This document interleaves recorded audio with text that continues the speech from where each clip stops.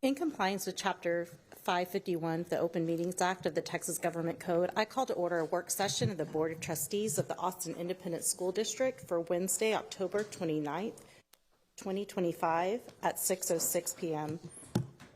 A quorum of the board is physically present at Austin ISD Central Office to conduct this meeting. This meeting is being broadcast on cable channel 22 through Spectrum, Astound Broadband, and on channel 99 through AT&T UVerse. Closed captioning in English is also available on these platforms for individuals who are deaf or hard of hearing. Welcome, and thank you for joining us. We have provided an opportunity for limited public comment this evening. This is an opportunity for the board to take part in listening to our community. While we wish we could respond or provide feedback, Texas law requires us to limit our questions to requests for clarification or follow-up directly to the administration. The board has allotted 2.5 hours for this workshop to give trustees the time and opportunity to discuss the consolidation plan, especially in the light of the more than 6,500 comments we have received from the community. Hundreds of parents, teachers, and community members have attended numerous meetings at individual campuses, virtual and in-person questions and answer sessions since the draft consolidation plan was made public. There will be additional meetings after tonight. Saturday, November 8th, from 10:30 a.m. to 1:30 p.m. at Delco Activity Center, and conversations with the superintendent at 6 elementary schools on October 30th, October 31st, November 3rd, and November 5th. You may find more information about these meetings at austinisd.org/consolidate/meetings. Members of the public wishing to participate in the public comment portion of our meeting called a dedicated AISD phone line in advance of the meeting to audio record their remarks. Tonight we have 20 who left a recorded message. We will now play the recorded messages for the public comment, so please listen carefully. Hi, my name is Mackenzie Coronado, and I'm calling in regards to the consolidation plan. We keep hearing how you emphasize how important neighborhood schools are. You've yet to ever visit our campus, but if you had, you would see that Briker Woods is a quintessential neighborhood school. You would see children walking and biking every morning with their friends while parents gather in the community out front of the school. You would see our neighborhood association meetings happening in our cafeteria in the evenings. You would see the neighbors having a football game on Thanksgiving Day on our soccer fields. Briker Woods as a neighborhood does not have a park, library, or meeting point. Our school is essential in this community, and it would forever change the historical nature of our neighborhood for generations to come if it were closed. We need a concrete answer as to why Briker Woods is closing. Our trustee has said that she does not agree with it being on the closure list. Lastly, we are very proud of our IB accreditation, one of which our own PTA is paid for. You all have planted a seed as if our new zone school could somehow transfer our accreditation or work towards a new one, but that's just simply not how the IB program works. Our staff and parents have gone above and beyond to make sure that our children are receiving the best education possible, and it seems as if our amazing program is somehow working against us in the eyes of TEA. Is this true? Thank you for your time and consideration. Hi, my name is Gracie Hines, and I'm a Bear Creek Elementary parent. Grisky is our neighborhood middle school and should serve all Circle C kids, including those from Bear Creek. The proposal fractures our tight-knit community, isolating parts of our neighborhood, including Avania, where I live. We already have a cohesive and successful feeder pattern where all Circle C elementaries attend Grisky and then Bowie. This should be a model of success for the district, not one that is destroyed. The rationale for rezoning Bear Creek to Bailey is to alleviate overcrowding at Grisky. However, AISD's own projections show Grisky's enrollment is trending down, and with our current zoning, will be only 87% full in 2029, making these changes unnecessary. It is short-sighted to say that Circle C has outgrown Grisky. Additionally, travel logistics and safety are serious concerns that our community has been incredibly vocal about. Switching to Bailey means longer, more congested, and less safe commutes, requiring use of a high-injury network road, highways, and potentially a toll road. We estimate the new bus route would add at least 40 extra minutes per day compared to the current commute to Grisky. AISD should be focusing on improving enrollment at our schools to fill them, not moving kids around like pawns and making it harder for those of us who want to choose public schools to do so. Thank you. This is Sharon Bain, parent of AISD graduates. What I'm hoping to see from tonight's workshop: more on the academic vision we're working towards. Most parents need something more detailed than every child attends well-resourced schools, and something less detailed than a play-by-play of curriculum. What are the milestones? What are the supports? And when will we get there? 2, details on how the bond money will follow students. Is there a rubric? What public reporting will there be? 3, more specifics on the plan to ensure that special education students will continue to have access to necessary programs amid consolidations. 4, Can you explain with examples why some options are only options because consolidations and TAPs are being voted on together? And last but not least, what is the plan to bring more emergent bilingual students into the wall-to-wall schools once they move? Simply creating proximity is not a plan. Good luck and thank you. My name is Ben Hooten. I'm a parent of 2 Briker Woods children, and this consolidation plan has a fatal flaw. It ignores attrition. AISD is assuming Briker Woods families will simply accept reassignment, and I'm not sure what that's based on. The data contradicts this entire premise. Briker Woods is in good condition. The facility is sound. The community is engaged. You're closing a functional school during a capacity crisis where Austin is growing. Here's what actually happens. Families leave the district, not just Briker Woods families, but families across AISD who see that neighborhood schools can be closed arbitrarily regardless of condition or community. Every family that leaves costs AISD $13,000+ in annual per pupil funding, and when you multiply that by hundreds of families across multiple school closures, that isn't speculation. It's documented in every district that's tried this. You're not solving a budget problem. You're creating one. So my question is, how will AISD recover when this plan triggers the exodus that you haven't accounted for? Hello, my name is Maddie Caton. I'm a parent of a kindergartner at Briker Woods Elementary, which is slated to close. As a former AISD graduate myself, I'm strongly supportive of our public schools, and I want healthy community schools that anyone in Austin could access. The decision to send our daughter to an AISD elementary school was an easy one because we have an AIAB rated school with an IB curriculum, the only elementary school in Austin with it, within walking distance of our house. This school is actively keeping kids in Austin and out of private and charter schools. And in surveys, 2/3 of our families have said that they would strongly consider leaving AISD if the school closes. This is not just a couple hundred kids. This is generations of Central Austin kids that will be more inclined to go to private schools because AISD has closed their neighborhood school. They have no proof that closing our school will save a single dollar. And in fact, taking into consideration attrition, transportation costs, and recapture, closing our school will cost AISD money. Closing good schools will push more kids out of AISD, leading to even lower enrollment overall and a spiral downwards for AISD. This is the last thing I or any other Briker Woods parent wants. Please do not let this be your legacy. Stop. My name is Catherine Lyons, and I'm a parent at Briker Woods Elementary. My comment is around the budget deficit and closing schools. This administration has already conceded that closing schools doesn't save money, and Briker Woods has provided research that backs that assertion up. Closing schools does not save money. It will not fix the budget deficit. There will not be money to support schools that are implementing TAP plans, and this district is sitting on hundreds of millions of dollars of real estate. The solve here is to sell property and take time to do real thoughtful analysis on how we can balance the budget going forward. I've heard that this is a Band-Aid. I love Band-Aids. I have kids. We use Band-Aids all the time. They prevent infection and further injury. And this plan is an infection for the district and will result in a loss of faith across our community. Please, please, please take a beat and reconsider this plan. It's not going to work. My name is Annie Edmonds. My son, Owen Edmonds, goes to Briker Woods Elementary School. Look, people are losing trust in our public education system, and this plan is going to spiral the loss of the trust. Families are going to leave AISD. We can't have that. We know AISD has a history of bad data, and we saw in 2019 that they did not get money back. We're going to continue to see loss of money. Data scientists have pushed this. We need the trustees to get this right and push AISD to focus on avoiding the TEA takeover and not pursuing this boundaries and consolidation plan right now. Do not let this death spiral of AISD be part of your legacy, trustees.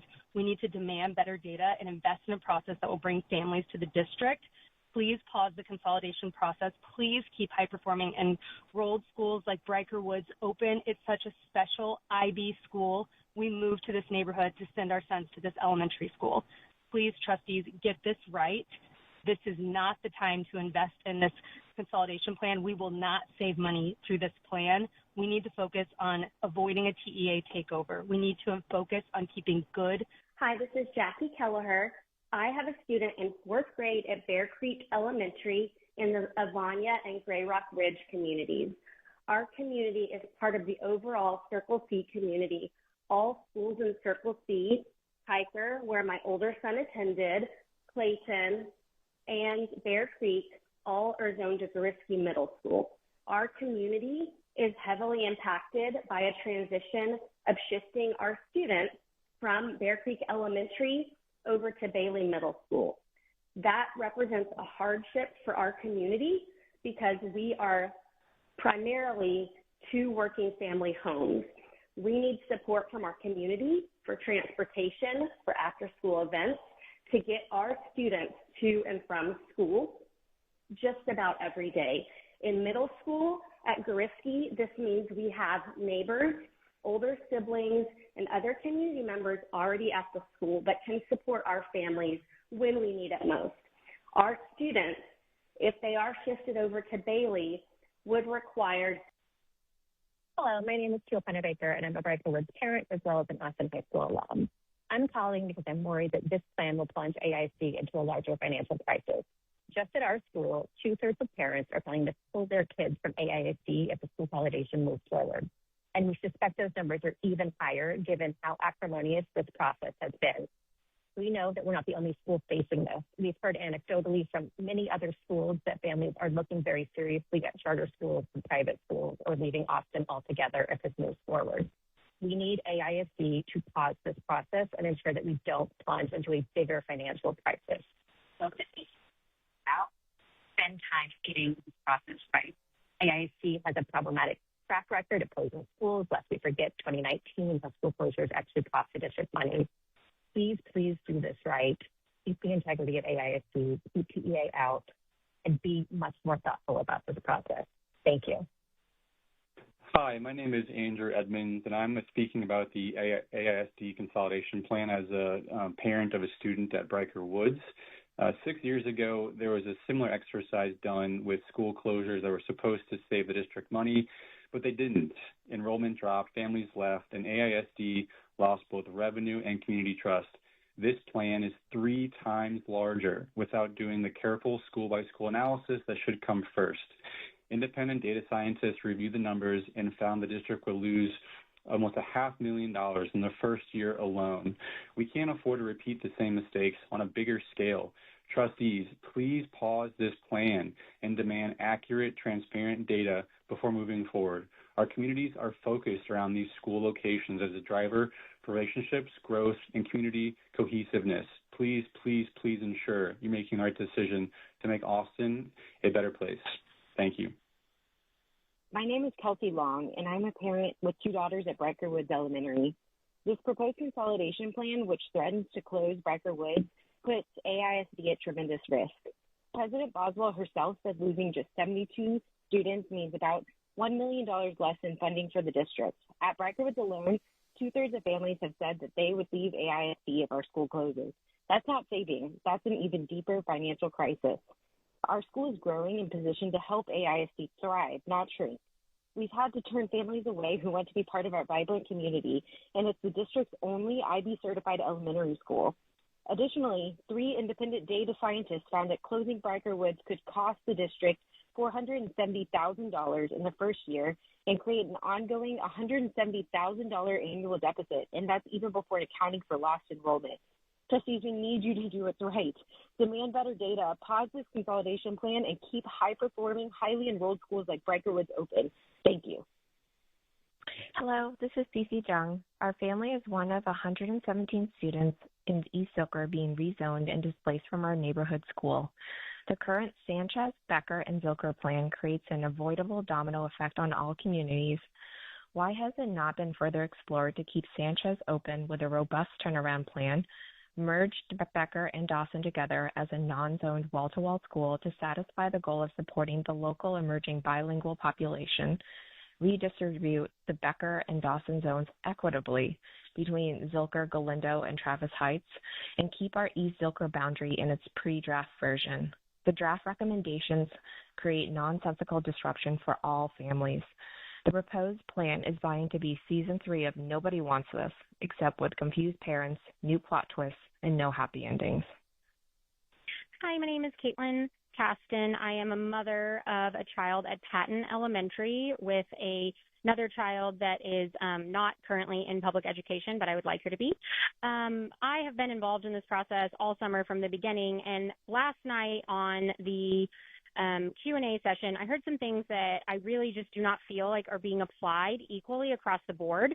Multiple times, multiple members of the district mentioned that highways are being used as barriers and boundaries, yet my neighborhood, Beckett Meadows, and Western Oaks were moved under MOPAC to attend a new school. That's 8 to maybe 10 kids per grade level, maybe 50 families that already still choose AISD. The rest of our neighborhoods have chosen to get their education somewhere else. We have invested in AISD and in our community and in our schools, and we were told last night that the reason that our children are losing their friends and connection is because we happen to live between a school boundary that is too big and a school boundary that is too narrow.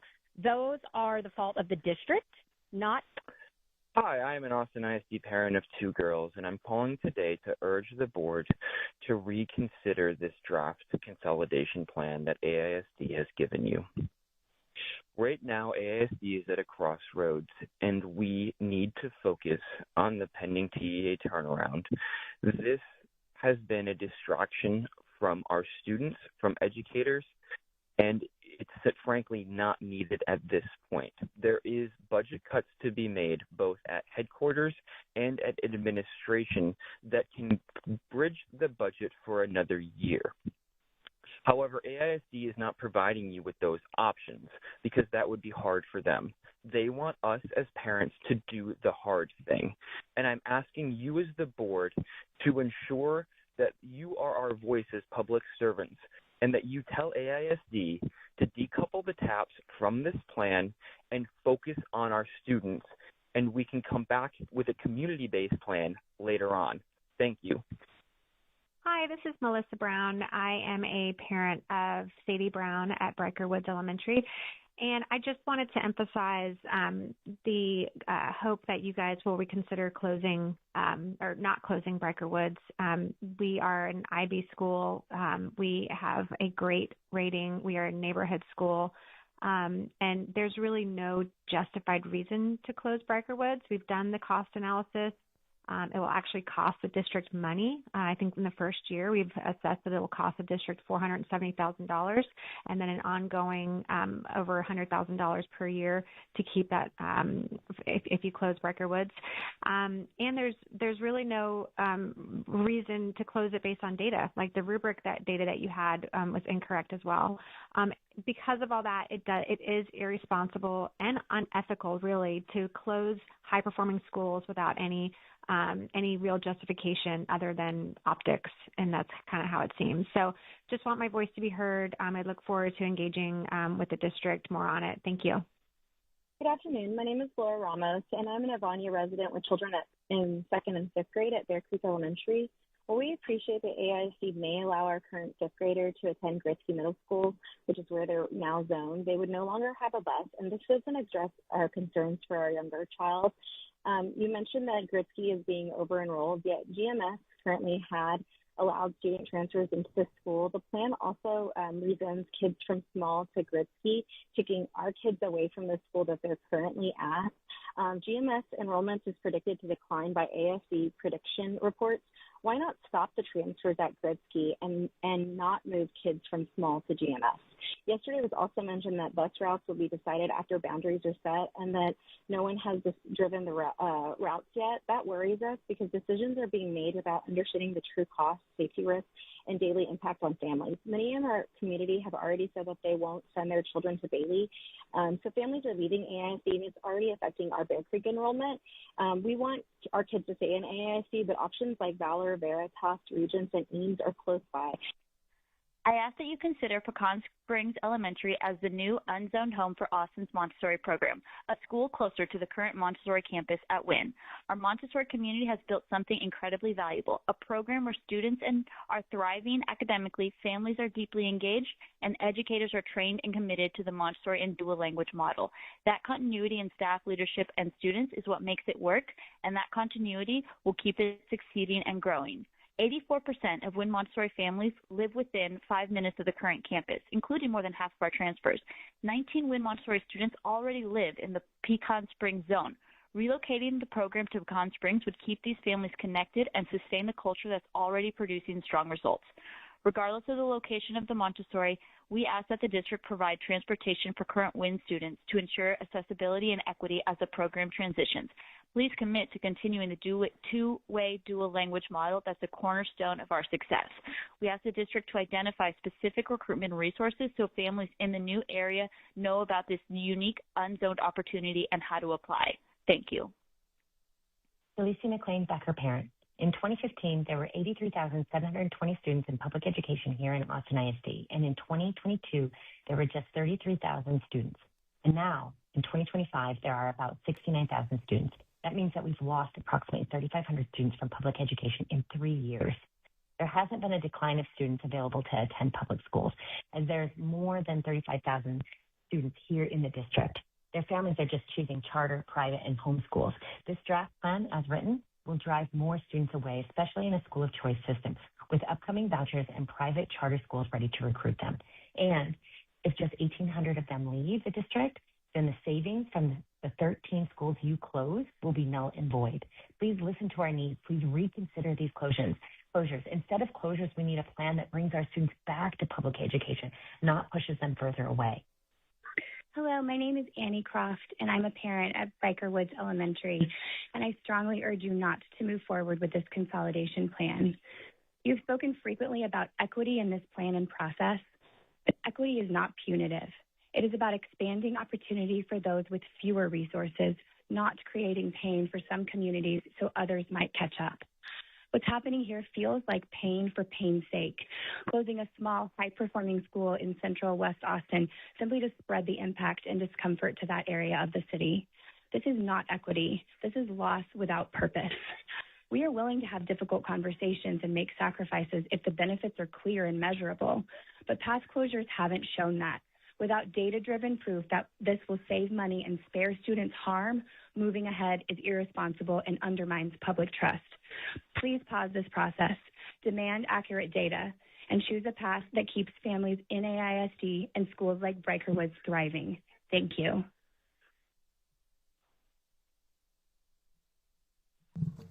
Thank you. Hi, this is Gerardo Coronado. I'm a parent at Briker Woods Elementary. I would ask of the trustees to take the time to get this process right and push the administration to get this process right, and to have the district focus on avoiding TEA takeover, and also maybe add some additional time to pursue a process that factors in student attrition, how many students the district may lose if this consolidation plan does proceed as it is proposed.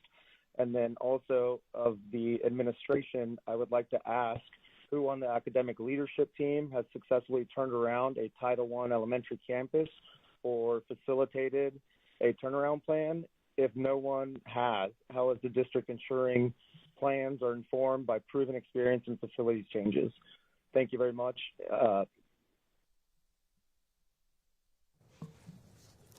Thank you to all of our callers. This concludes our public comment. Trustees, are there any questions seeking clarification? All right, thank you. As a reminder to our public, you can share any general comments or questions with the board by email at trustees@austinisd.org. We will now move on to the consolidation work session, and I will turn it over to Superintendent Segura. Thank you. Thank you, President Boswell, Board of Trustees. We've allocated 2.5 hours to this work session. This is based on the available time that we have as we track using kind of what time counts for student-based outcomes and which does not. We have an agenda, so I'm going to go through the first part of this session fairly quickly to make sure that we spend time with our trustees and having them deliberate and have conversations around each different elements within the plan. So the agenda is going to be as follows. We'll have a brief overview of the timeline. We'll talk about the feedback analysis that's currently underway. We'll identify some refinements and clarifications right now that will be reflected in the October 31st submission or release. And then we'll dive deeply into 7 different areas the goal would be to spend about 20 minutes in each area. We're really going to want our trustees to have an open dialogue, ask questions, explore different ideas, and then move on to the next. And as we build up time, we may have some flexibility at the end, but we certainly want to keep us moving along. And so as we move forward, you'll see different folks kind of come up to the table here and engage with the board. As we get going, we have Dr. Maxwell to my left, Assistant Superintendent of Academics K-12. We have Lakeisha Drinks, Chief of Staff. We have Dr. French, Director of Planning, and we have Christine Steenport, Operations Officer. So you'll see folks come up and down just because it's a big effort, and there are lots of folks available to answer any questions. So as we first move and discuss kind of where we are in the timeline, this roadmap here shows where we've been and where we intend to go. This was first presented to our trustees in a work session back in February and March. You can see here that there's been a lot of work over the last many months. We are in the process right now of working through different refinements in the draft plan. And again, this is a draft plan. It will refine and adjust as we move forward. Over this period of time, we've had lots of different opportunities to engage with our community. We first started this back in May. I don't necessarily want to go through each and every opportunity that we've had to engage. I do want to point out there are lots of other engagements that we've had that are not listed here, either with the team meeting with the CAC at a specific campus. Many of these are by requests. We're trying to be very responsive and be wherever we can to have those engagements to learn and to improve and to refine.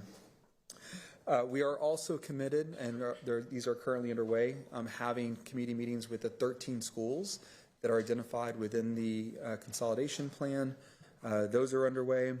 And at the same time, we are having parallel committee meetings at large. 3 of them are virtual, 1 of them is in person. And so as we move through, just want to provide a brief update on the feedback analysis. We've gotten lots of feedback, and it's really helped inform how we think through and refine the plan. Early on, we created the opportunity for families and community to engage with us through community comments and comment cards.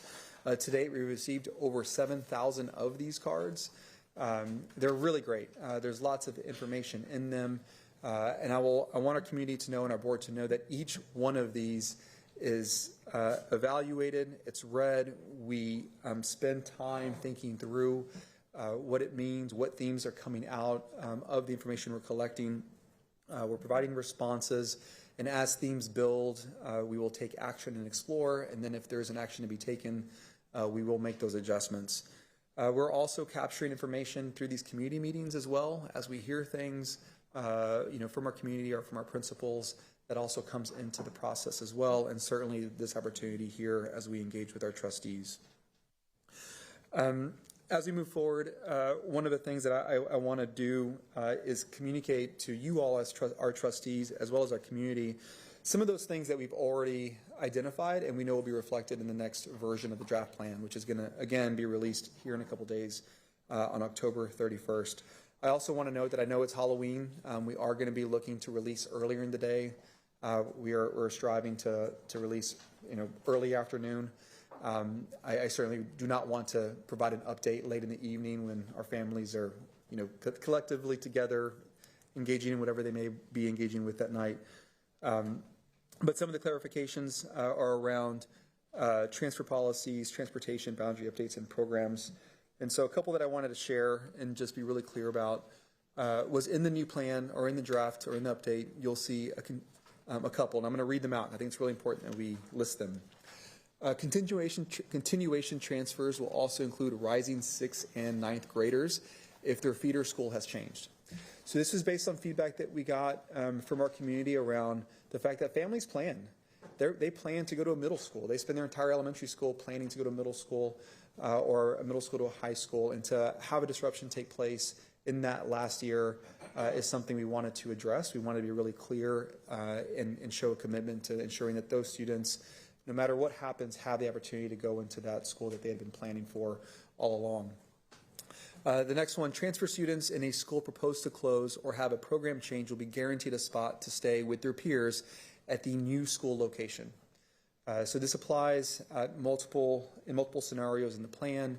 What we're saying here is we recognize that families transfer into a program or access, say, a school or area at a school, and if that school changes, we want that student to stay with their cohort of students, right? Their friends, the families to stay together. And so we didn't have a mechanism prior to the initial release on October 3rd. We now have created a structure around it to ensure if a family chooses to continue on with the student population in the cohort, they're able to do so. The next one, pre-K students will be allowed to continue at their current campus. Just wanted to be really clear about what that means, and that is a change. We can make that commitment, and we're very happy to be able to do so. This is a big one. Staff and sibling transfers will be automatically approved unless otherwise not approved by the superintendent. And so what I want to, when I'm out in community, what I talk about is I, as a superintendent, never want our families to have to go to 2 elementary schools to go drop a 3rd grader off and then go to drop a 1st grader off. Like, that's not who we are. But I recognize that without having that clear kind of mechanism within our system to ensure it's an unknown. And so I know our trustees, whenever these appeals come up, we are very clear about not wanting to have that burden be placed on our community and on our families. So we kind of systematically address it in that way, but we want to be really clear. Like, this is going to be preserved. If you are a sibling or you have a sibling in the school, we're going to automatically approve that transfer. When it says not otherwise approved by the superintendent, what I'm trying to call out here is that you may have a student that's at Ann Richards or at a magnet program. What we're trying to say is sometimes you do have transfer requests for siblings into that program. That's an application-based program, and that's different. So just wanted to make that clear as to why that was identified at the end of that statement. Students in attendance zones for new school-wide dual language programs will receive transportation. So when we talk about how we as a school district want to support school-wide dual language programs, we wanted to be really clear about the intention of placing them in Austin ISD, where we had numbers of emergent bilingual students who could support all dual language programs. But the one thing that we wanted to ensure is that these students had access, right? That's really what we're trying to do.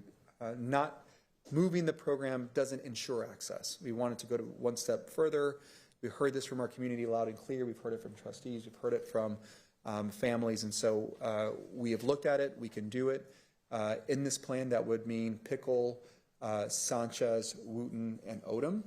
We would provide transportation for the students that reside in the attendance boundary of the new location. Does that make sense? Go ahead. The school-wise don't have a boundary, so they would be the current boundary of the school that's being. That's exactly right. Thank you. That's exactly right. And we kind of we're working through the words on the way to describe that accurately. But essentially, what we're saying is the attendance boundary of the school, as you just said, that's receiving the program. We would want families in that attendance boundary where the emergent bilingual students live to feel welcome and to provide that access. And one way to help ensure it is to provide transportation. But within that attendance boundary currently, so the Sanchez would be the attendance boundary we would use, for instance, for that program. The next one, Jocelyn Language Immersion and Go Valley Montessori students will receive transportation unless within the 2-mile radius if there's a designated hazardous area. This is not too much of a deviation. We know that district-wide transportation is already provided in many cases, but we want to be really clear that even with the move and with the changes that we're going to be able to provide and support that. The next one is current 3rd or 4th graders not enrolled in dual language can stay and participate in temporary English ESL strand at non-zone dual language campuses. This is really wanting to ensure that students who had been in the school still continue to feel welcomed and can stay in that school until they move into the next kind of school type, middle school, for instance. We've worked through it. We have a way to support that transition, and that will be reflected in the next version of the plan as well. And the last one I wanted to just clearly communicate was that The Mandarin instruction that currently is at Riley will be offered at Wooten. This is one of those things that we heard loud and clear. We went back to the drawing board. Given the accessibility of DOS, where Jocelyn is, we really felt like given the opportunity and if we could facilitate it, we'd like to do it. We've gone back to the drawing board and we can do it. So that's going to be reflected in the next version, which will be released on October 31st. So, go ahead. Sorry. Trustee Dad, what you say? Just to back up, on the 3rd and 4th graders, would they proceed to the new feeder pattern of what their homeschool would have been? No, so once we move school types for all transfers, then they would go into the newly assigned feeder pattern if that's changed. Does that make? But I'm asking for if they're at the non-zoned one, are they going to go from where they would have been zoned? Yes. Okay. So the other thing, I'm not sure what happened on that screen, that I wanted to share is that we are going to be adding additional deliverables. I know when we uploaded our documents on October 3rd, I think there were 11 or 12 attachments. We wanted to be really clear about all the data, being very transparent. So we're going to update all those, and when you see the new version, it'll have a kind of open parenthetical kind of revision with the new date, so that it's very clear. This has been updated, this has been updated, this has been updated. Perhaps there's one or two that stay the same. I don't think there'll be many of them, but it'll be really, really clear to our community what's been changed. On the overall document, the larger report, you're going to see annotations. We wanted to, if you look at a new document and you don't know exactly where you're at and you look at the old document, it's kind of hard to tell what's changed. So what we're doing is taking the old document and annotating it and saying, hey, this is the comment we heard. This is how it finds itself into the report. This is what the change is, and then tying it back to the comment or the set of comments that inform that change. And so that should help kind of connect and show to our community the work that we've done and how it's making its way into the document. We are also going to be releasing additional documents to include a couple attachments. I'm going to read them out. The academic framework addendum, which was previously a narrative or portion of a narrative in the report, that's going to be pulled out as a standalone document. Special education transition plan, the finance addendum, that was previously embedded. It's going to be pulled out to allow for the detail and not get lost in the larger report. And then enrollment and transfer policies addendum, just given how important that is, just having that be pulled out and be really clear, it allows us to make adjustments as we move forward and not be tied to all the other things that are in that larger report. Additionally, this is going to be a little challenging, but I think it's really important that we share the data that we've received from our comments. There's a lot of it, right? And we have to redact much of it because when people have shared with us, they're sharing with us things that are personal to them. And we don't want anybody to read a comment and from it be able to understand where it came from or who it is. So that's a pretty significant effort. We are committed to doing it. It's just, I want you to know that there's a lot that is going to be pulled out because of just what people shared, and that's okay. The comment card community feedback themed. So as you can imagine, we have over 7,000 comments, cards. You can group them in themes. Sometimes they're actually in conflict, right? Where there's, Matthias, what about this idea? And there'll be comments around this idea. And so what we decided to do was to theme it out as well. So we'll have the raw data, and then we'll say, this is what these sets of comments around this particular area said to us. Trustee Hunter. Yes, I asked to have access to that document to read all of them. Do we have access to that? I'm not sure if we've been able to provide access. I mean, we can. Yeah, we can provide access. Okay. Yeah. Do we know when? Perhaps by tomorrow, midday. By tomorrow? I think tomorrow midday, yeah. What I will say is what you're going to see is a working document from us as well, because we're adding columns, adding responses, and it's building all the time. So it is a lot. But yeah, we're happy to provide feedback. What I was attempting to do is to provide it without showing, like, there's a lot that's deliberating in the cells to the right of the comments, and so we're trying to clean it up and just show you what the comments were opposed to all the different iterations, ideations after that we're doing. So that's kind of added to the complexity, but we'll make it public to you all and make it available. What goes public will have things redacted. Proposed changes tracker. So anytime there is a change in the plan, we are tracking it. We wanted to have that as a log. That'll be included as well. And then outstanding areas of exploration. I recognize that there are things that we're not going to be able to complete an analysis on or get to a recommendation before we have to go pencils down to update the document on the 31st. And so I want to be really clear about what those things are. You know, hey, this is something that came out of the work session. It's going to require some more energy. I'm exploring it. We are exploring it.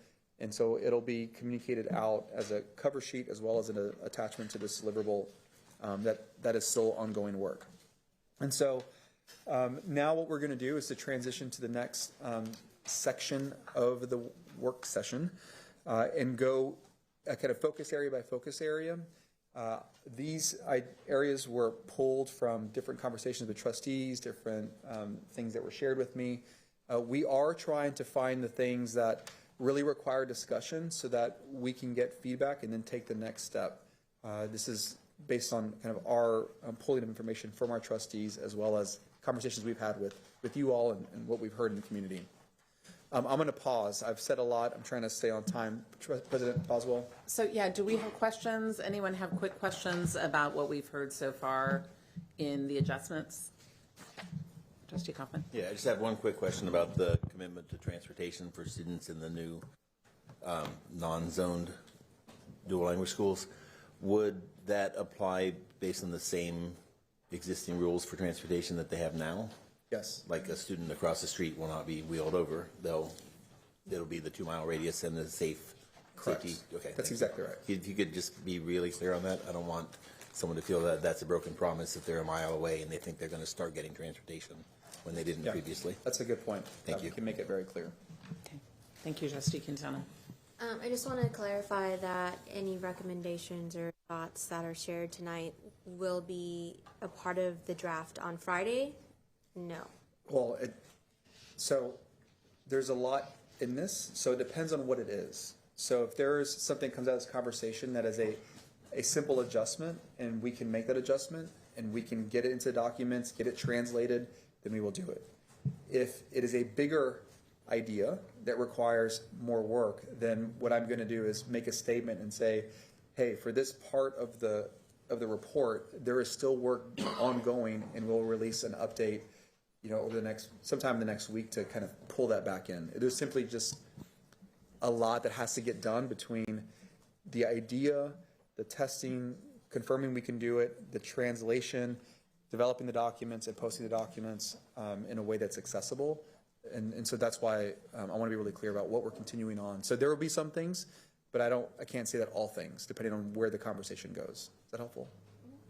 Thank you. Trustee Foster. Just for clarity, so as we focus, it's sort of kind of school by school and region by region, which is sort of geographic and so focused on the schools. Where do sort of bigger picture or sort of cross-cutting issues come into our conversation? So, for instance, if there's ideas about the theory of action behind transportation and how it should be applied, that's not to one campus, that's kind of across. And there's a couple of other examples. So where do we bring that up in the conversation? I think if there's an area where you would want to kind of apply that or have that considered, I would share it. I don't want to have like a separate area to talk about everything else. Like, sure. Maybe that idea came about because we were talking about a specific part of the plan. I would just introduce it. So just first time it's germane, just introduce it. Yeah, that's exactly right. Because thank you. That would help us. I mean, honestly, just to kind of know when it's applied, when it's abstract or like large, it's sometimes hard to define and implement. So really having an example like, hey, this is how I could see it working here, and then we can test it, and then having the example to work off is actually very helpful. Got it. And I'll try to be clear, or maybe we'll try to be clear to say, like, it's been raised because we're on page 32, but this is system-wide commentary. Okay. Yeah. Got it. Thank you. Thank you. Trustee Whitley-Chu. Yeah, just quickly, I want to say I'm really grateful for clarifying and improving some of the transfer policies. That I think they're very family and child focused, and I've been I'm excited that a lot of the stuff I've been advocating for is on here. So I do want to take the chance to advocate for another transfer policy. So we have, students who have transferred, staying with their group. Right now, the district does not have a policy that gives a child any preference in transfer policy if they were zoned and then they have to move. So as a teacher, I'd see that a lot where a child's, had to move to a different apartment when their lease went up. And even, changing a street can mean that that child has to go to a different school. And I know this is something that Trustee Singh has advocated for a long time, that with a charter school, they don't have to move to another school. And we've seen families a family gets divorced and now the child can't continue at their school next year. So I just want to put that out there. And then.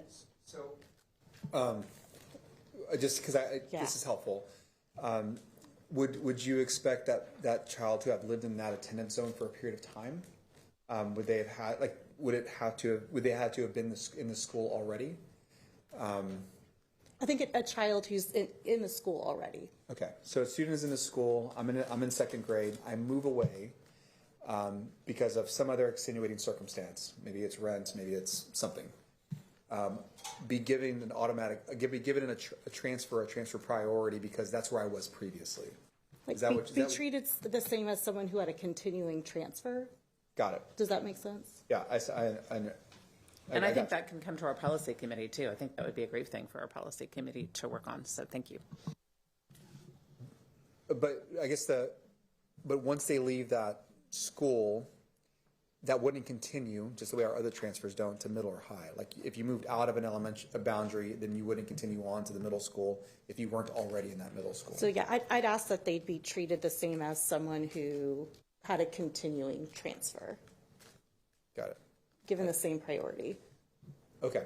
Yeah, that's helpful. I just wanted some clarity on how to interpret that. Thank you. Thank you, Trustee Singh. But did you have another one, Trustee Willie-Chu? This is just a question that y'all might not have the answer for yet.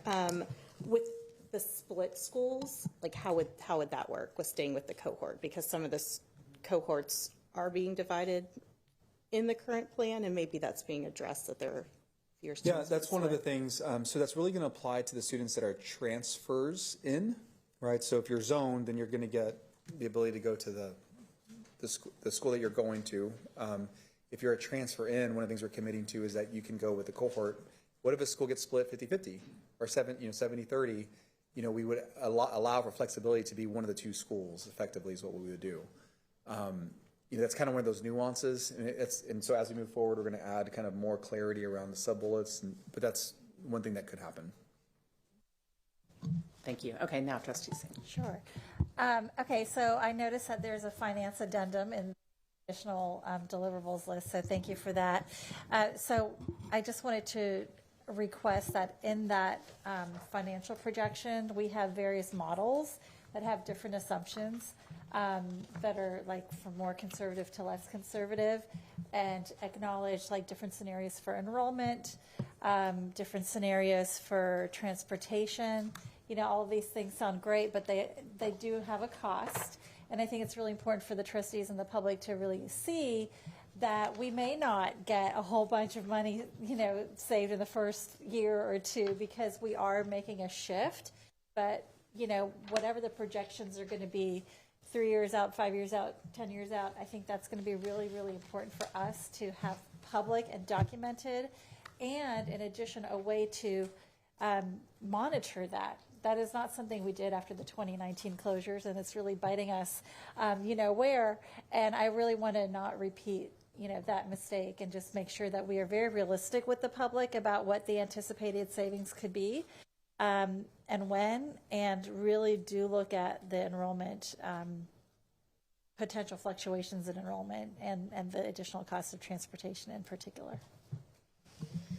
Thank you, Trustee Hunter. Well, I was just going to say one of the things, this is one of those areas that is challenging to determine kind of the max and min of the sensitivity analysis, because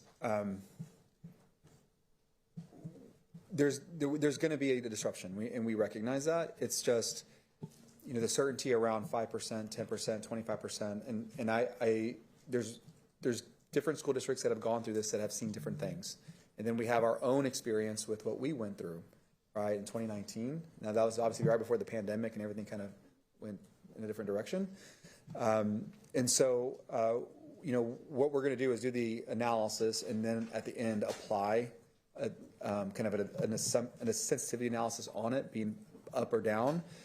What I worry about is campus by campus. I think it's easier. When you think about the entire school district, the question becomes, well, what's the weight of vouchers? What happens if you actually begin to improve academic outcomes and stabilize schools in in parts of Austin where they hadn't been previously, and you align feeder patterns?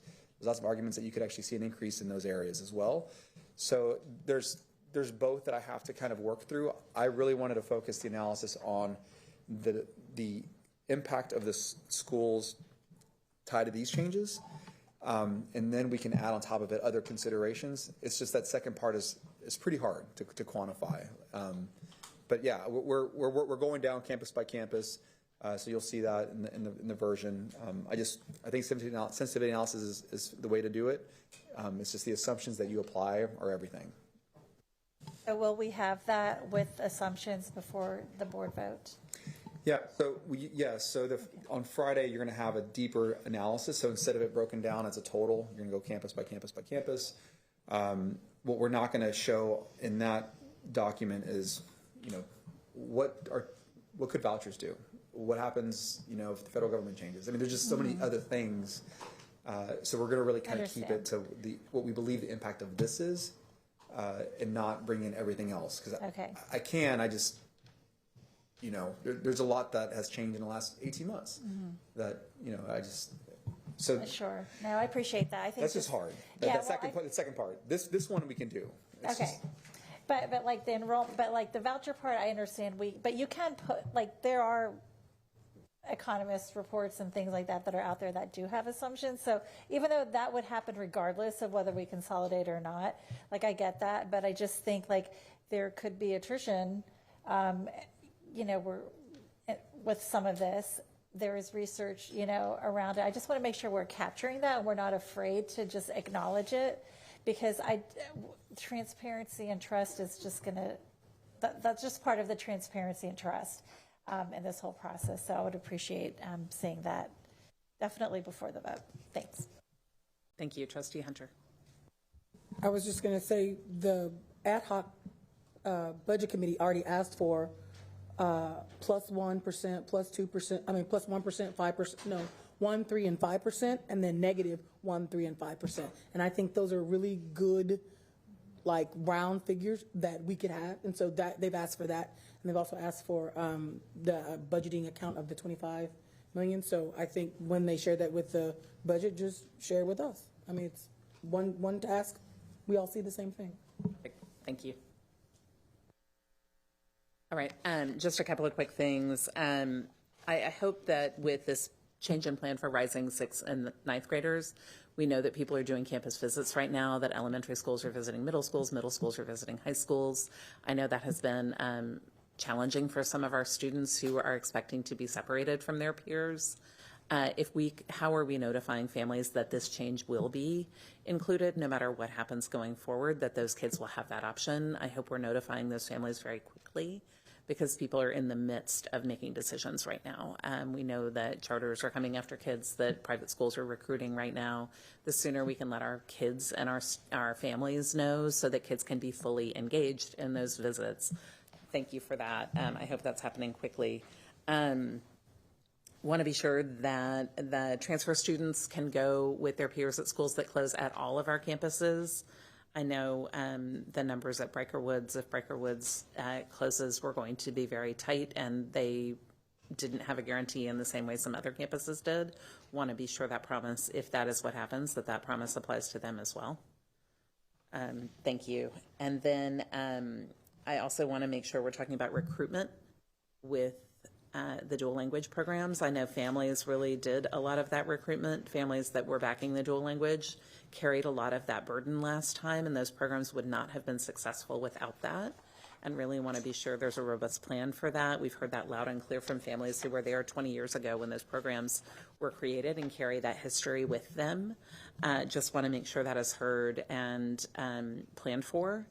And then, so the boundary responses, we're not going to talk about tonight, but we'll see on Friday. Is that correct? Yeah, so if we did boundaries right now, they'd be Understood. 6. So on the back of the presentation, did we add some of the slides or we took them off? The slides should be printed.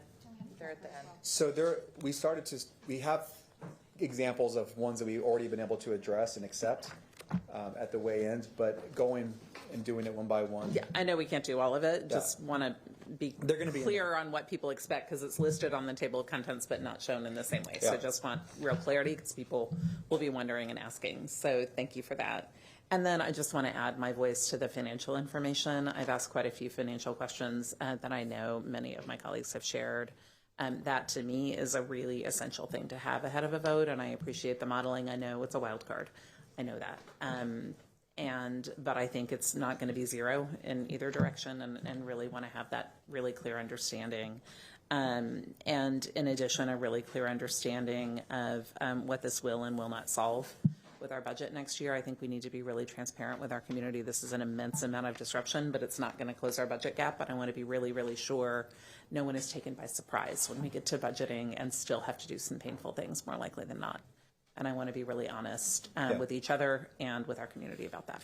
Thank you. And appreciate that, President Boswell. And one of the things that keeps coming up is offset for turnaround plans, right? And I caution lumping all of it all together just because we don't save any money or we don't do anything and then we're still going to do the turnaround plans, right? And so I just, whenever we pull them together, I think it is not telling the whole story because there are lots of other things that we spend dollars on. It's not just the turnaround plans. It's not just transportation. So my preference would be to have both of them it's important to talk about them, share what they are and progress them.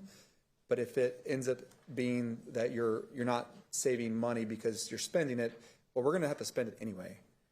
So that's something that we get kind of stuck on sometimes when we tell the story because it is going to be a cost reduction, but we're also, like we said, we're going to spend resources where our students have the need, where we have the need to spend. So that's one thing that has been challenging as we model this because there's been a lot of ask about, well, you're going to offset this, and the reality is, but we're going to have that expense regardless if we're going to be responsive to these turnaround plans. Thank you. I appreciate that.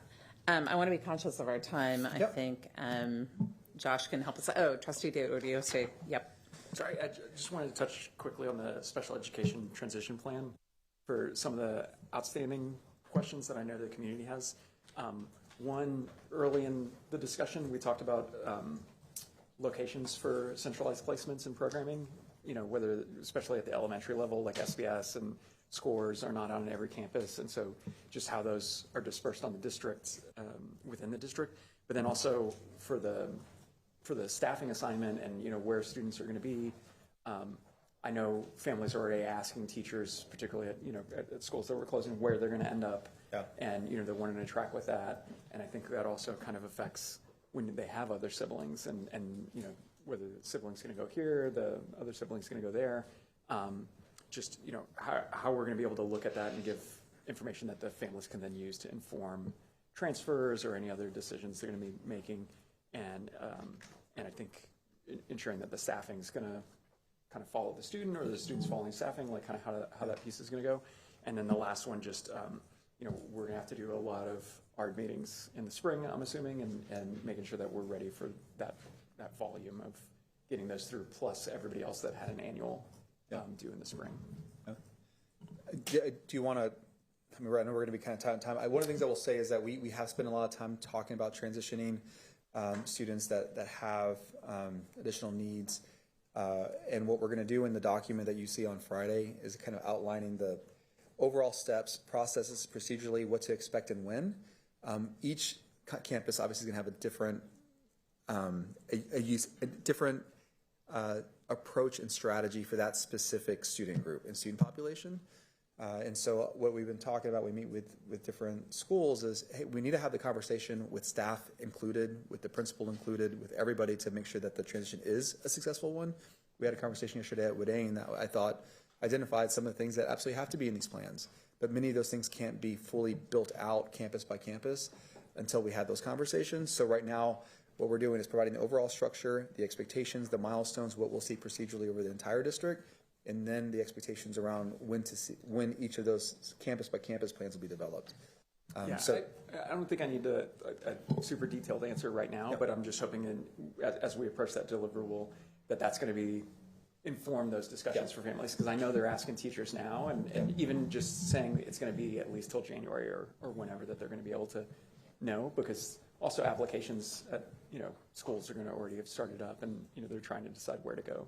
I do think one thing to clarify is we will have plans that vary by campus, but the way that we will expect ARDS and paperwork to look will be very prescriptive, right? To make sure that there's consistency across the district, because the last thing that students need is for them to go to the receiving campus and that campus is not sure how to provide the correct services. And so we talked to the vertical team leaders yesterday. Dr. Lee presented a draft of this plan to get their feedback. And there was a clear consensus that that's necessary, because the principals are going to receive the plans and they just want to make sure that they are ready to serve the students on the first day. And so we are going to put some guidelines around it. Okay, thank you. I look Thank forward you. to seeing it. Can I just do a time check? I feel like we either need to continue asking general questions about these overall programs, or we need to go into the focus areas, but we will not have time to do both. I just want to make sure that we make a deliberate decision about that. So we have 2 hours-ish left. We have 8 focus areas. We had planned 20 minutes for each, but we had this conversation.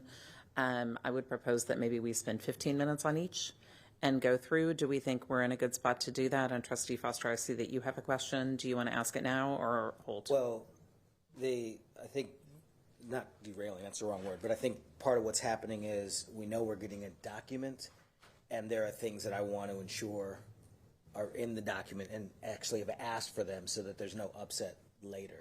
Yes. So do I hold off on that or ask it now? I mean, as far as, so there's lots of things that we're producing as part of this next deliverable. Yeah. If there's something specific that you want to share with me, you can share with me now, it's fine, but also I'm happy to take, because we're doing a lot to push this out, lots of updates that I've heard from not only the trustees, but also the entire community. I guess, so I'll be brief. To be clear, because this is responsive to literally dozens and dozens and dozens of folks that have asked for some specific things. One is that when it comes to the academic framework addendum, and I really appreciate you saying there's specificity and there's generals. There's things that's like universal, and there's things that's going to be specific. I would love to see, or my community would love to see specificity around the academic, like what's going on at Northeast, what's going on at Crockett. Some of that might be general, but some of it might be specific. So a granularity when it comes to the academic framework. I'll ask again later as we get into it, but around dual language theory of action, why school-wide, why not this, that, and the other, that be really clearly articulated in the academic framework.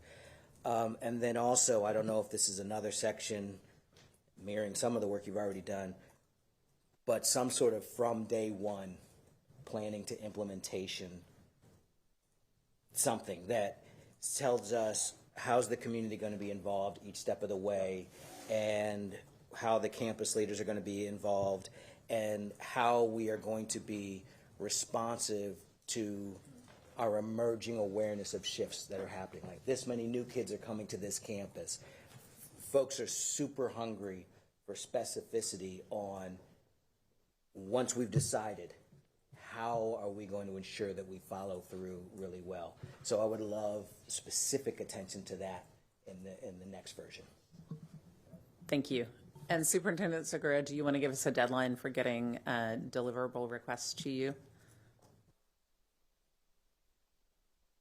I know we are firing a lot of requests at you. There are lots of requests. All the things that Trustee Foster said are already, I think, I'm not going to go into it because Yeah, just give us a deadline for new things. Just do it. I mean, tomorrow, tomorrow by close of business. I was Okay. going to say not all of them are going to be in the 31st Yes. deliverable, but They'll be there by the 6th. I can review everything, see which ones actually end up becoming a whole deliverable versus modifying existing Perfect. deliverable or already in a deliverable. 'Cause Okay. So yeah. Thank you. Tomorrow by close of business. So, okay. Thank you.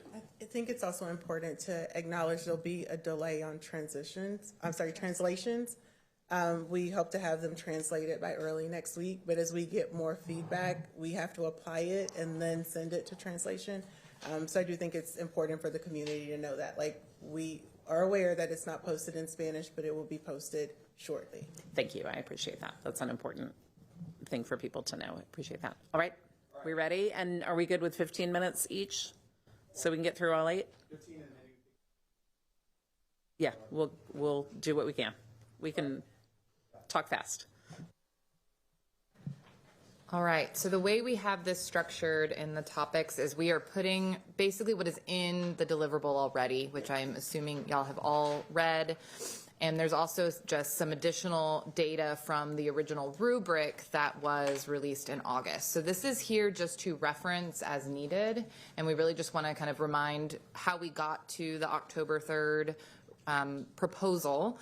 So in our first topic is really talking about Sunset Valley. And so we've pulled up other schools. If there are other campus data points y'all want to look at or maps y'all want to look at, we have all of that pulled up and can kind of, as y'all have questions and discuss, I'm happy to pull up whatever would be helpful. Effectively, if we look at Cunningham, Joslyn, Odom, Pleasant Hill, St. Elmo, and Sunset Valley, they have space for 3,200 students and only 1,900 live in this area.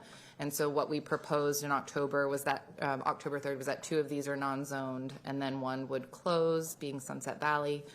Odom and Joslyn would be the non-zone options in this area. And this, I'm sorry, so sorry, yes, Dr. French, of but course. I really want to save our time to deliberate. Yep, I'm done. And so that was it. Okay, Yeah, good. now, Thank and this you. is just a map. That was the last thing I was I going to say. appreciate it. Yeah. Thank you.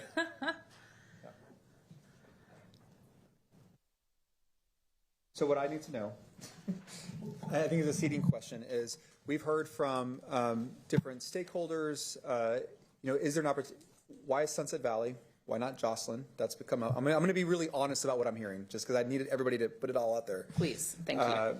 And, I need to understand what to explore next or what not to explore.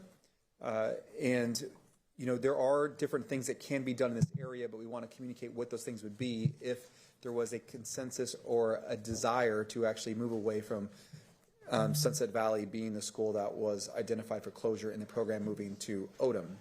If that were the case, Odom students have to be reassigned. Would not be reassigned, right? They would stay at Odom, which means that you would have to close another school in that area, most likely Pleasant Hill. And so I just want to kind of share out there based on what it would look like to move in a different direction so that our trustees kind of know, hey, we've been looking at it, this is what it could look like, what works, what doesn't work. So I just wanted to kind of start there. Like, I'm going to be pretty blunt about what I'm trying to get shared. Where would y'all like to start? Go ahead. I'll jump in. And I'm going to say something that I don't want people to freak out. But this is based on like real questions that I have. So I'm not trying to derail anything. I'm really trying to understand. So help me do that. Okay. So I'm really curious to know why we would keep the Joslyn building open, but closing the Sunset Valley building.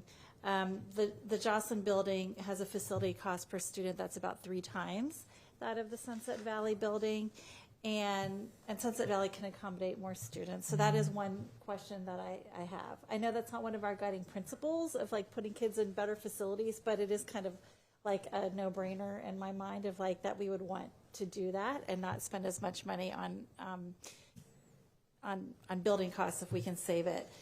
I do have a real question. I love both programs very much, and I want to know more in this financial climate why we're prioritizing having 2 language opt-in programs very close to each other, when at the same time we have dual language programs throughout the district. And what I'm hearing anecdotally anyway, I spoke to somebody today who told me that they didn't have a single bilingual certified teacher in their Title I school last year. They just had substitutes. So I just want to make sure that we're not creating wall-to-wall programs at the expense of programs that are already in neighborhoods, serving kids that are not fully staffed and not fully resourced. And I would love to see some data on that, like get a sense of like where we are fully staffed and where we're not. And so that's one thing.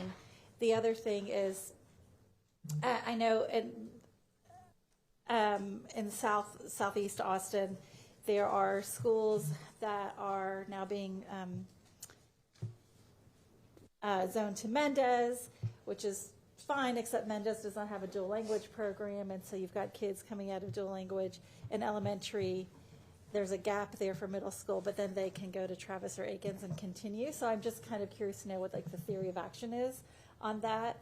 And so that kind of dips more into the academic vision, but it directly impacts the actual facilities as well.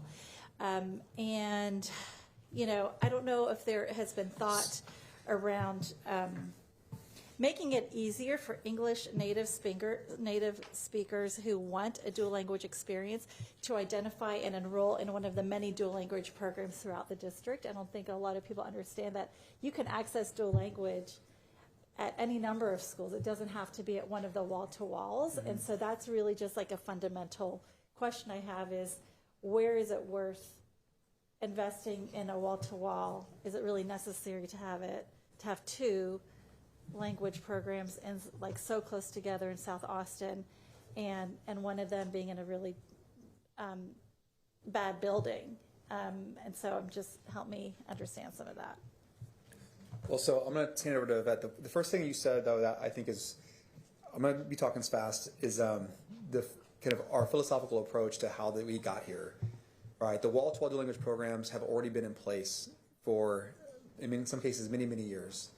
And so when we started this process, it was not about kind of changing our overall approach to dual language. That conversation, I think, is more like a philosophical conversation that I think Trustee Foster, kind of maybe others want to talk about. I don't know that we ever would have had that conversation unless we got to this point analyzing like area by area. And so that's why it's this way. So I don't think that we could have ever gotten to a place, to where we say, well, we're going to not have wall-to-wall dual language offerings. We're just going to go through use our traditional models at the other 57 schools, make sure they're robust. But now that this change has occurred, we can talk about it. But that would be a shift in all wall-to-wall dual language programs, right? So when it comes to, I want Yvette to speak, but when it comes to Sunset Valley, I guess the question becomes, from the board consensus-wise, is that the question that needs to be answered and addressed? Because I don't even know how that would, what that would mean. I have to really think through from all the four what that would look like if we moved in that direction without. Yeah. Because I just want to, because if I pull that conversation into this, then I can't apply it to just Sunset Valley. Every one of them has to be applied to. Yeah. So the reason I brought it up for Sunset Valley in particular is because that doesn't involve a TAP.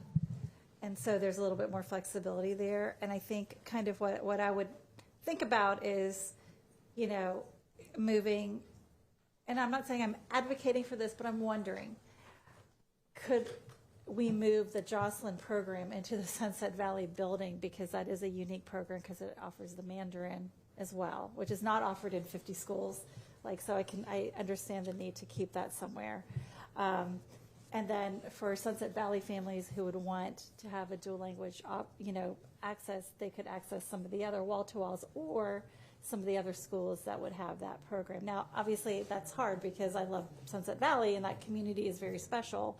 But I'm also worried about prioritizing a wall-to-wall when we have so much other need throughout the district for Spanish in particular.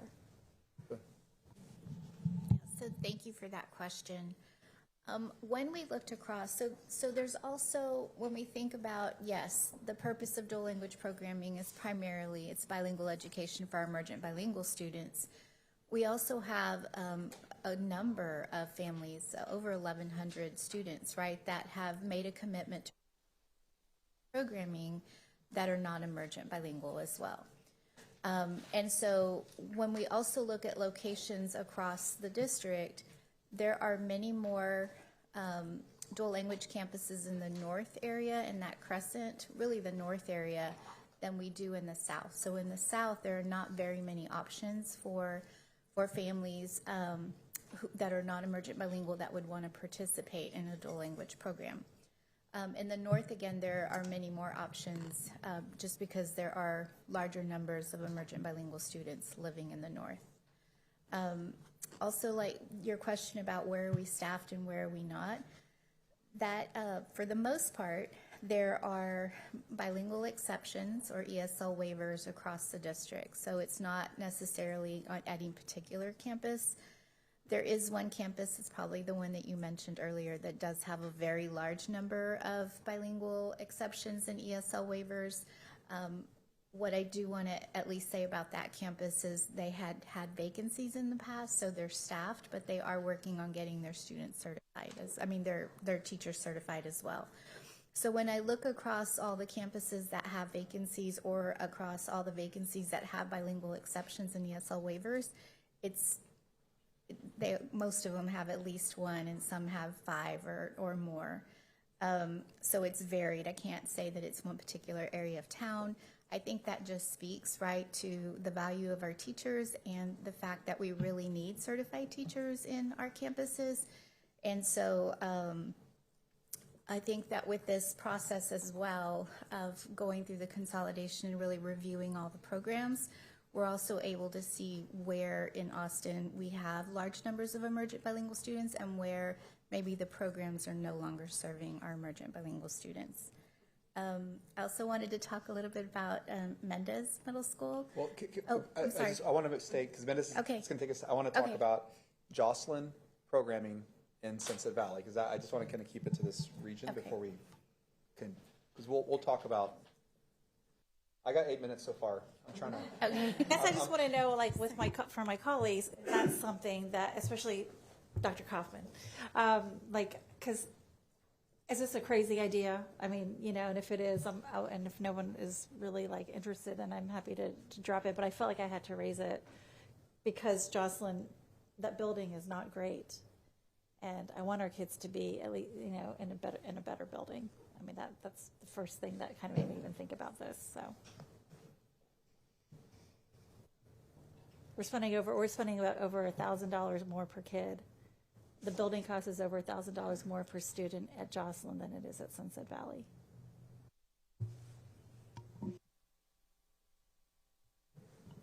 Can I just clarify, because I'd heard in the question is why Jocelyn, and I'm understanding some of the geographical stuff, but I still don't understand building-wise why Jocelyn. So what I would say is this is one of the areas where you could have gone kind of both ways. That's the honest truth. When we look at kind of where Sunset Valley is, the number of transfers that come into that area, its proximity against Ben White, neighborhood school versus other neighborhood schools, like what does it look like? And just kind of the need to take seats out of this geographic area. That was the school that kind of could be supported by Boone and Cunningham, also neighborhood schools kind of nestled in the neighborhood. And with a number of transfers, it just, being against Ben White kind of made it not as, what's the word I'm looking for? It just, because you could have gone either way. It was really a function of the transfers versus neighborhood versus what impact you'd have to do elsewhere to actually pull the students out. But will that current differential in the cost per student for building, will that continue? Like, is that literally going to be a long-term cost to us because in the future the additional students we place at Joslin will be at a higher per student rate?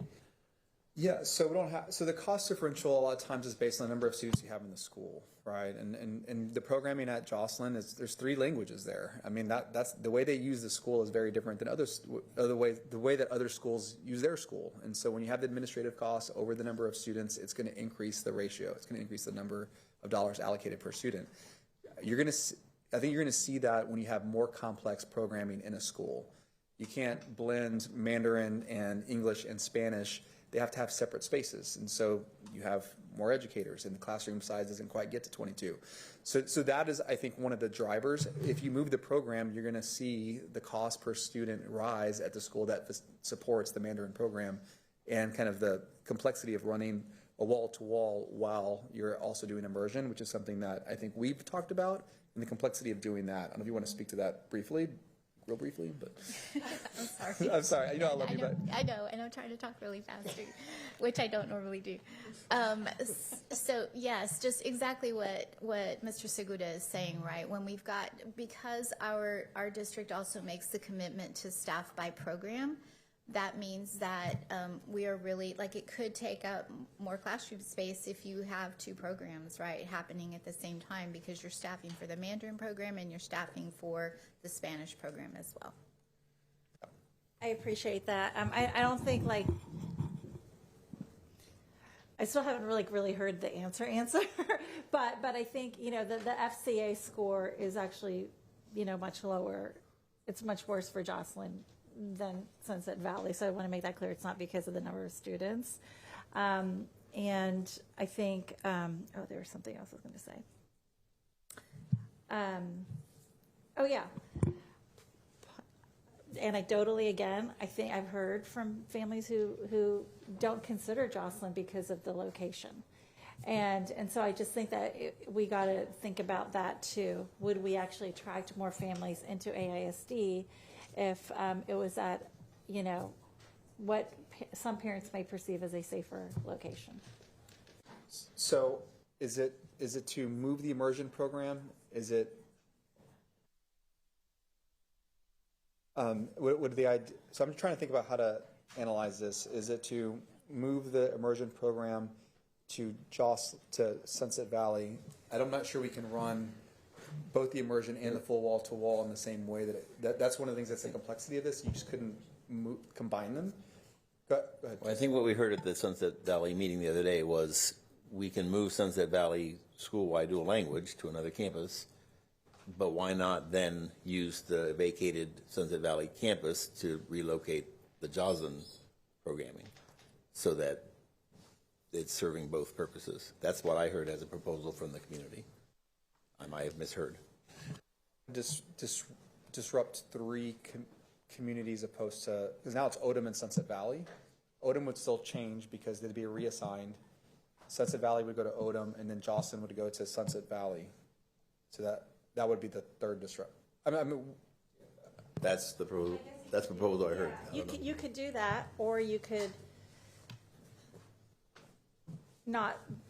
Yes, you could do that. You can move the Jocelyn program into Sunset Valley and Sunset Valley into Odom, or you could put the Jocelyn program into Sunset Valley, and then we've already rezoned the Sunset Valley students that, you know, would be zoned there. There's not a whole lot of them, and then work with those families to find other dual language programs. I know it's asking a lot, and again, I'm not necessarily advocating for this. I just want it to be thought through, but I don't want to take up too much time with this. But I just raising that. So I just want to make sure, trustees, seeing would the idea, the strategy that we could potentially look at, assuming that there's enough to look at it, was to not have a wall-to-wall program at Sunset Valley, right? Mm-hmm. Because you have dual language offerings elsewhere, right? Mm-hmm. And then receive the immersion program from Jocelyn, mm-hmm. right? And then Jocelyn would be the campus that would close, mm-hmm. correct? Yeah, my main issue is Jocelyn, really, and keeping students in a building that's not great. That's my main issue, but we can. Okay, thank you. One other clarification was the idea that Odom would then no longer be a non-zone school, or that's, as you said, Jocelyn was maybe that's really beyond my, okay. I originally kind of was thinking about that because of like the gaps in bilingual education implementation throughout the district, and I think that's even a bigger conversation. I would defer to Dr. Kaufman to to kind of be the trustee who could make recommendations on that one, on that piece of it, or anyone, or Yvette. Okay, so anybody else would like to share? I haven't heard like a consensus to kind of shift. Yeah. I guess, again, I'm going to think about how we're managing our time. Are we going to go with a hard cutoff to zoom through 15? Or are we, because I've been told that we can go till 9. I'm gonna start setting a 15-minute timer. We're at about 10 minutes on this. Established to 15 minutes. I just kind of want to know, are we going to cut ourselves off, or are we going to do what we do, which is continue the conversations until we're done? I just want to get a sense if anybody else thinks that we should move Jocelyn's program over to, if we should close the building of Jocelyn instead of the Sunset Valley building. That's pretty much what I think would be helpful for the staff. That's what we need to hear. That would be helpful. That's the question. I am absolutely committed to having our kids in safe schools. I'm also committed into properly communicating the reality of our schools so we don't have misconceptions about safety. I find it hard to believe that our students at Joslyn are in mortal danger every day they go to school. When the times I've been there, it's been a robust, lively, wonderful place to be, and I've been there many times. And so when we hear the concerns raised about it, I think those concerns are very real. But I wonder whether the conditions that people are concerned about are accurate. And so I guess I would just want to leave it in the hands of our administration. I trust that everyone who's running our schools and serving our district wants our kids to be safe and healthy. So I would say make sure our kids are in a healthy, safe school. And I would leave it at that. So, okay. I mean, that's helpful. I appreciate that. You're going to bring a recommendation to us. I don't have any concerns about the current recommendation. Trustee Singh obviously does. So whatever you guys work out, and for me, whatever's in that recommendation is what I'll make my decision based on. I agree with the points that Trustee Kaufman has raised. I also would say that I did not have issues with the initial recommendation, and I've received a lot of feedback from Joslyn families, because that's a campus that I represent, about how they feel about the recommendation. It seems to be, with some of the minor adjustments that you mentioned at the start of the meeting, that they're acceptable. I would be concerned about a pivot at this point and proper engagement with the Joslyn community, because they're operating with, same as Sunset Valley has, a certain expectation of what's been proposed so far. There was something else that I was going to say, and it left me. That's the end. I'm not going to die on this hill. So. All right. Okay. And I would say Trustee Gonzalez's opinion carries a lot of weight with me. He's closest to the issue. Thank you. Thank you all. All right, another. Okay, so we have a few different slides of data for this one because there's lots of moving parts. This was one proposal from October 3rd that solved a lot of different things through one move, and that's what we've talked about a lot in this, is how everything's connected. So we had heard from the community that we want to maintain Montessori, but they also have 3 unacceptable ratings and a TAP, so we needed to move them or do something as part of their accountability requirements. We also have more seats in Northeast Austin as well as in East Austin. So there's data here on Wynn and its surrounding campuses, which fed into those decisions. And then the next page has data on where we propose to relocate that Montessori program to Go Valley. Part of this move also allowed us to move it to a part of town that has twice as many seats as there are students. So it was an opportunity to keep a school operating as a school, because we just don't need as many neighborhood schools in these parts of Austin. The third slide just has a map showing the current location of Wynn Montessori, as well as kind of the revised boundaries and the location of Go Valley. And again, as we've mentioned previously in the board workshop, we did kind of look at East Austin as a group, because we knew between Sanchez, Zavala, and Go Valley, we really just needed one neighborhood school. And so that was why Zavala, because the remaining students that live in that area live close to Zavala, that was initially selected. There's other data points you have that we can discuss and look at. And I'm leaving it to y'all. I have a question. You've mentioned the community wants Montessori. So we're displacing a community an entire neighborhood school for a boutique program. So I guess my question is, in this, how sure, because Wynn has a waiting list of 200 or whatever in the location that it is now. Do all those people want into Montessori? Have we like checked that out? Because displacing an entire community for this program and then people don't show up,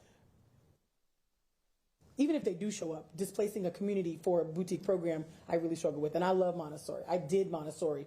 International House of Children, weird name, but a great place off of Far West. Love sending my kid there. But I'm just really concerned with the pressure that we are up against with TEA. Because I'm going to be honest, and I don't mean any disrespect. Y'all don't do a good job. Like, Bridget worked her butt off. And everything she did on her own, because we are not set up to support Montessori. We're not doing it well, right? And so, I mean, no half measures. This is supposed to be getting it right. So whatever you put, again, in the plan, what the administration decides is what I'll base my decision on. But I am just telling you now, I have a lot of concerns about, are we fixing a problem, creating more problems? Like, will there be a domino? So, and that's all I'm going to say on that piece. Yeah, I'd like to just echo those thoughts on, I just don't, I haven't seen clearly how the Montessori can perform well in a high stakes testing environment in the state of Texas. Like it, I also worry about displacing Argo Valley families, you know, when they fought to have a modernized building and then now, you know, potentially could not be able to go to the school that they fought so hard to be in. So yeah, those are my concerns. Yeah, so just briefly, when we started this process, what I heard from the conversations we had with various trustees and in the community was that there was a desire to have programming that was desirable, right? And there was evidence that it was desirable. I agree with Trustee Hunter that we as an organization haven't been figured out how to support one of 116, right? Which is kind of what is happening here.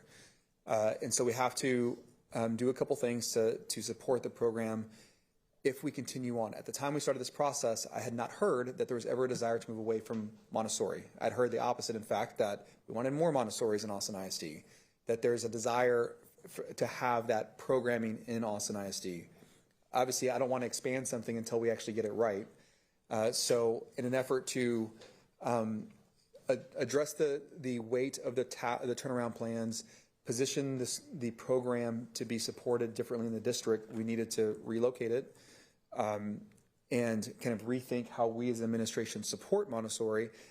And with the added idea of not wanting to overburden closures in any one part of Austin, the solution was to move an unzoned school to East Austin because you have a surplus of seats.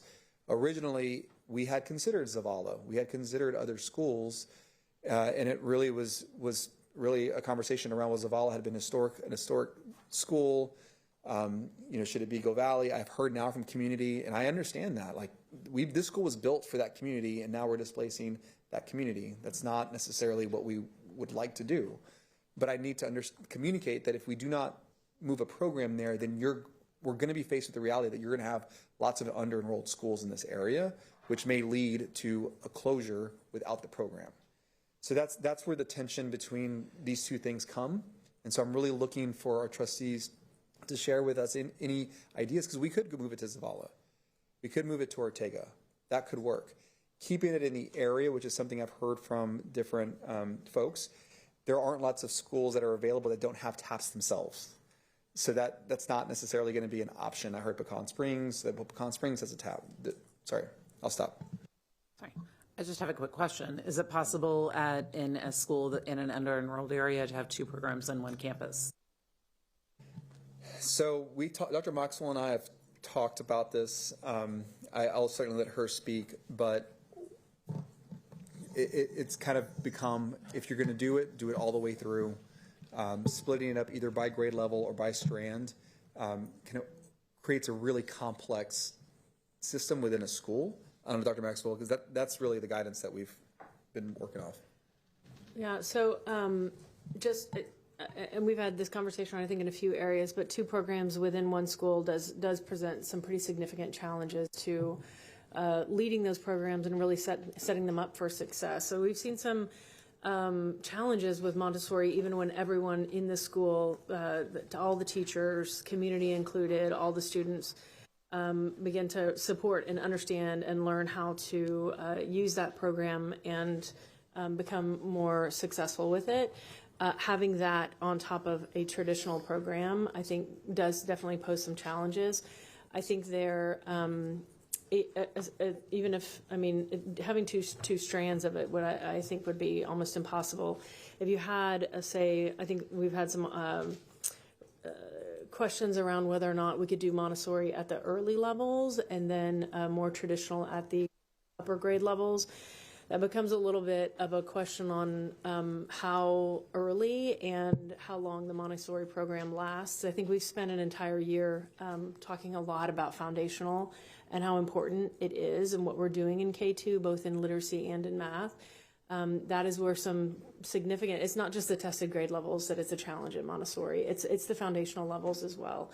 They have first, second, and third grade. I know that could probably look a little bit different, but they have first, second, and third grade in the classroom together. What first graders are learning for foundational skills is significantly different than what third graders are learning for foundational skills. It's simple phonics and then actual more difficult word analysis in third grader is a good example. And so doing that within the same classroom has some real challenges for teachers and being able to perform at the rigor and the level of the standards.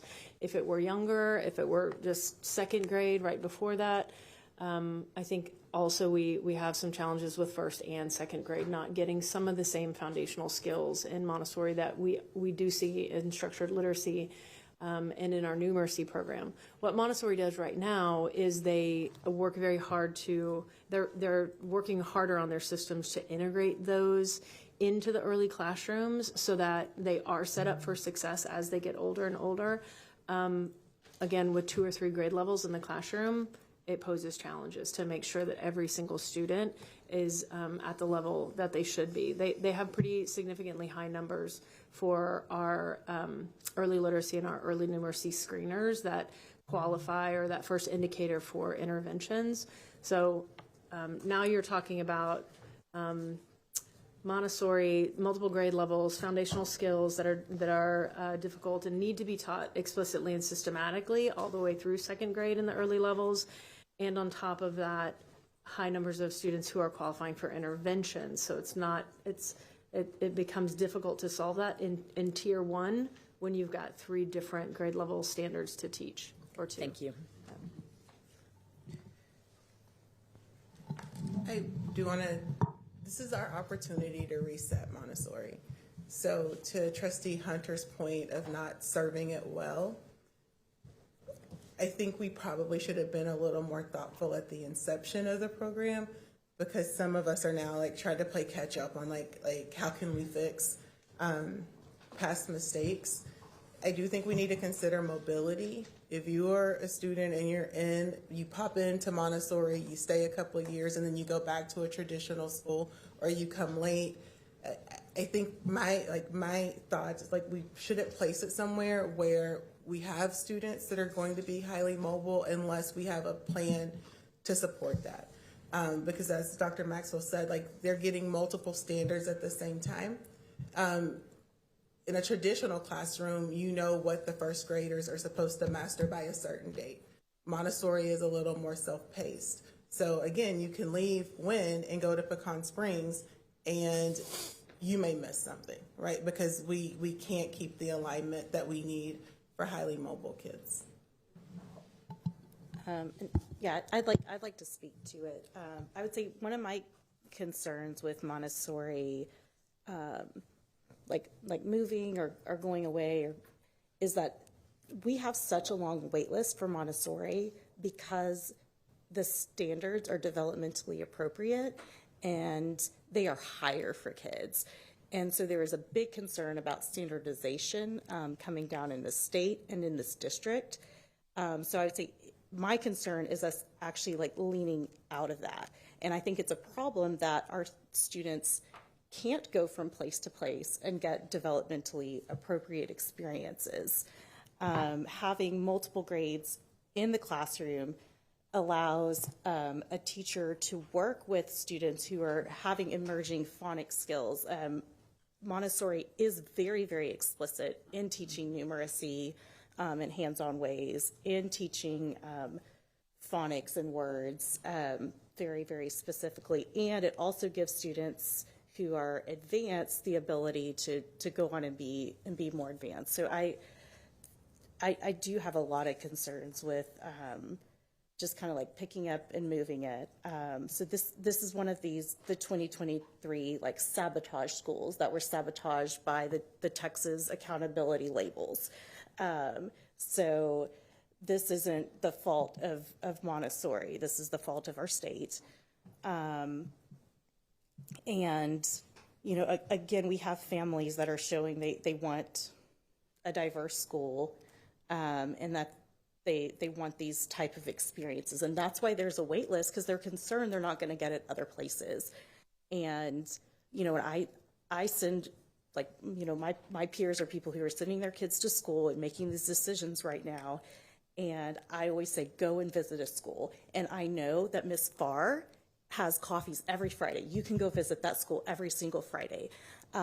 I was thinking about sending my son there, which, you know, I don't want to have 2 drop-offs across town, but she's like, he's 3, you know, he, in January, there's like, I would love that school. I sing their praises. I tell everyone, I tell everyone to check out their school.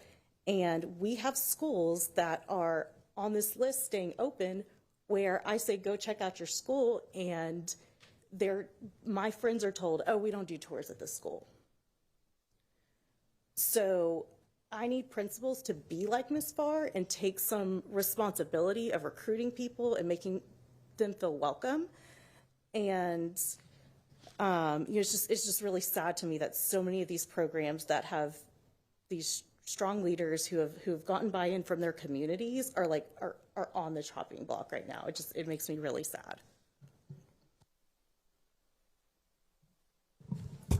So then what I'm hearing is if we don't put a non-zone program in this part of town, we'd have to close more schools in this part of town. Yes, that will, yes. That's one of the reasons that we did it this way.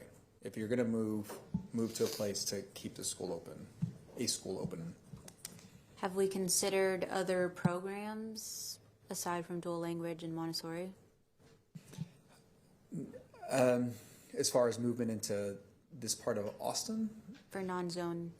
Well, the wall-to-wall dual language program moving to Sanchez. So Sanchez, Zavala, Go Valley, Ortega, they're kind of all in this strand just north of the river. That would be the other one. I wouldn't want to introduce a program that we don't have already successfully thriving in Austin ISD. Launching something at this point to me is very risky. And as Trustee Whitley Chu said, there's something already very desirable. I think it's an opportunity to reset, do it well. I think the question becomes, you know, is it Go Valley or is it a different school? I think that's the question, because what I keep hearing and and I agree is that you built a school for the community and now you're potentially going to displace those students. The reason it was chosen this way, not the other way, is because Zavala is a historic neighborhood school. So there's a lot that kind of, there's no school that's going to be, you know, it's just hard. But that's why the trade-off was there. And we're at 15, not that I'm trying to cut the conversation off, just time check. Thank you. So this one is exceptionally challenging for me from both angles, and I'm calling both angles our Montessori model and you know, a historically rooted, multi-generational community that is saying, wow, this is going to happen to me again. I have challenges on that side of the equation, you know, but I'll just focus on the Montessori piece for a minute. So I had asked couple weeks ago about the viability of Montessori in the context of the state of Texas accountability system. And as Trustee Whitley Chu pointed out, you know, there's a great extent to which the labels that are being given have not to do with the beauty and power and effectiveness of what's going on in the building, but rather a failure of articulation. Montessori and so many features of our accountability system just don't mesh. Mr. Inks, you talked about a reset. You wonderfully and beautifully and troublingly showed us, walked us through just how complicated all of this is. Before we talk about student mobility, there's so much. I guess the nuts and bolts question is, well, what's the answer to my question? Is it viable? And if it's viable, I haven't heard anything to indicate to me that Montessori is viable within this framework. Now, I know there's some places across the state that seem to be doing it, but as attested to far and wide, you have a really strong principal, you have really committed families, you have a lot going on well. I don't know what the student mobility rate is, but I'm sure that's a big part of the equation. Is this viable? Is Montessori viable, especially school-wide, up and down the line?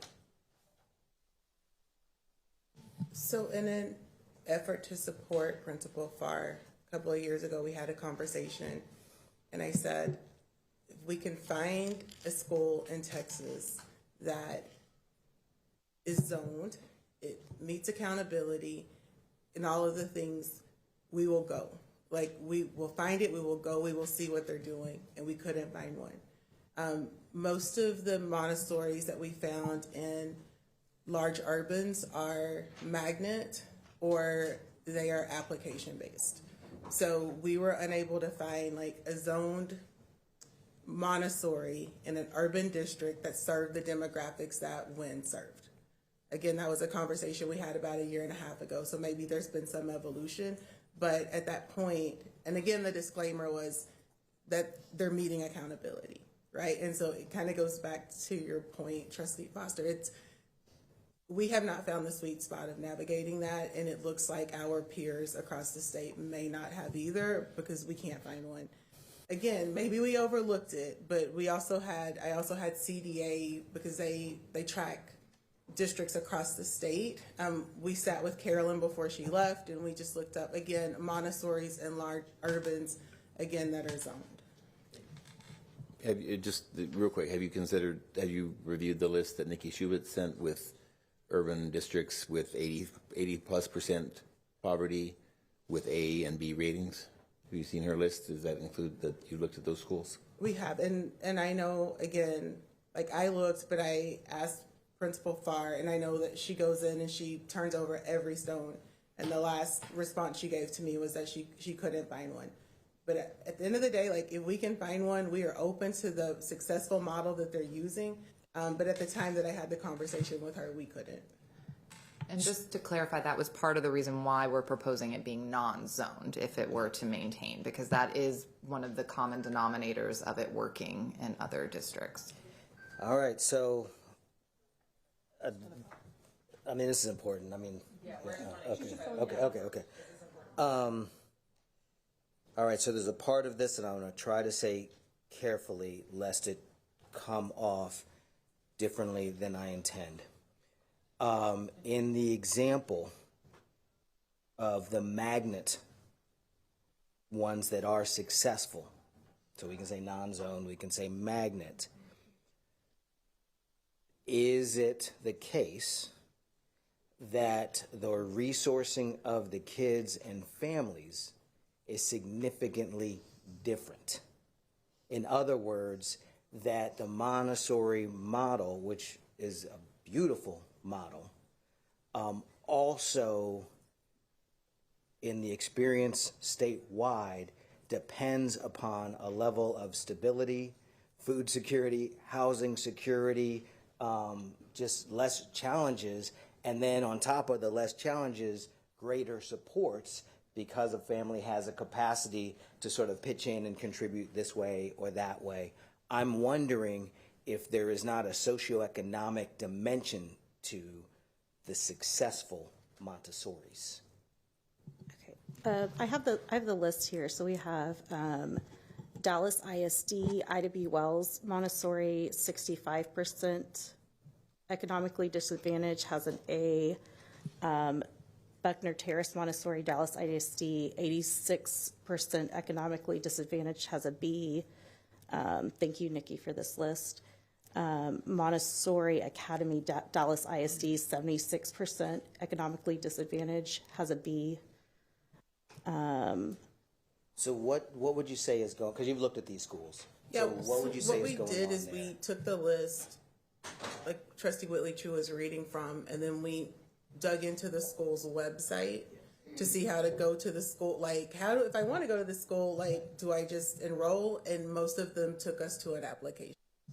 And we did this not too long ago, probably right before Carolyn left. And we look, there's one in Aldine, there's one in, I think A-Leaf just started one, and everyone took us to an application. Again, it's possible that we missed one, but I would say a significant number, it is somehow tied to an application. So that which is in itself expression of a form of capital in terms of capacity for engagement, navigating an application, et cetera, et cetera. Although it's really useful and interesting information that we have examples of the low ECODIS in a critical mass and success. And then what what schools with extremely high amounts of numbers of students who are economically disadvantaged are doing well in Austin ISD that aren't Montessori? Right. And when I go to the Austin ISD enroll page, it says start application.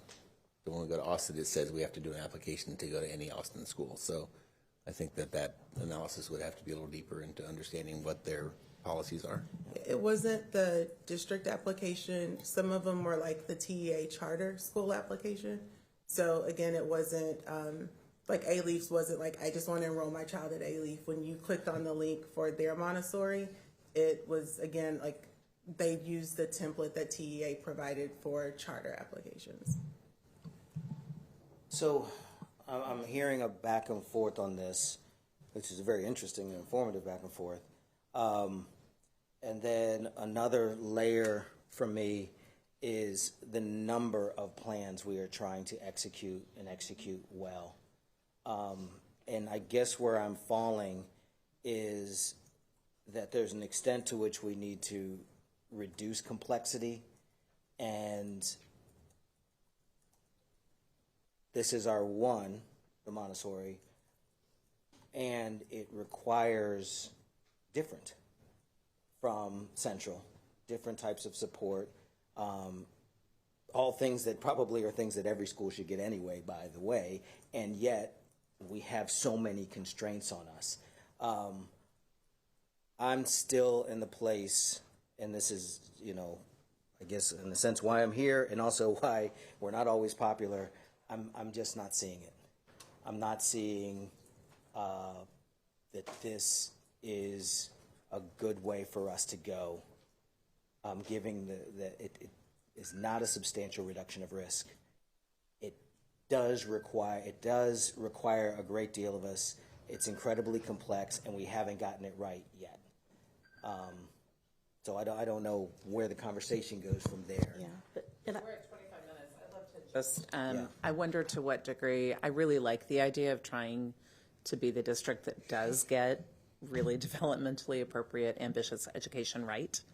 I give the example of Travis Heights Elementary, which is a real cross-section of our district and leads hard into project-based learning, even though they have to do a really heavy lift to make it work. And they have some of the strongest scores for some of our highest need students of any campus. They do extremely well. And I want to be this district that tries to get that right. I hate the idea of displacing a neighborhood school. It also is notable to me that you say something would be recommended for closure in that area. I think those are things that we need to kind of reconcile, the what and the where. and wonder if there might be a different location. I'd love to kind of explore that, or at least talk with Go Valley families and find out what they might be looking for. And then I think the next question I have is it the dual language Montessori together that may be adding those extra challenges? Because we are also not doing an extremely good job at many of our dual language campuses. Seeing that we have 7 of serving our students well, either partly because we have that concentrated economic need. And yes, there are shining examples, but on balance, we know that it's a bigger hill to climb because of what kids bring with them. And we know that we're not doing the wraparound services well. We know that there's high mobility, that there are so many other factors that we know get in the way of students performing in the system that we have. Yeah, we entertained not having dual language, but some of us have a philosophical issue with offering a program in this district and restricting our emergent bilingual students from participating because we don't have dual language. So basically we put families in a position to either opt for Montessori or opt for dual language if we don't offer that. It was definitely a point of discussion. I will say some of the proposals that we've worked on with Principal Farr included, like, when it's non-zone, you have more control about making sure your ratio in dual language is aligned. You have better predictability of the number of sections and teachers you need to support dual language, whereas now, since it's a neighborhood school, anyone who qualifies for dual language that lives in that zone has to receive those services. So it makes it very difficult to plan year to year. So that is something we have discussed. I will also want to note that there's a bullet on the slide, like more than half of the school is currently dual language. So if we weren't to offer it at least temporarily, it would be effectively needing to restart the program because we wouldn't be able to continue with those teachers and families. So I have a question. We're almost at 30 minutes. Do you want email feedback from us going forward? What is helpful to you? So email doesn't help me drive towards consensus and getting a recommendation that'll be, so that's I think the challenge that I have. One of the things I will say is we started this process because we knew that Montessori was an offering in the school district that we believed in, at least now was my understanding when we started this. I agree that it hasn't been done well. I'm not going to participate in something that isn't done well, which where I think Lakeisha's point, a reset is appropriate, and we are committed to doing it, and that's what's in the plan. What I wanted to move towards is this tension between displacing a student population who was selected as a receiving community for a new school, right? So if the first elements of this are reasonably accepted, then the question becomes, would we be willing to accept an alternative placement of the program so that the new facility, the modernized facility, isn't the one that's displacing being the receiving campus? Given the location, it would either be Ortega or Zavala. Unless you go completely in the area, because again, in the area we have too many seats. So that's why that kind of ends up being the zone. So that's really what I want to. Emails are great, but it's not going to, I think, drive to getting a. That's a helpful question. Thank you. So Trustee De Arioste and then Quintana. So I wanted to take our opportunity. I'm glad this has come up, highlighting, for this kind of entire endeavor, part of the thing that has been a focus for me is the overall process and the theory of action that we're approaching this with. And so one I want to call out is that every time we start talking about a different school for these moves, anybody that's paying attention on TV, all of a sudden now it's a different school. But also I want to highlight for the people that are watching that this is the conversation. This is what happens when people are, what about this other school? What about this change? Like, these are the discussions that happen. So I just want to call that out and name it. And in this community in particular, highlighting the effect that has on the larger community. So as you're saying, this is a new building, there's attachment there, but also these other schools have historical connections too. Trustee Foster and I were just recently there, and the Go Valley families were talking about how much it's been to kind of rebuild the community there, people transferring in, and so there's a dynamic tension there between this was the community school, this was the rebuilt school, like that entire piece of conversation. And so I think in approaching this, as much as we were just talking about all the Montessori part, to me, there has been a conversation ongoing about specialized programming and what that means to the district. I appreciate the idea that if something's not working, we're not going to, continue to I'm trying to think something that's not inflammatory to say, well, we're not going to keep doing something that's not working, which doesn't sound like that's 100% the conversation here. There's still, a chance to reset it and do all that. So then I flip to the other side of that conversation, and with the move that we're contemplating to do that, and how does that affect the community? A lot of these feedbacks, the rest that we're going to go over, again, gets into these community decisions of now I have to cross this street that I didn't want to cross, or the transportation for my kids, they can't bike, all these pieces. So this move in particular, how that is received by the community, and so I think the idea of putting the students in good schools, the fact that we've just, remodeled that, we've done all this work, it kind of speaks to what was the procedural intent here. And so for me, that makes it something not just about Go Valley, but the approach that we're using. Are we giving students something and then moving them to another place? I understand that's a lot of the moves that we're making and deciding on those facilities. And so I think maybe to again, make this apply everywhere is what are the other moves that are also going on in this general community, if that makes sense. Like how many trades are we doing that, they've lost this building, what else are they gaining in the overall community? Because that was the piece I'm concerned about, is the idea of moving a specialized program into the east side, into one of the newer buildings right there, and then displacing some of those students for a program that it's not necessarily those families looking for the Montessori school. I understand the Montessori school needs a home. I understand it offers the chance for the reset.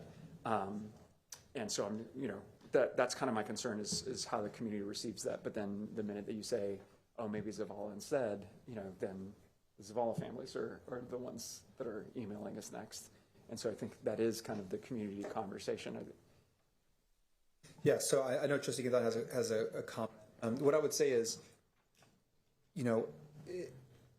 I look up there, you see Ortega and Zavala, right, as kind of the two alternatives for consideration, given the region and what we're trying to do and not close more East Austin schools. When I look at both Ortega and Zavala, its historic nature and the building itself is kind of set, right? There isn't the opportunity to do what we did at Go Valley, which is a complete modernization, right? Now, you probably do have that opportunity at Ortega at some point in the future. So the question becomes, with those two things being said, assuming that Montessori is going to continue, is there an appetite or maybe a consideration for us to do the work and propose a different solution? Because I want to be responsive to what we're hearing from the community. And Trustee Katana, I'd love to hear your thoughts. Can you say that last part again? So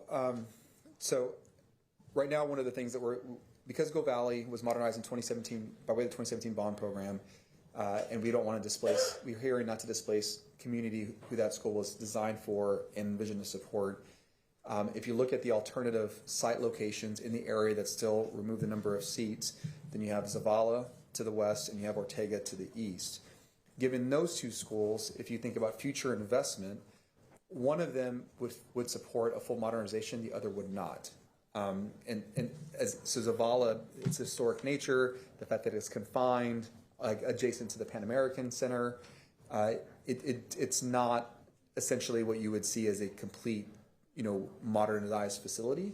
So long term, if you were to look at each one of those, I would take that into consideration as well. Does that make sense? Like Zavala, it's a historic building. Like we're not ever really going to have the opportunity to completely modernize it. You could have that opportunity with Ortega in a future investment. So should that weigh into the future placement of a Montessori program? If so, I would potentially place them in a location where the building is fixed, the location is not likely going to have to ever be torn down and rebuilt. And if you were to do that and go completely modernized, it would be for a modernized neighborhood school. Does that make sense? Like that, I'm just trying to project out, again, future investment, future bond, future things, but I want to limit moves downstream. So I just wanted to offer that. I think that would something else to consider. Yes. I don't know. I'm not sure I'm quite following. So we would want to move the program to Pecan Springs. I'm sorry, not to Pecan Springs. Zavala to or Ortega. Or Ortega, because there's room there to modernize the facility. If a full modernization like what Go Valley experienced is not going to be available at Zavala in the same way it was at Go Valley because of the historic nature of that building, right? Yeah. But you could do that at Ortega. Yeah. So if you're going to rebuild a modernized facility, you might have that be for a neighborhood school, meaning that you would pick Zavala because it's unlikely to be able to support a full modernization. Okay. I'm just trying to kind of forecast and kind of share what is likely to happen in future years to limit whatever it's worth. Yeah, I appreciate that. Yeah, I guess I would like to see something that puts, I guess, the Montessori at Zavala. I can't think that far in the future with bonds and modernizations, especially because we don't know what our enrollment numbers are going to look like to even support doing that. I mean, Lord, I knock on wood, God forbid that we're back here having this consolidation conversation in the next 5 years. So yeah, I think I'd like to see, how it could work at Zavala and just how we can, make sure that we're not displacing the Zavala community, that because it kind of feels like we're just moving it from not displacing one community to displacing another community. And so I'm not sure what that would look like. I know we talked about buses and things like that, but yeah. So then if families didn't want to go to Montessori at Zavala, they would go to Go Valley. Right. Go Valley. So the map you see on the screen would effectively not change. That gray area that is currently zoned to Zavala, those same students would instead, their neighborhood school could be Go Valley, and Zavala is the non-zoned Montessori. So this boundary wouldn't change? Yes, the boundary can remain the same. It's just which school is serving which program. Mm-hmm. Okay. Okay. Okay. Trustee Singh for 40 minutes. Okay, so I'm kind of what Trustee Foster was saying does resonate with me, so I appreciate the conversation.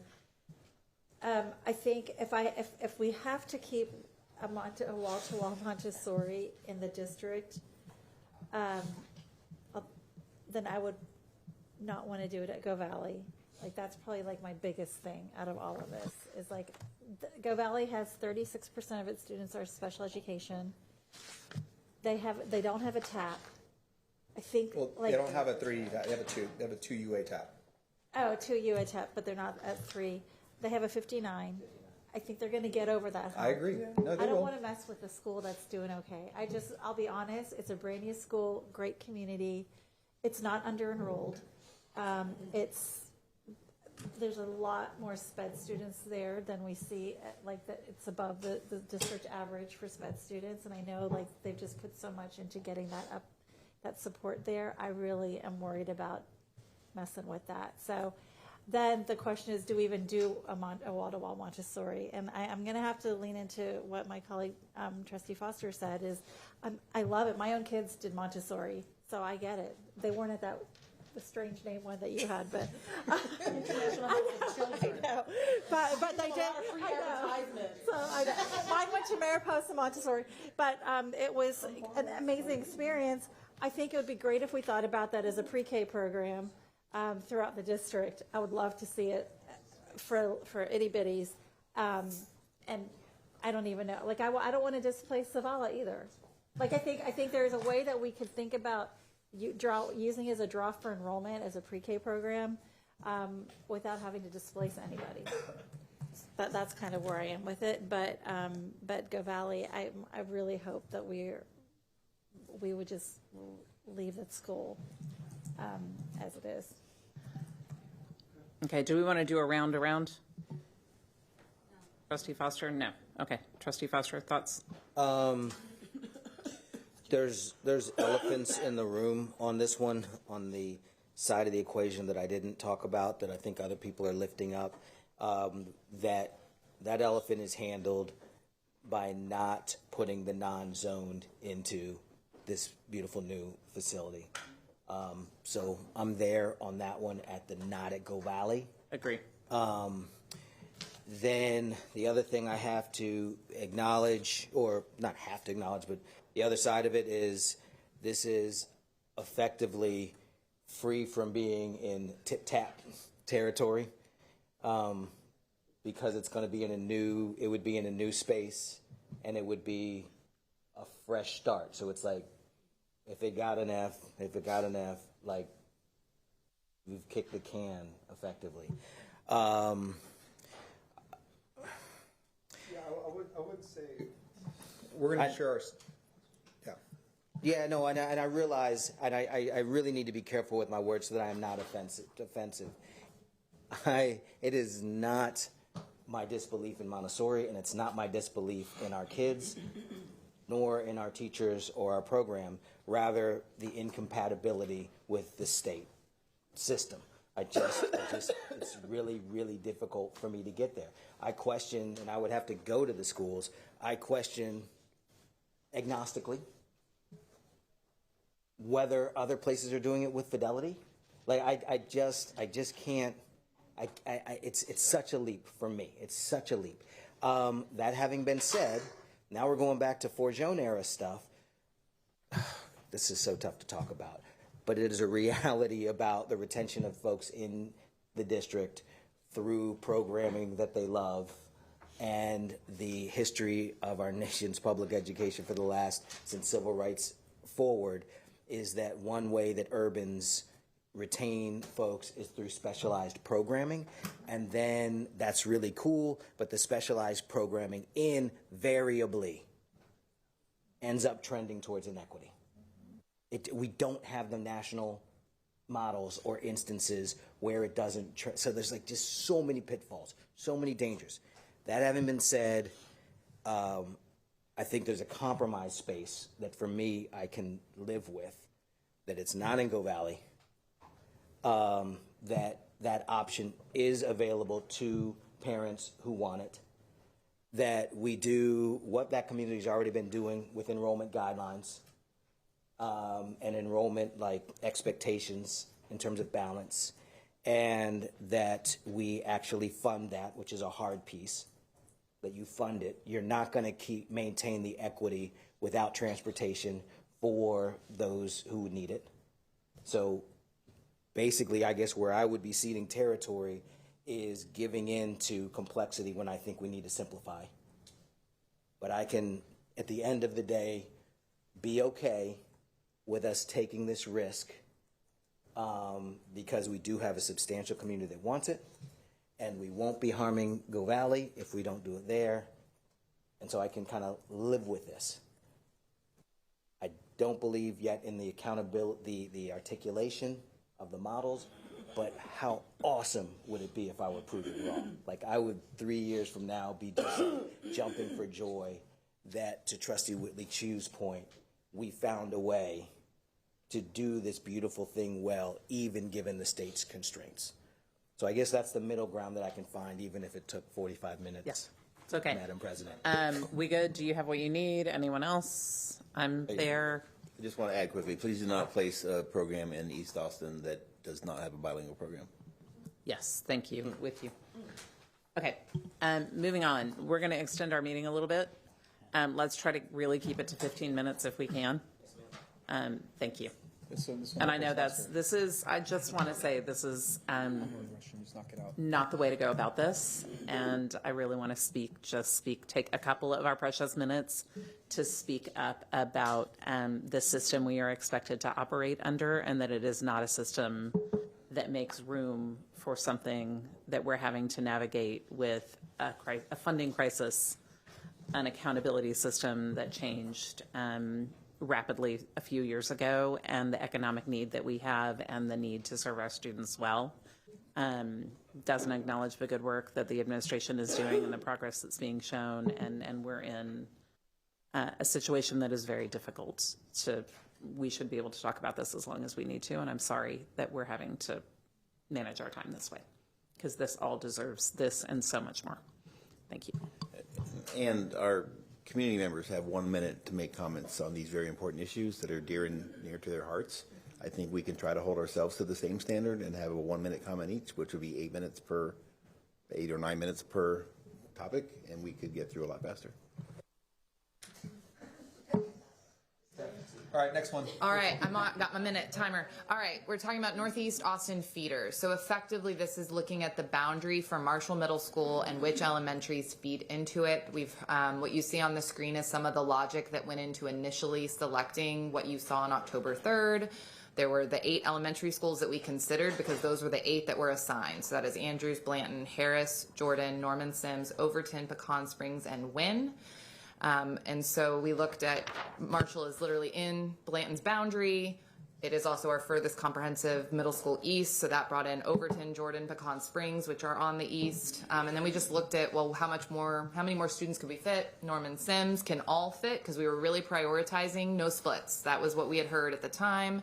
Harris and Andrews are closer to Webb, part of their new boundaries, so that was why they were assigned to Webb. But we have heard from the community that they were very disappointed to see that Northeast Austin was being split up. They saw this as an opportunity to bring together Windsor Park and University Hills. So we have looked at an alternative that we wanted to present to you all today and get feedback on. We did have a focus group with some Northeast Austin families that represented many of the schools of the 8, which just informed this approach. Just what you see on the screen on the left is the current October 3rd plan. The caveat, what you see on the right does bring Andrews and Harris south of 290 into Marshall Middle School. So it does introduce a split for those elementaries. Those students that live south of 290 would go to Marshall. Those that live north of 290 would go to Webb. It also sends Norman Sims to Keeling instead of Marshall. So those are the 2 changes in this. That does unite Northeast Austin at middle school. It also, when you see this from a percent utilization based on who lives in this zone, it will look over full. It'll be looking, and we're working with our demographers on the official number. But if you look at this zone today, number of students enrolled today, there are 913 middle school students that live in this boundary. We don't ever want to put more than 800 in this school. I know that the capacity shows 915, but this is one where the enrollment capacity is really less than the facility capacity, at least now that we're learning the building. That could change over time, but right now that would be the max. But if you look at which students in that zone currently choose Sadler Means or Gus Garcia, you only have 721 middle school students left. Many of those do choose Keeling, they choose Lively, they're transferring to other campuses. So we could do this. It just does mean that we need to make sure we monitor enrollment, make sure we're still recruiting into our single gender schools, but this is one option for y'all to discuss. Thank you. And one question to follow up, what does this do at high school? Great question. So this would send Blanton, that would not change those boundaries. So it would effectively, Blanton, Harris, and Andrews would move to Northeast. So, and then Pecan Springs, Overton, and Jordan would move to LBJ. So it would be a fairly even split for Marshall Middle School into those 2 high schools. Yeah. Thank you. Yes. Good. Also, just 2 questions that the community has really lifted up, and I need to ask you now. The first question is, why weren't the single genders looked at? Yeah, so I'm happy to answer that. This is one of those really big questions that when we started the process, we weren't able to consider. I would say the same is true of magnets. That was also something I shared that last night with the community. Magnets, single gender, And even now, as you talk about some of the philosophical, ideologies around wall to wall, whether we should or shouldn't. And so we started this process, Bertha Sedlamines, Gus Garcia had been making progress. They had been in the organization, thriving, especially recently. Given how they came about, the complexity, it just was a big, big thing to consider. So it wasn't a focus. That's the honest truth. We would look at that at the same time we look at magnets, and both of those are huge, huge endeavors. I think as we move forward, once we get past this, I do think that we have to explore all of these things if the board, would have the administration do that. But that's why it wasn't included as part of this specific work. That's just a question I had from the community. And then for my last, because there was just the 30 seconds, the first part, David. And for the last 30 seconds, there is an appetite in sort of the University Hills, Windsor Park, to have another all gender. And that's really something that has been asked. And I'm not saying that this happens now during this plan, but it's something that, because we have children at Overton and Jordan, they pass 2 middle schools to get to their middle school, right? And then they're going to come back to go to their high school, which is how it's set up now. And it's a lot less than it used to be, right? It was all over the place. So I'm just sharing with you what I've heard from the community. But as far as the new, keeping that hole from 290 to 51st hole, I think that this is what they were asking for. Okay, we good? Oh, sorry. I'm sorry, President Boswell. I'm talking when you should be talking. No, go. It's a workshop. It's super casual, so please. Trustee Foster, you have a comment? I apologize for not being able to follow all the boundaries. That it gets confusing to me, so I'll just speak in plain terms the way it's coming to me from community. The Mueller, so between Manor, Airport, 51st, that triangle that is Mueller, currently, or in the plan was splitting to Campbell and Blanton at elementary, correct? And then, so where's Campbell going now? Keeling. Campbell goes to Keeling. Where does half of Mueller that goes to Campbell, did the Mueller boundaries get changed at all? No, and that was a product of Maplewood, which is now part of Campbell, and Campbell were not one of the 8 elementary schools that were initially considered for Marshall, and that was our starting point. One option to get all of Mueller into Marshall would be to divide up the Maplewood community and reassign some to Blanton and some to Campbell. And what would that do for us? I'm sorry, say that again. It would allow the Mueller community to all go to Marshall. I can't speak for how the Maplewood community feel about being split, because that was part of the logic in combining them into Campbell's building. Closing. Correct, but we were able to move all of them together into Campbell's building. We could split them and send some to Blanton, but it would be divide and change Blanton's boundary, because then it would align with the feeders. But we don't have enough space at Marshall to take all of Campbell's new boundary. So help me, this is where some sort of forward and long-term thinking comes in. One of the things I'd like to see is, and thank you for our verticals just getting cleaned up to such a great extent. One of the things that Mueller also is split on the high school level, Northeast McCallum. Does that retain as well? They will rejoin together at high school at Northeast. At Northeast. Correct. So I'm looking down, and I apologize for this taking long. I can't vote on stuff and have it not be talked about. I think that part of the strength of Northeast is going to be the strength of the communities kind of feeding in. And one of the things that we did with Mueller that I was not only sympathetic to but advocated for was to put a middle school in Mueller instead of an elementary school, which kind of sacrificed walkability. But I think a whole bunch of us felt like that gave us a better shot of having Marshall be something integrated, serving much of the East. The trade-off was that very, large area lost elementary walkability. If we're asking that community to invest in Northeast, which I am asking, I would think we would have greater success in having that if they all fed together. So if the Muellerites are going to, I don't know what else to say, Muellerowski, whatever. If the Muellerites are going to this elementary school and that elementary school, fine, that's one split. Come back whole to Marshall and then come back whole to Northeast. I think we will retain more families and be able to build a sense of community and investment that is really good for Northeast. So I guess I'd love to hear an alternative theory of action of how we're going to have communities invest in Northeast if we don't work with them to help build a good path. So one thing I would offer, Trustee Foster, is that this is, I hope, an improvement to getting to having alignment and having communities move together through the system. So I think it's an improvement from where we were. I think this is one of those areas where it comes into direct conflict with another guiding principle, which is if you're going to make a change and you can keep community together, then try to do that. And so the Maplewood split is one that I think, if we're going to consolidate a school, we had really tried to keep the majority of the campus together.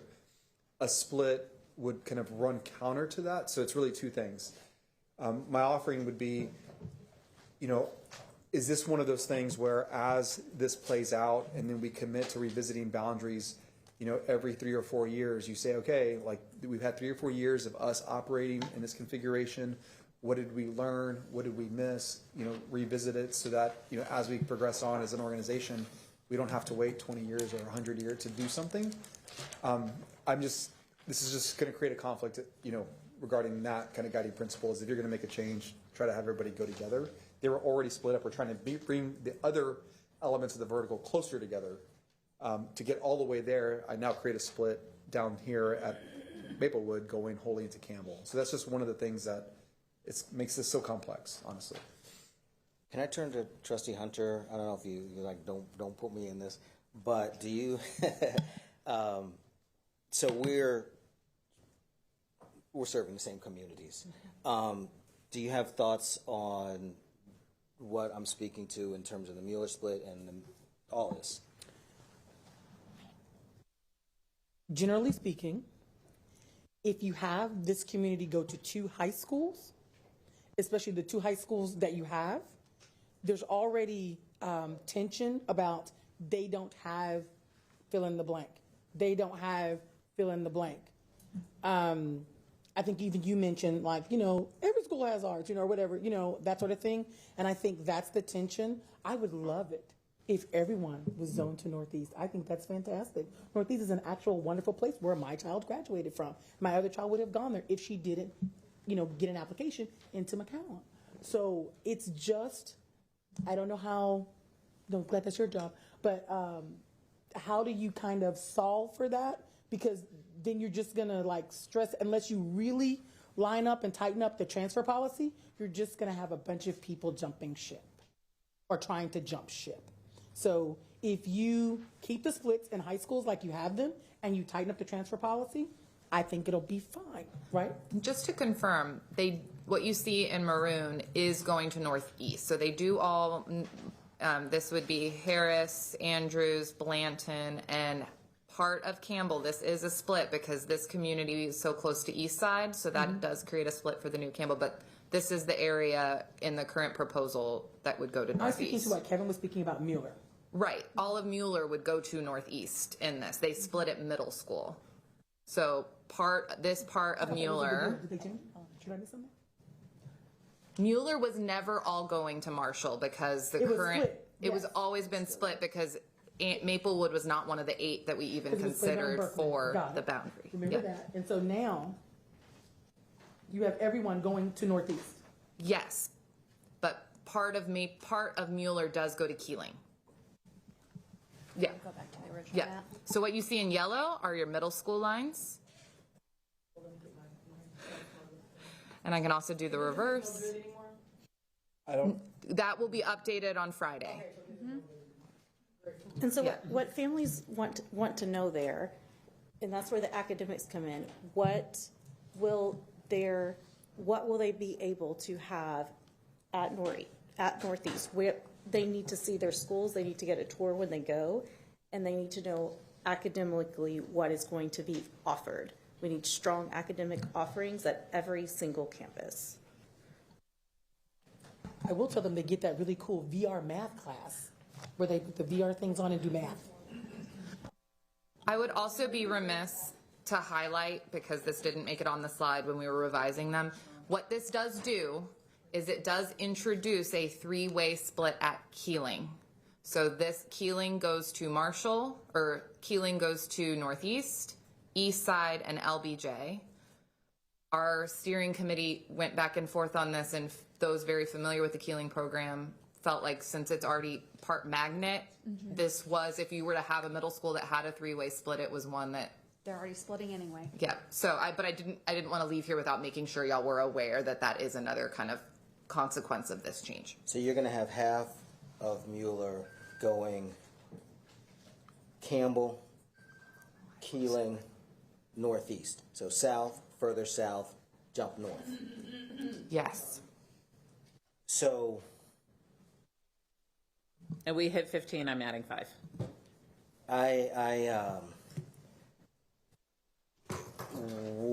By principle, I have a leaning towards building in just equity in so many different directions.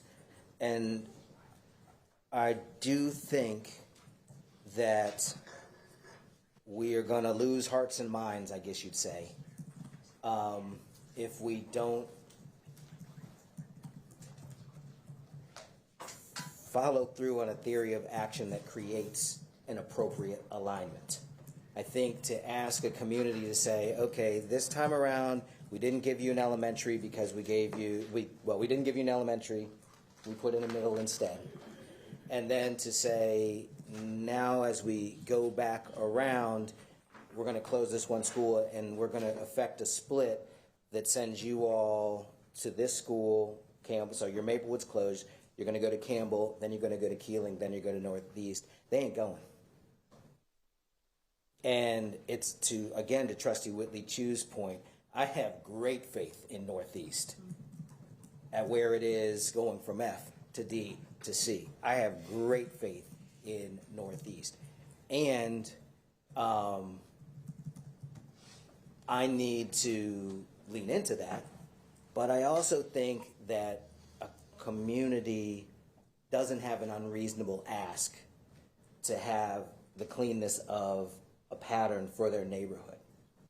The hit that I am willing to, and it's not a hit to me, is to say, okay, we're going to clean this up. No, you were going to McCallum, now it's Northeast. I should give something that's consistent with that along the way. Does that follow? Do you understand what I'm saying? Not really?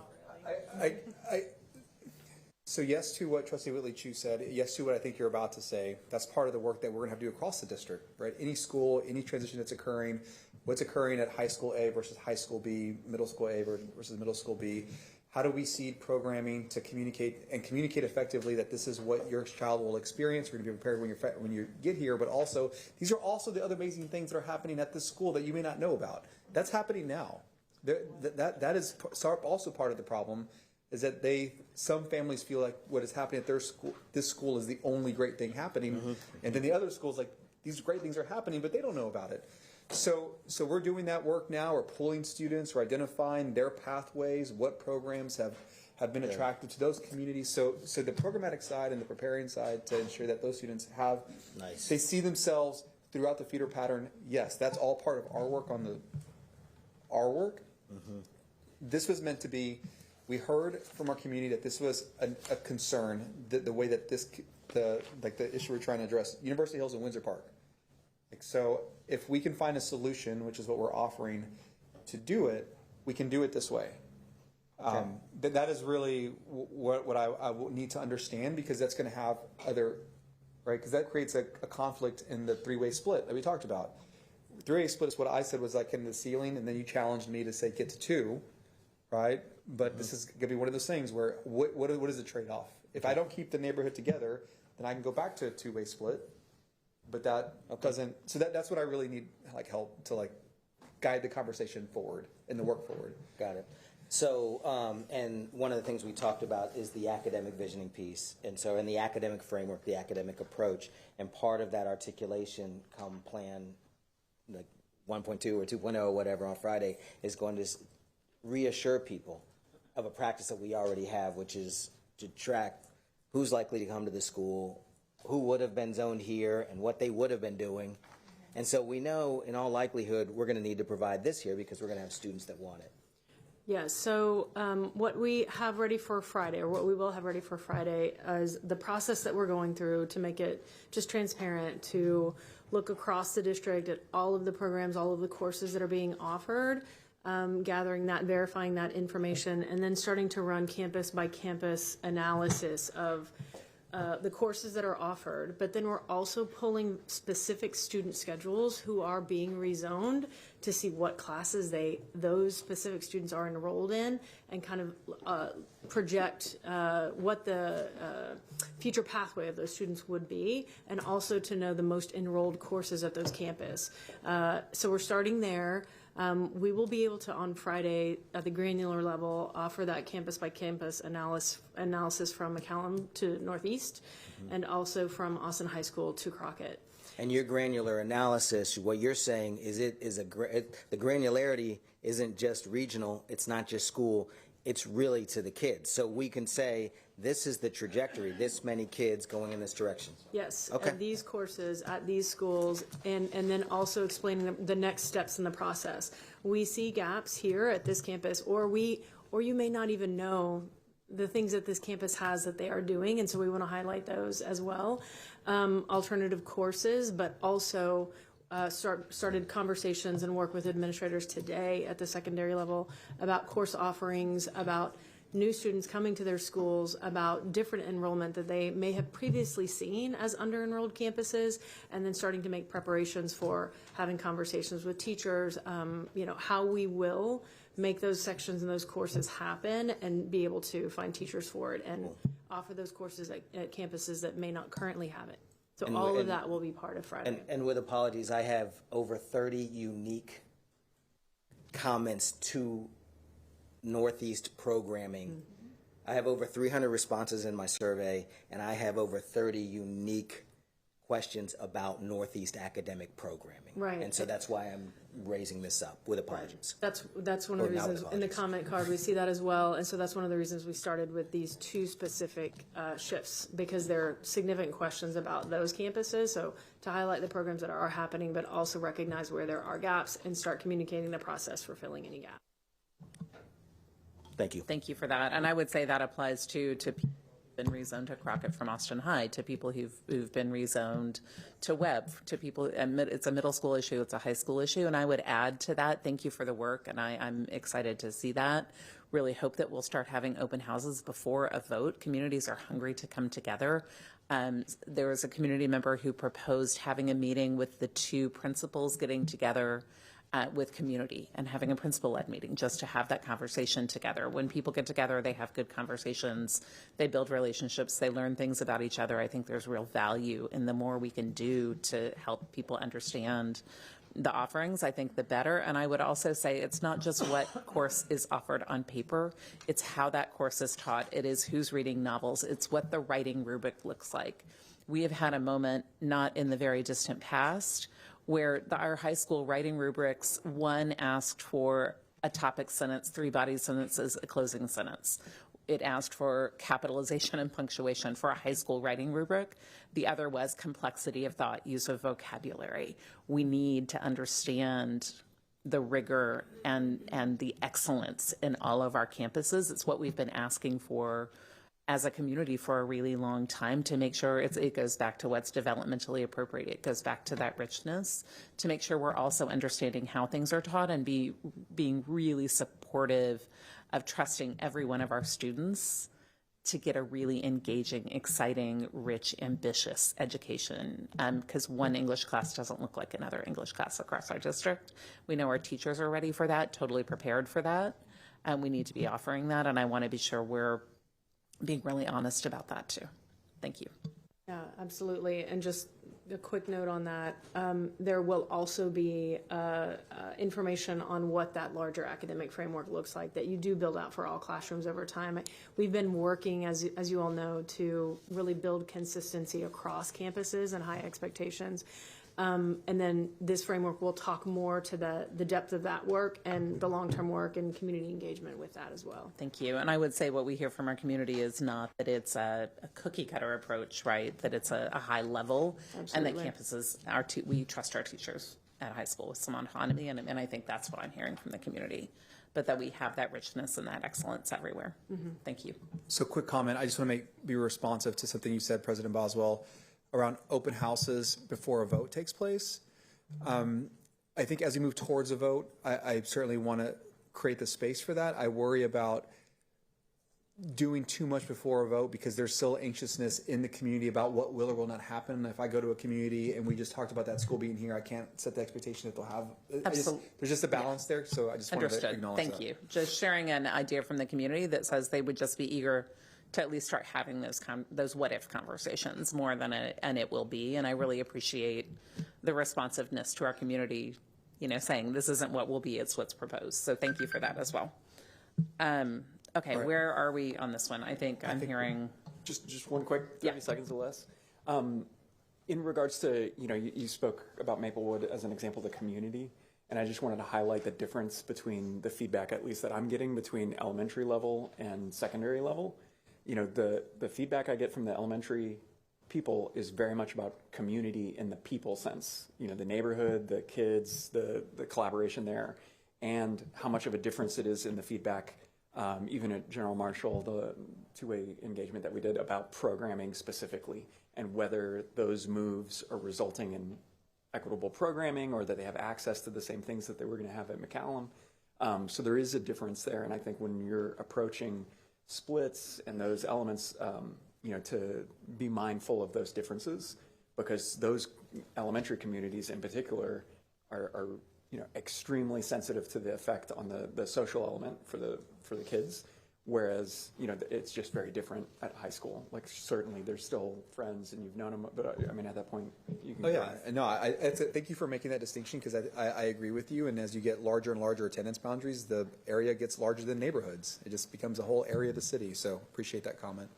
All right, we're gonna roll to the next one. Okay, thank you. So this next one, similarly, we have just data for you all to reference. On the first slide, we are discussing the area of South Central Austin, in which we are proposing to close Becker and Dawson. We have heard ample community feedback around the boundary, and so are providing an alternative to discuss. Just to share some of the logic that went into our initial proposal, Dawson and Becker have the fewest number of neighborhood students in this area. And we did it, so that led to kind of that, and other elements led to other programmatic moves that we've talked about at length. Anyway, so we did explore what you see on the right, which was reassigning Becker down to, so this is what you saw on October 3rd. Becker is zoned into Zilker, current Zilker, part of Zilker's boundary, and this is part of Joslin. We're zoned into Galindo. So purple is Galindo, blue is Zilker. On the right, which is one we can discuss, blue is Zilker, purple is Galindo. And here are just some of the elements of the change. The main driver of our initial decision was just really based on student need in this area and our confidence in being able to support students. We have discussed at length these plans, and my colleagues can answer any questions around more of that, but leaving it to y'all to discuss. Yeah, so just a quick question. Are you saying that the proposed change creates accountability concerns? Not accountability, no. Okay. Yeah, no, I think President Boswell, this is one of those ones where when we started President Boswell, we started the process, we were trying to kind of make all the shifts work, and then kind of acknowledge that, with different student needs, there's different resources, and kind of the balance of support that we have in the area. We've heard from community that there's different configurations they'd like to see considered. We have discussed as a team, like, Galindo's going to be successful, period. Like, we're very confident about that. So I don't have a concern. We don't have a concern. We've heard it from the community, but wanted to share with you all because it's one that's come up a lot, and I've heard it from lots of different trustees, and so wanted to offer it. So to me, we can accommodate it. We're very confident we'll provide the needs to our students. Our students will excel, so I'm happy to make the adjustment. I just, because of how much it's come out, I want to just put it out there. Thank you. I mean, I'd love to say, you know, I've heard a lot from this community. This is in my trustee district. Becker is as well. And I think, you know, this is walkable and bikeable for these families right now. I've driven the new routes.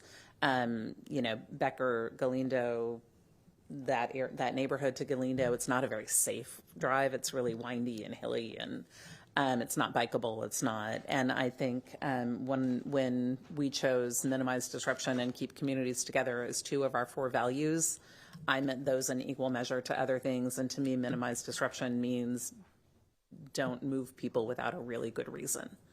That's part of what I was looking for. And people's lives are kind of built around where your child care is. You can't get new child care. You probably signed your kid up before your kid was born.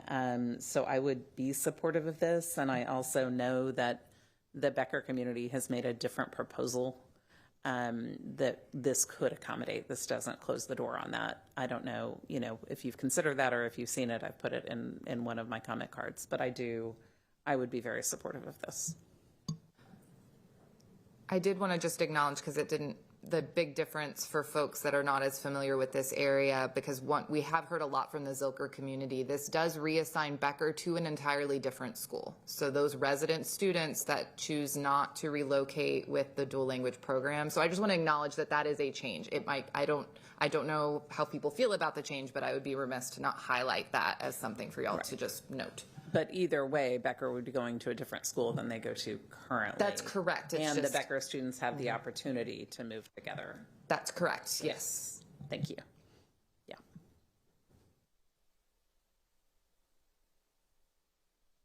And I'll say I haven't heard a huge amount from the Becker community about this specific move, because I think the focus has been on remaining together, on having another option. And I think plan A for them, you know, I have asked for ABC. I know Trustee Hunter has asked for good, better, best. And A is obviously remain where they are. B has been remain together in South Austin somewhere.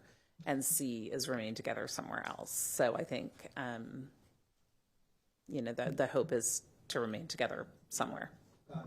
President Boswell, since you mentioned it, do you want to just community-driven kind of idea was? Because we've looked at it. I just want to make sure that it's clear, because it wasn't explicitly stated. Yeah, I will have to pull it up from my email, but it's a kind of a neighborhood-wide Becker, Dawson, Galindo kind of move that would do that and also support this. So I think there's, and would keep those families. I have driven that Becker to Sanchez, and it is not an easy drive. It is not nearby. I know there are some families in the Becker community are also really concerned about students from Meadowbrook, which is a City of Austin Housing Authority development. They're very concerned about that. Thank you, Trustee Quintana, for sharing that. Yeah, and I know the families in the Becker community are really concerned about Meadowbrook families not having equitable access if Becker moves to Sanchez, and I know that's been a real concern as well. So I think the proposal that they've brought addresses a lot of their concerns and keeps them in what they consider their larger neighborhood, and really I think is just more workable, not only for the students but also for a lot of the staff. So I'll welcome the administration's input on that as well. But thank you. Okay. Trustee Kaufman, I thought you were about to say something. Well, I was just going to echo that same sentiment, especially around ensuring that you've considered the data and the suggestions proposed by the Becker group. Yeah, and as we get lots of different ideas, and so every time we can respond to them, they'll be in the comment. I mean, that's part of our work as well. Okay, so I appreciate that. We can hop to the next one. Okay, that was speedy. All right, so Martin Middle School, and just so everybody's, there wasn't a particular order. If anybody's asking like why I was. We are going to make time for it all. It all matters, and we're going to make time for it. Yeah. So Martin Middle School, y'all are, I'm sure, aware of the plan. Martin would be closed. The students would be assigned to other schools, the majority being a Keeling. Keeling would receive the TAP. One of the things that we have heard is that there was really a desire to think through and kind of reimagine what was going to occur at Martin. And we, at the community meeting that we had, and lots of feedback that I've gotten, is kind of acknowledgement that, hey, we'd like to do that, but what does the timeline look like?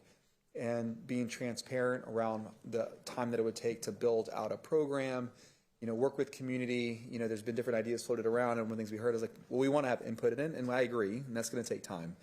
And so to go through that process in the deliverable or in the plan to the board that ultimately gets voted, I want to have clear, concrete timelines and say, we're going to do this at this point, this at this point, this at this point, but that still really ends up being kind of a 27, 28 timeline horizon at the earliest because of where we are now and what's required and what the agency's role is in approval of any new school, et cetera. So I wanted to offer this to the trustees. Y'all, it's in the plan because there are other things that we've heard. Heard about pre-K-8, dual language. There's been other ideas that have kind of matriculated up that I'd like to kind of just pose to see if there's an appetite to have us consider it or not in an effort to kind of have Martin be activated sooner than the 27, 28 time horizon. If that makes any sense. So does that sound like that's what I want to drive the discussion because that's what I've been hearing from community. Like 2 years is too long. Thank you. So yeah.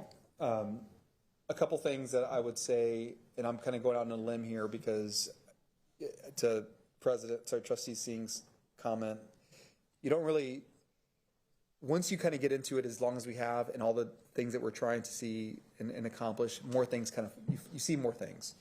And so one idea that's kind of come about in an effort to kind of activate and move this, to do this would be, could we consider moving Garza from its current location, moving it to Martin, expanding the grade levels, and going 6 through 12.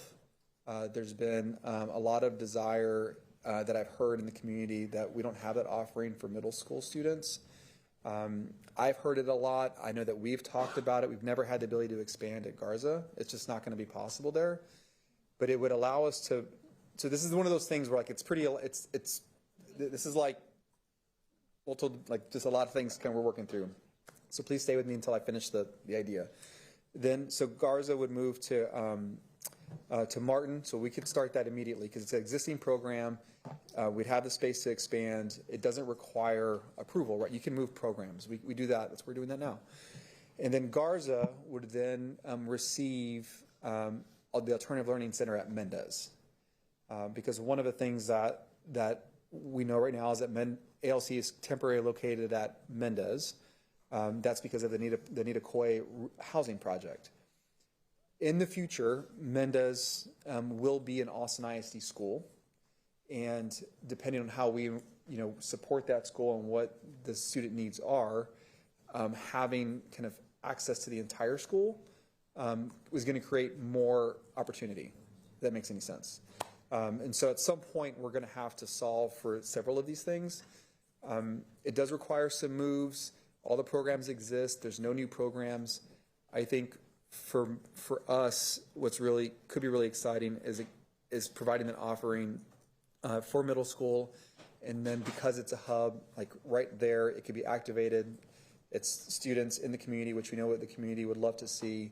And then if there's any additional space, we could have partner programming come in and really build on that. We're just seeing more and more students in middle school need this support. So it is one of those things that addresses many things at the same time. I know I haven't shared this. It's not something that's been out there. I wanted to kind of see what the feedback might be, because a traditional process would require time and probably a couple years for sure to get there. And even at that point, the agency will still have to approve whatever that plan is and the CDN number. I know it's a lot. I apologize, it's a lot. But again, you don't see things until you see things, is maybe what I would say.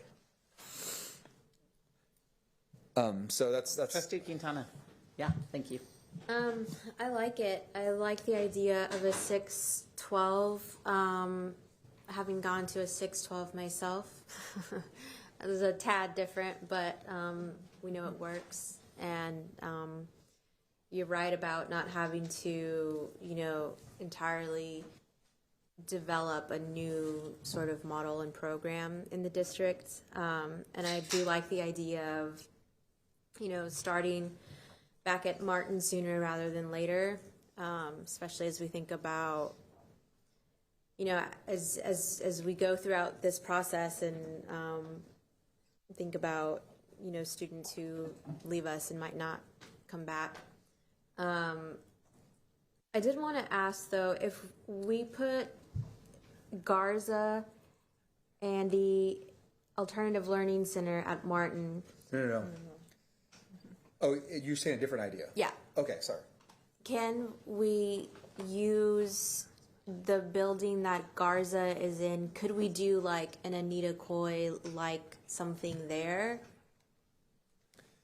As far as like a housing project?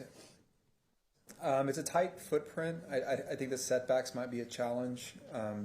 Given the height restrictions, it would have to be multifamily. So it'd be more of an apartment complex, higher density. I would have to test that, honestly. I know what we could likely do, but I really want to test that and see what's possible. Okay. But I just wanted to throw that out there. But I really like the 6-12 or the pre-K 8. So the pre-K 8, so that's one that we've talked about, and I was committed to exploring that model, and we're still committed to exploring it. That model would still be on the timeline horizon of 2 years. Yeah, because it would require the planning time. It would require the approval process. We don't have that model now, so we would have to really ensure that it was going to be successful and we're able to support it. So to me, that would be available in a traditional timeline. Okay. So that's what I'm trying to. And at the end of the day, we're still going to have to perhaps solve for the other moves as well.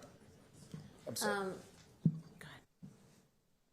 I would also just like to raise the concern around staffing and, seeing how we can bring Martin staff back with whatever we do. So just want to throw that wrench in there. Yeah, no, I appreciate that. We're committed to ensuring all staff are prioritized through this process. Obviously, I don't want to say obviously, but as part of this, the students that will be moving to Keeling, there'll be additional staff required at Keeling, and our expectation of Principal Estes, as he knows, is to ensure that he's welcoming staff, first and foremost, from Martin.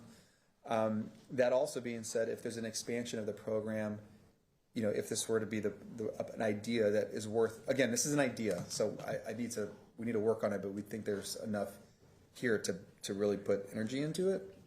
The 6-12, what's missing right now, Garza, is the 6, 7, and 8 part. Now, it's not going to be the same type of programming because it's a unique program. There's different offerings, but you have more of an opportunity for Martin educators to stay at that site with this type of solution than perhaps maybe the 2-year runway to go EC8. I think that the opportunity exists for sure, and another way that it also does already exist at Keeling. Right.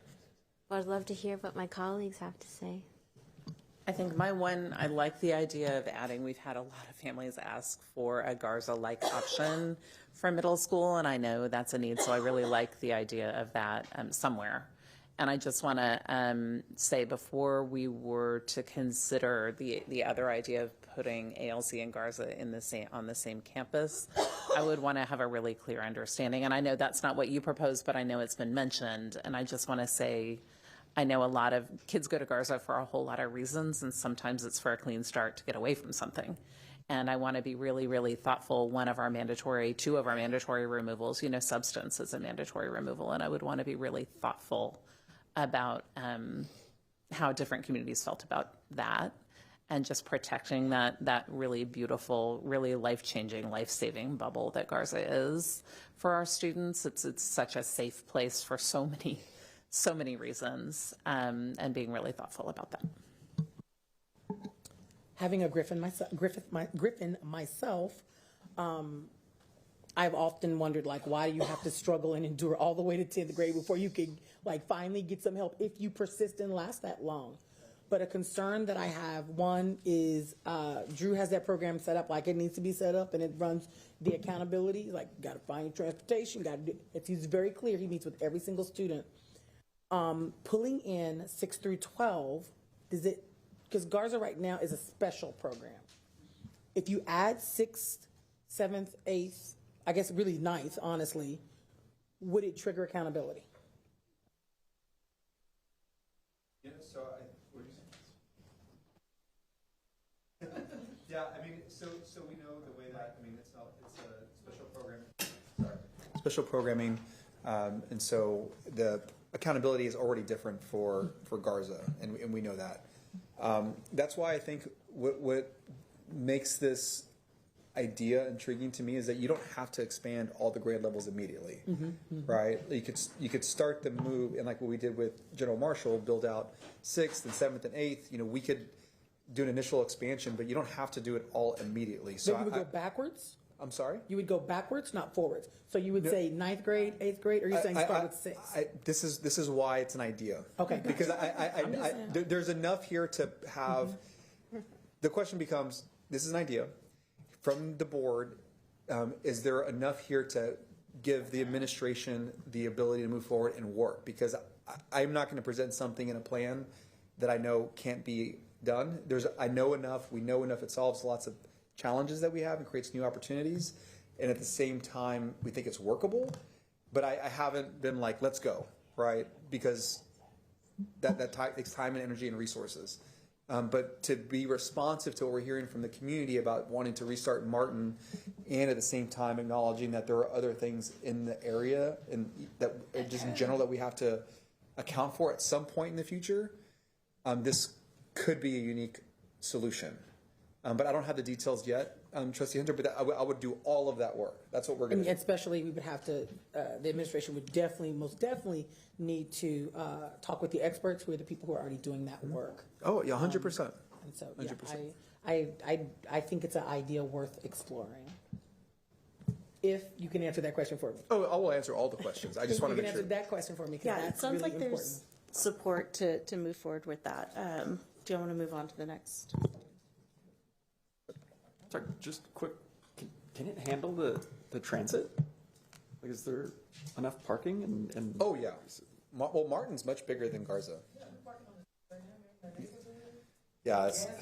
But with the added grade levels and everything? Oh, yeah. Martin is. They had 6. Yeah. So when you think about I'm going to just touch on this, but Martin is severely under-enrolled currently. And so there is ample space to support the programming, to expand, and also probably add additional programs. Space is not a concern at Martin with the expansion. Yeah, I mean parking. No. Yeah. Okay. Yeah. There's a lot of so parking is not one-to-one with the city of Austin when it comes to student populations. It's very different. I feel confident on the parking side. That won't be an issue for us. I'm surprised about the Garza piece, and I see great possibility and excitement. I have very specific, pointed worries that I will share, I guess, offline or in email and follow up in the interest of time.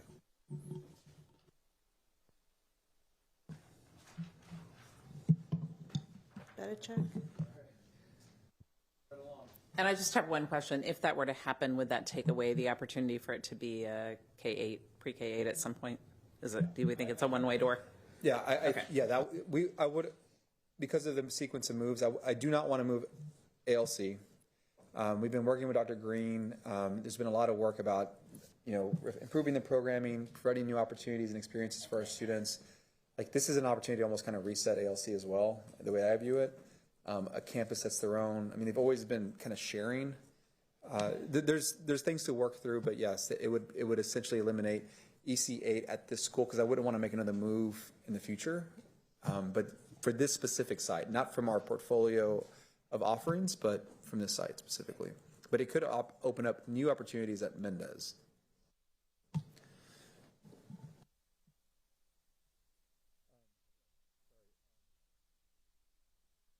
Bedichek Middle School. One of the things that we have been working through is just, there's a surplus of middle school seats in the area. There's a turnaround plan for 3UA for both Paredes and Bedichek. There's been conversations and questions around, so why Paredes and why not Bedichek, or why not Paredes instead of Bedichek? And I wanted to be, with information here, just communicate that it really comes down to geography. The Bedichek is surrounded by other middle schools, and so when it comes to being able to accept and receive the students, we're able to do it because of just where it's located geographically. There's just schools around it that can absorb. We did make adjustments and reduce the number of schools that Bedichek would be moving to. At one point in the original plan, I think there was 5 schools. 4? Oh, no, there was point. There was 5 because there was like a .04 that was going to Henry. So we've been able to make changes there to improve that.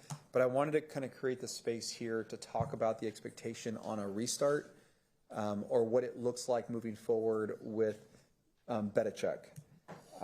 So you can see here, just show it real quick. This is just because we were referencing it. I think it's pertinent to this conversation, what the move's like. Do you want to see? Yeah, there's just a lot of numbers I want to explain here. Just like, what are all these things? Okay, so white shows the Bedichek splits. The teal, because this also links to layer cake, I use that metaphor, is the teal is like elementary. So we also were able to resolve the 3-way split at Williams and the 2-way split at Pleasant Hill with this change.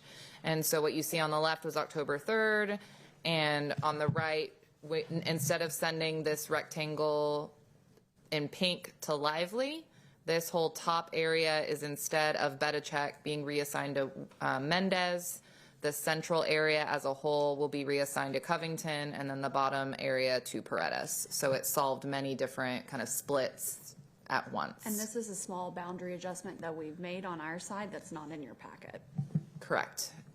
It also aligns at high school, which was a request for the Travis community to keep West Congress part of the Travis boundary. So it was a very fruitful endeavor.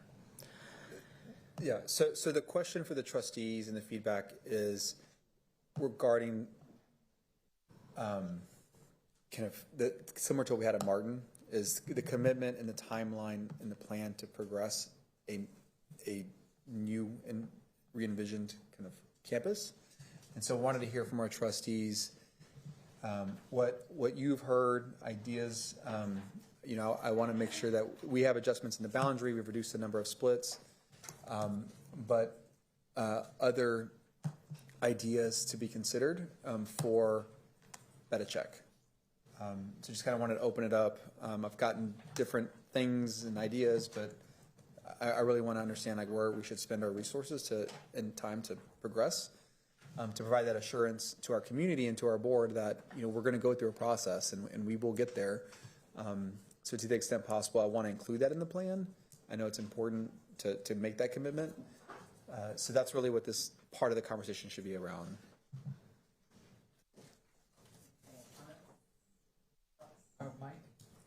Comments or thoughts?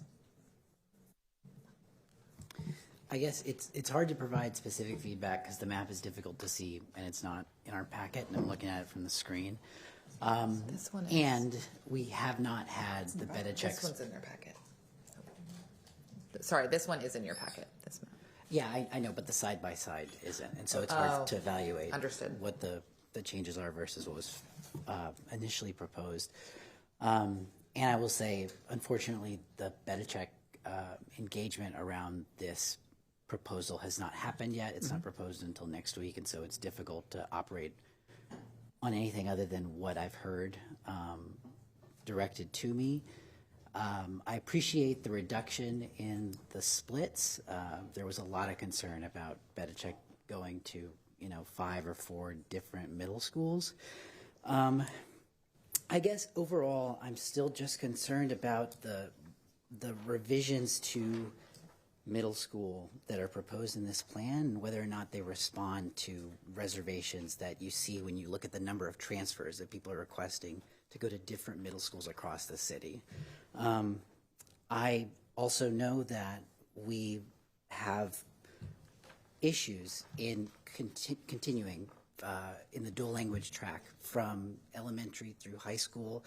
And I know because I go to the trustee awards every year at Crockett and Aikens that there are a lot of students that are graduating with their seals of biliteracy. And I also have heard concerns about the Odom zone neighborhood families that are being redirected towards Pleasant Hill due to what's going on with Sunset Valley, as Trustee Singh brought up earlier. And so I just wonder what the potential is for responding to multiple of those concerns in Bedichek Middle School, to an opportunity for creating a K-8 alignment in South Austin, as 4-5, where Bedichek is located, is also one of those hot spots for a lot of emergent bilinguals that reside in the area. And you and I were both at that Palm meeting the other night, and we heard from a father who's at Palm and is going to be losing Bedichek, and is not choosing Mendez for other reasons. And just being directed away from that campus. And when I look at the reside population for Bedichek versus the amount that are attending the school, there's a greater proportion of the reside community that are choosing Bedichek. And when I look at Covington, where the majority of those students are being redirected, there's a much smaller reside population, and there's a much smaller number of that reside population that are choosing to go to Covington.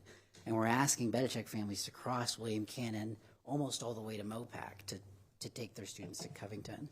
And so I'm just wondering long-term what the plan is, and what possible other programmatic misalignment you can resolve through a repurposing or reimagining of the Bedichek campus.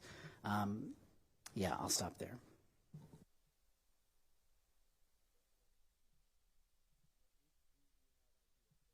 I mean, do you want to? Yeah, and I'm going to probably toss to Yvette, because our idea was along the lines of expanding dual language, but instead of pre-K 8, we were thinking more of a 6-12 as that strand, and then also including Mandarin. I will say, as we've explored different options, that is probably the best way to go accountability-wise. But I'll let Yvette talk about the need for DL. Thank you so much. So as you've already mentioned, right, there's a gap, especially we know the dual language elementary campuses that are in Southeast Austin, right, Bettis, Langford, Houston. They only have one really viable option because Mendez does not offer dual language, and so that's Paredes. Fortunately, we have an agreement, right, and the students currently in those campuses can choose dual language at Paredes. But it still leaves like a gap. It still leaves a need. And as you were saying, Trustee Gonzalez, there are emergent bilingual students, right, that could also benefit from continuing dual language even after they reclassify and become English proficient towards their journey of a seal of biliteracy. So that's where we started to talk about the possibility of a 6 through 12 dual language campus, designing it. So it's great to have the opportunity to get your input on that.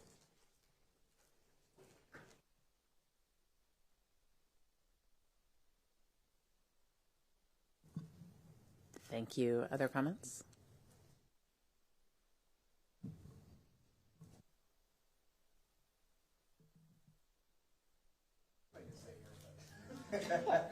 No, that's okay. This is very general, but I think it's really important. Martin and at Betachek to consider the pre-K 8 option as a way of retaining our kids going to middle school.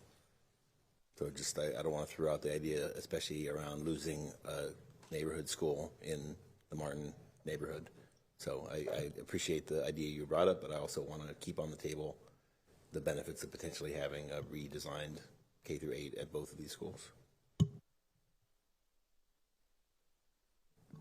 So one of the things that we're going to have to consider, so this is great, because what I want to do is when we present to the trustees the plan to be voted on, based on what I heard in the last couple of meetings, I want to have some certainty around the direction we're going in these schools so that our trustees are comfortable and I can commit that we're going to do this in this period of time, right? And that's not a universe of ideas, it's these set, but working with community to ultimately get there.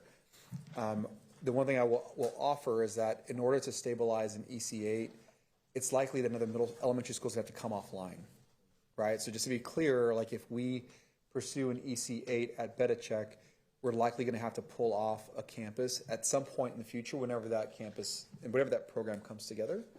And so that's, we don't know what campus that'll be. I can probably offer what I think it would be. In this case, it'll probably be Pleasant Hill if it was Betachek.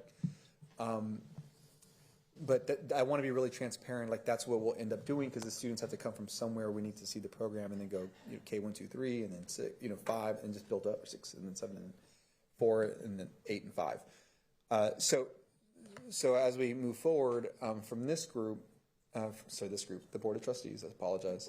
What would that be a thoughtful way to approach the set of expectations of the administration to move forward through this process? Because in one, if I commit to EC8, I'm committing to a timeline, right? That's 27, 28 at the earliest.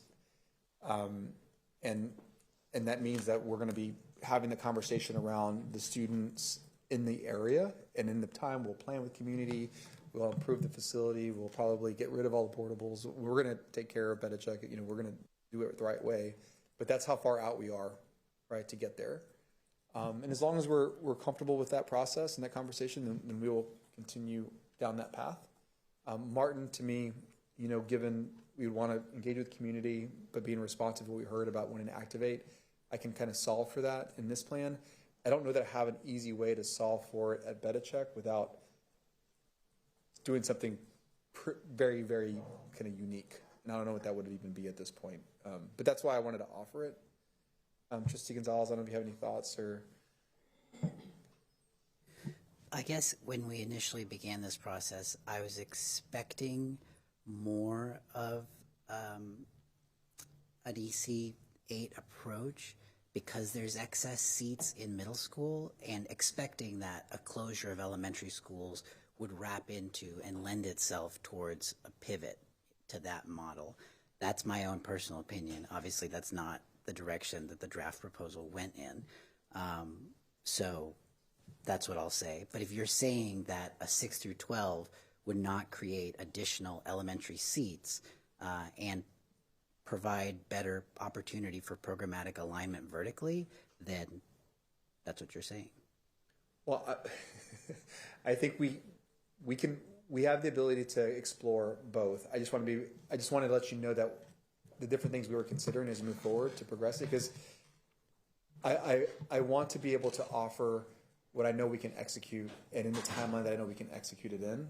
And based on the EC8 model, which we want to introduce into the system, it cannot be done without the planning required. That's just the honest truth. I wouldn't be able to do it, especially if there are schools that exist that have TAPs tied to them. So I have to kind of clear all of these things at the same time while progressing the model. So to me, it's part of this. It's just a function of time.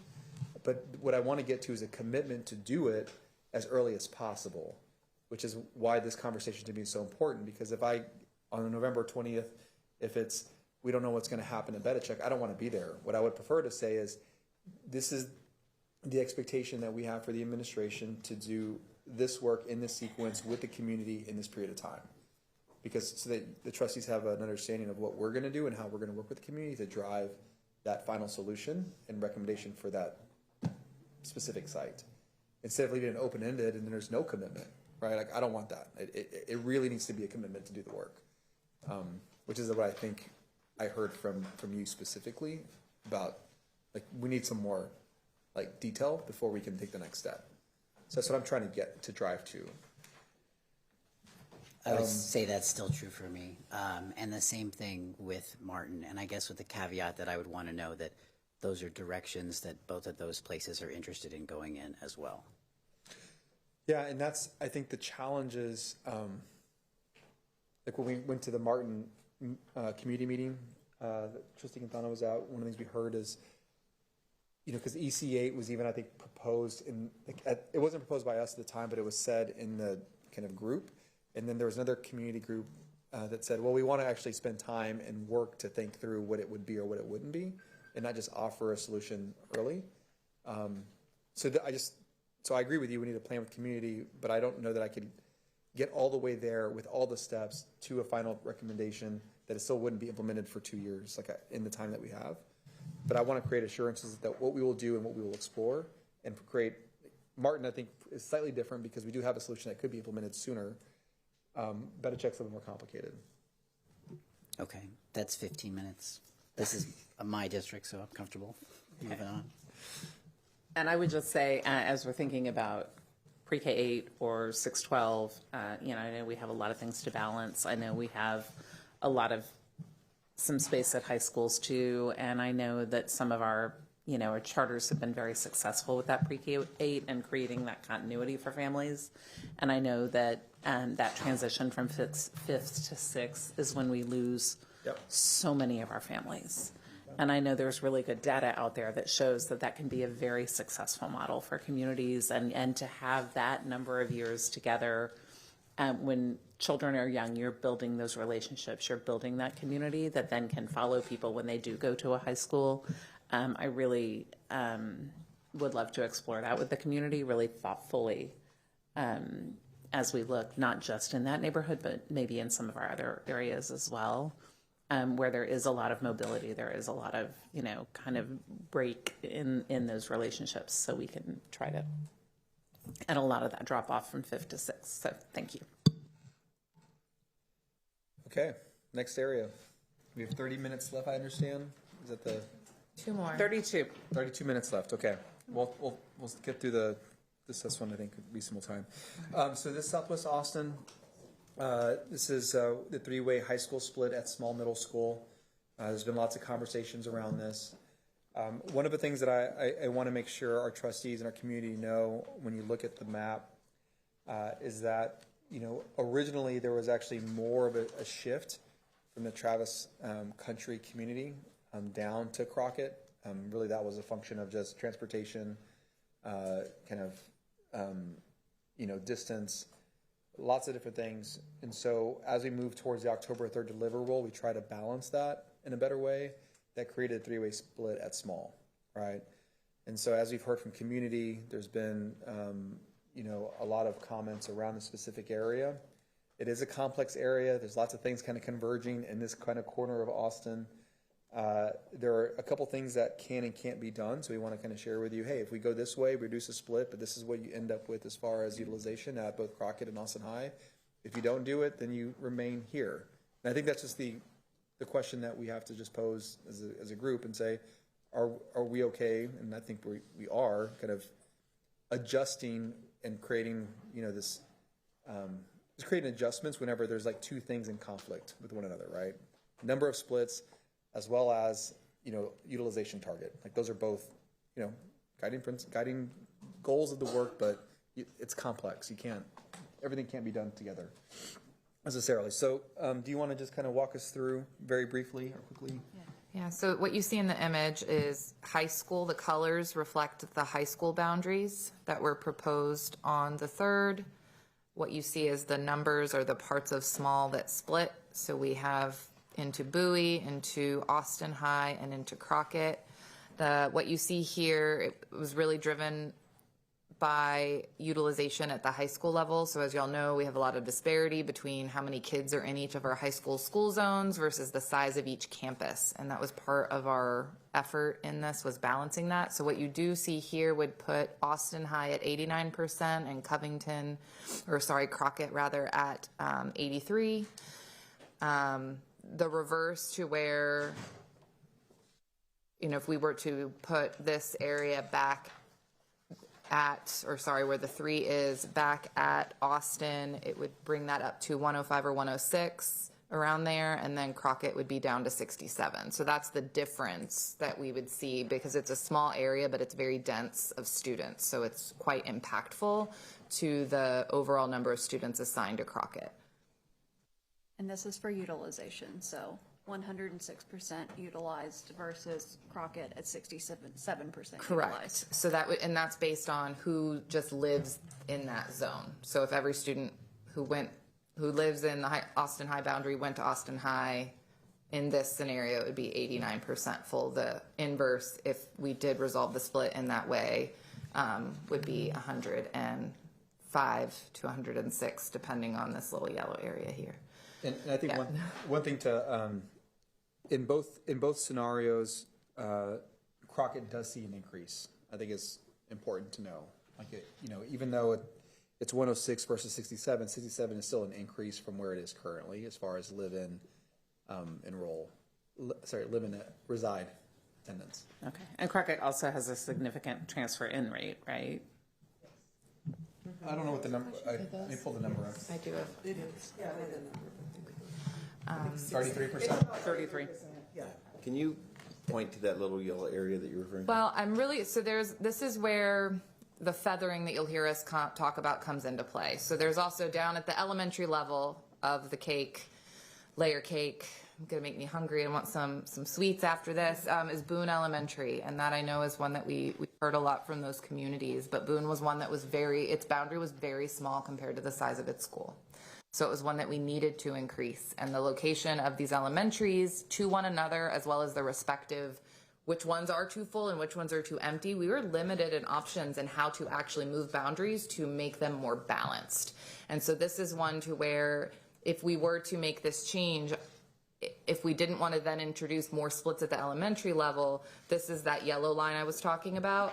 So if you look here underneath, and actually here, I'll pull up this map because it allows us to kind of look in at all different levels, and we can kind of explore different options. So this is what I was referring to. It's aligned at Boone up to Covington.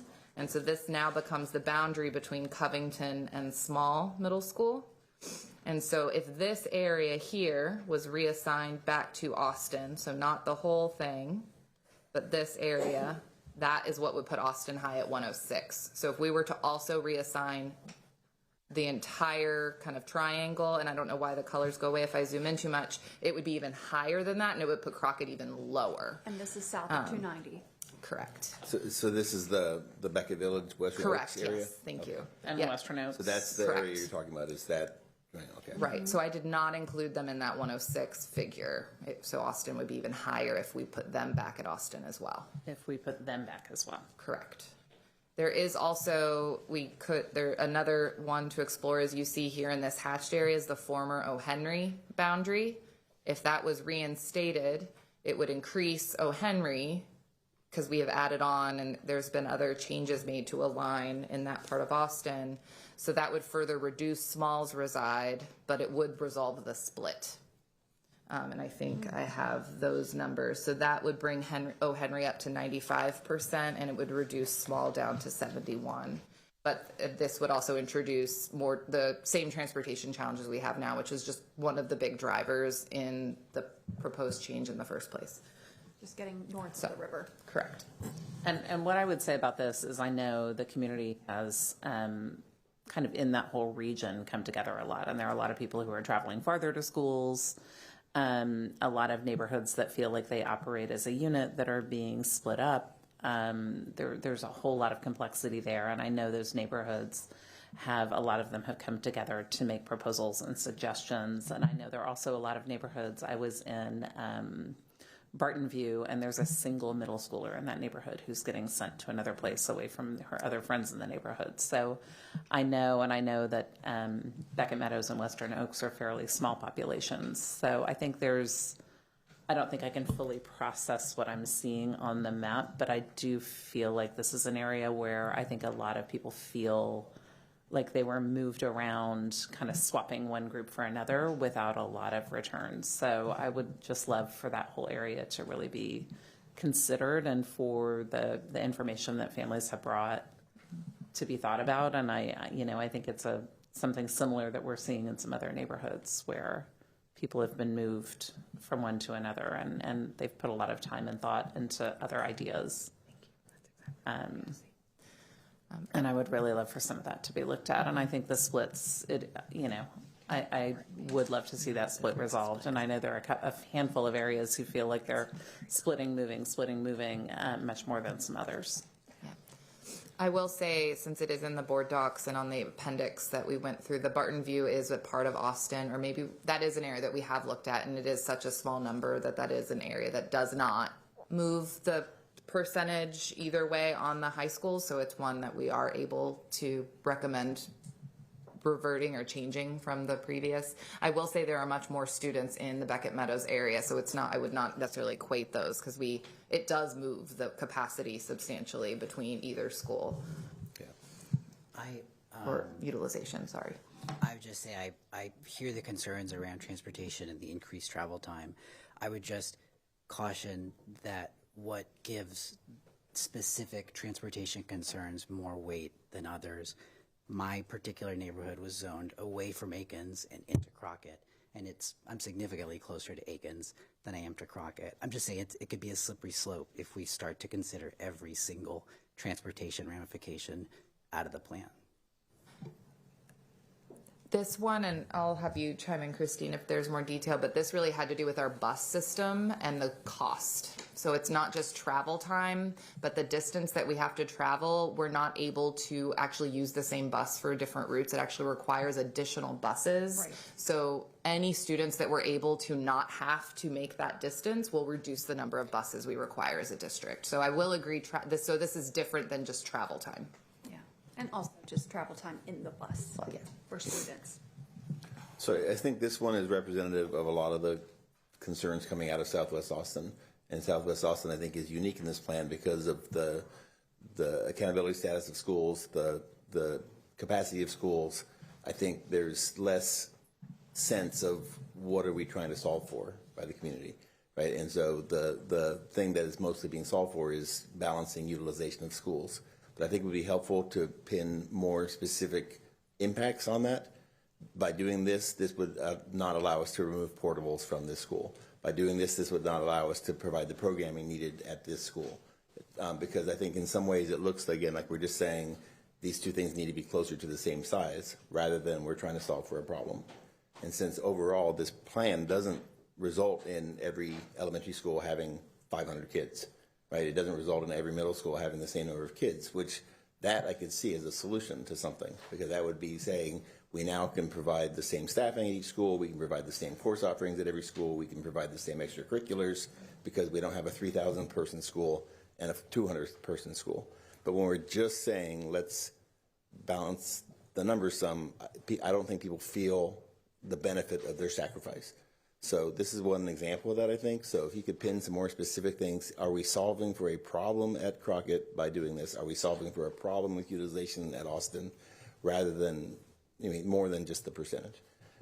And so I think that is kind of what I'm hearing. I hear a lot from communities that they understand and are willing to make sacrifices to achieve better outcomes for kids throughout the community. But what I think a lot of people are telling me, they feel like it's just, we're trying to say we're not going to concentrate the pain of this plan on the traditionally marginalized neighborhoods. Therefore, we're going to just move you around so that you feel the pain also. I don't believe that's what we're trying to do in this plan, but that's what it feels like when we're not pinning specific things, saying by changing this, we're going to improve the situation at this school because we're not going to be able to pull portables out, or we're going to be able to solve the problem at this school because now we can provide more rich course offerings or whatever. So that's what I would just say on this. I think then I would echo Lynn's points around just really, I think there's a lot of good data and information being provided by neighborhood groups, and I just really want to ensure my commitment to them is that will be considered and looked at. Not that things will change necessarily, but that their concerns will be heard. Thank you. Yeah, I feel like this one just, it's so complex. I would love another kind of, just to make sure it's looked at and really responded to. Yeah, Thank you, and Trustee I would Singh. appreciate, I definitely would like a sit down just to look at, perhaps with. That would be great. Something to look at some of these particular neighborhoods that are being impacted to get more. I would love that. Or one-on-one. Thank you. Thank you. Trustee Singh, yes, and then Trustee Hunter has, and then Trustee Hunter has, oh. When you finish. Oh, okay. Yeah, I was just going to second that. I did have a quick question, and you may have said it and I missed it. But if you, I appreciate understanding better the ramifications of the high school if those two Patton neighborhoods get moved to Boone. If we kept the Patton kids at Patton, like they are currently, that wouldn't overpopulate that school, right? Patton did receive students from Oak Hill, which was too full. And so that is a portable situation that they are having to use portables. And so that is a campus, Oak Hill Elementary moving to Patton. And then Oak Hill with the new building has portables? Yes. Yeah, because it's a partial modernization. Yeah, it was remember the open space concept? It wasn't a square footage improvement. Yeah, I know, not new, but yeah, the new construction Okay, still, so okay. What is the capacity going to be at what is the capacity at Oak Hill, the reside population? Gonna, like, what is the actual numbers, I guess? Oh, it's going to make me, okay, it's going to break my computer. 620 is the capacity at Oak Hill, thank you. Okay. And the projected reside is 695. Projected reside is 695, okay. All right, yeah. That's helpful. Okay, so by moving these two neighborhoods out of Patton, it would help, and moving the covered bridge into Patton, it's really to help Oak Hill. Oak Hill and Boone, and Patton is in between the two.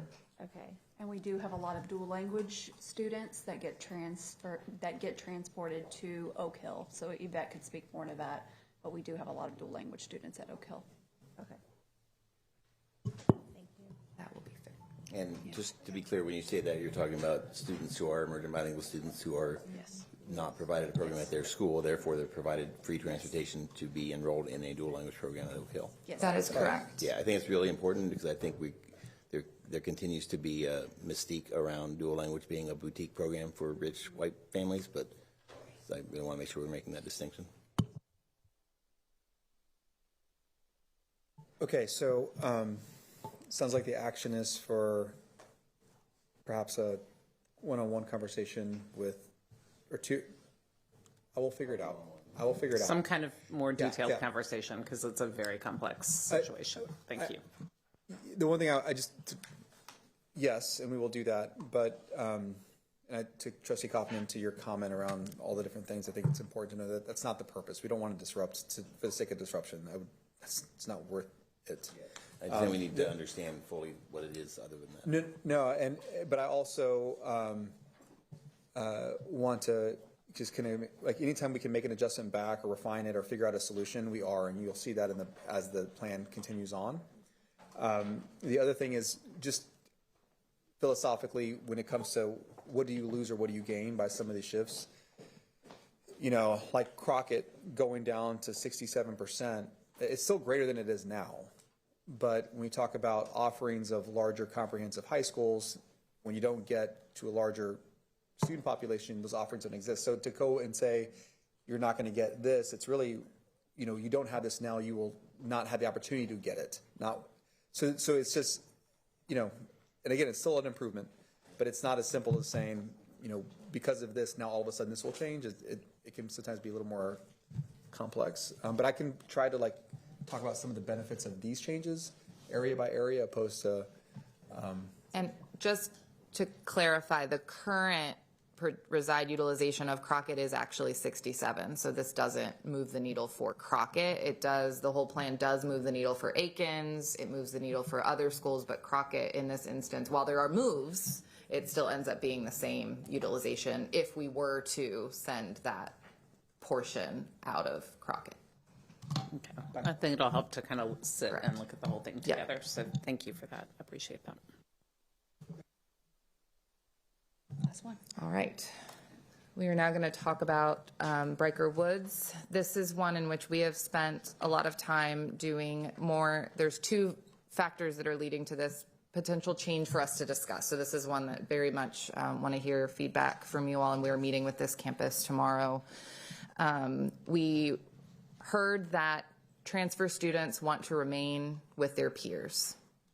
There was room in the October 3rd plan to fit all of the reside Briker Woods students. There would not be room to fit the transfer students. So we've been working with space planning, looking at the floor plans of Cassis and Brentwood, the other schools that are adjacent to Briker Woods.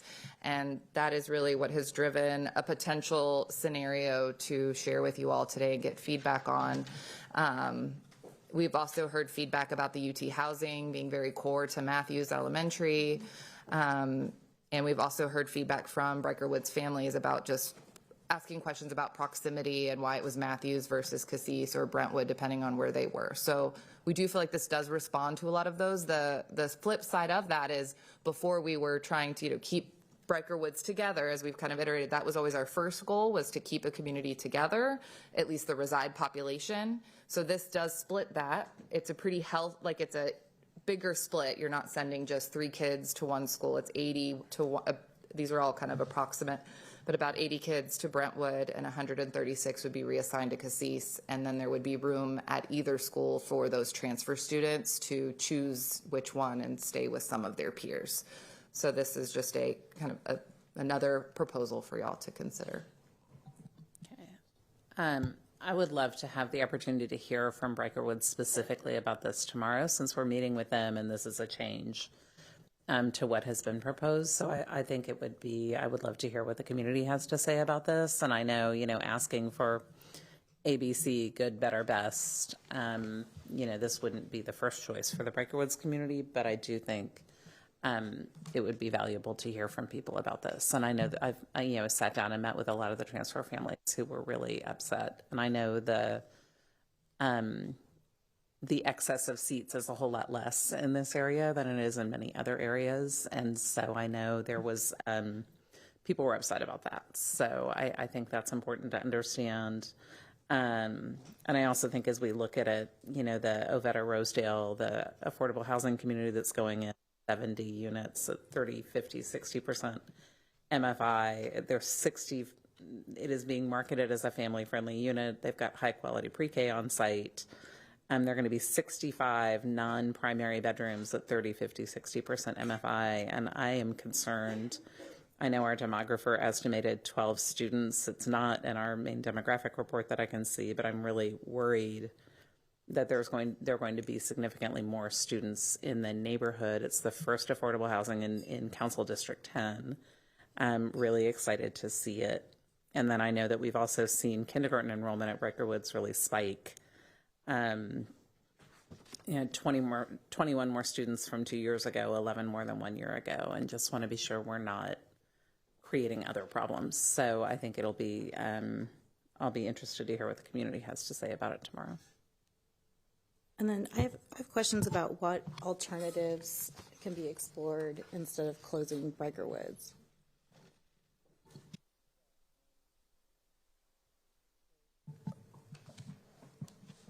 Trustee Willie Chu, so kind of what we talked about kind of north of the river with Zavala, Sanchez, Ortega, and Go Valley, we look at things in areas and we say, okay,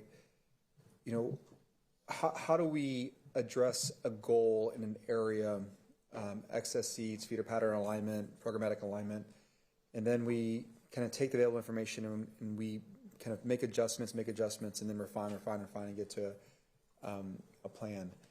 So this map here is kind of a zoomed out a little bit. It's probably a little more zoomed out than it needs to be, honestly. Probably don't need to go all the way to past the river, but You know, when it comes to the area, there's lots of movement already occurring. You have Ridgetop, there's Riley. We talked about the 6th grade at Matthews. Maybe we haven't talked about the 6th grade at Matthews and Lee and some of the changes. So, you know, we are going to have to pull seats out of this area. Like, I mean, that is one of the things that we would like to have considered or be part of the plan. So the question becomes, like, what other opportunities exist in this area to find those available seats? That's the process we would go through. I will tell you, like, when we're going through this, there are lots of different ideas. You know, some of them include schools that are adjacent, some a little further away. You know, so to date, what we've been responding to is feedback from the community around how to improve, like, the movement of students. You know, so that's kind of the approach that we would take if that was something. Yeah, I would like to see a plan that has an alternative to closing Riker Woods. Because I don't see the financial benefit to closing Riker Woods. And if there's, you know, it's one that's not wrapped up in a TAP, it's one that is not part of a wall-to-wall change. And so I'd like to see, you know, see what alternatives there are.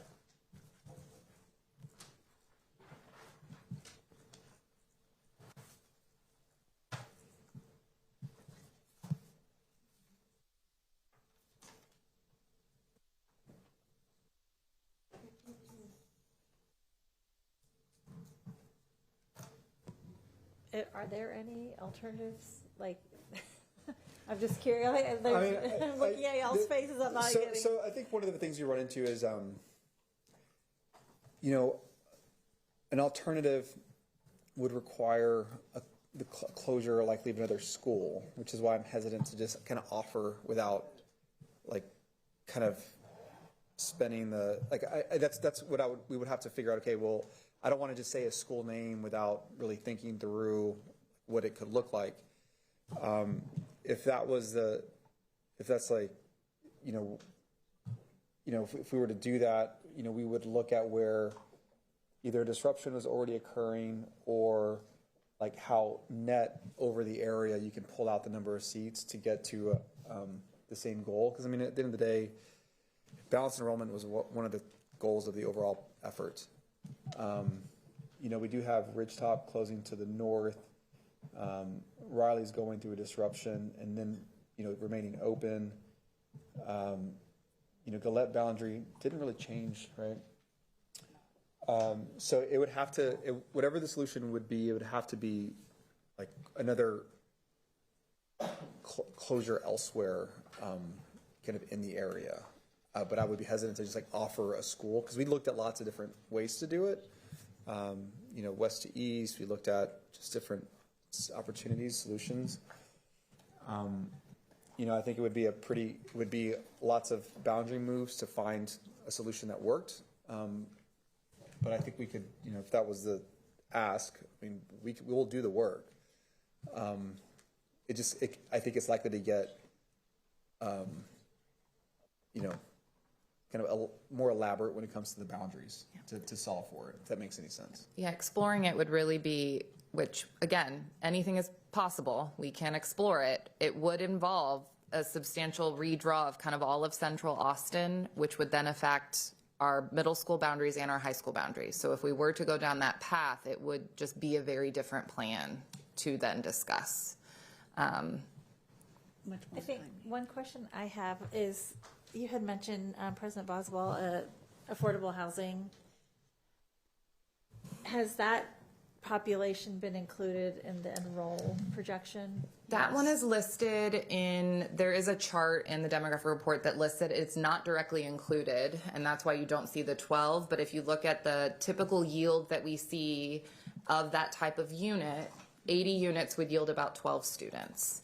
And this is something where I am not the demographer, but when we spoke with them, yeah, I know Christine, you took some. Yeah, we did speak with her. We double checked about this, and she did say that they double checked the timelines with the development, and they have a lot of confidence in the projections.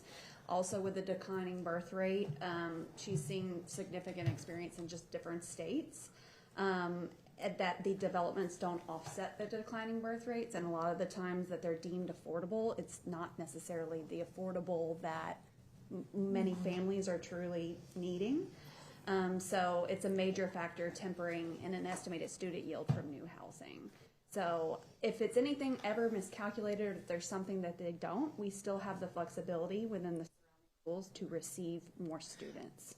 Yep, that's correct. Like in this proposal, for example, there is Matthews would be their utilization based on reside is still low, so there would be plenty of room to explore in the future if we do see, which would that would be a wonderful thing to have to do, right? We get way more students than we're expecting. We do have space in this part of town to redraw boundaries as part of our regular boundary review that we are planning to start doing. There are 3 edges of boundary.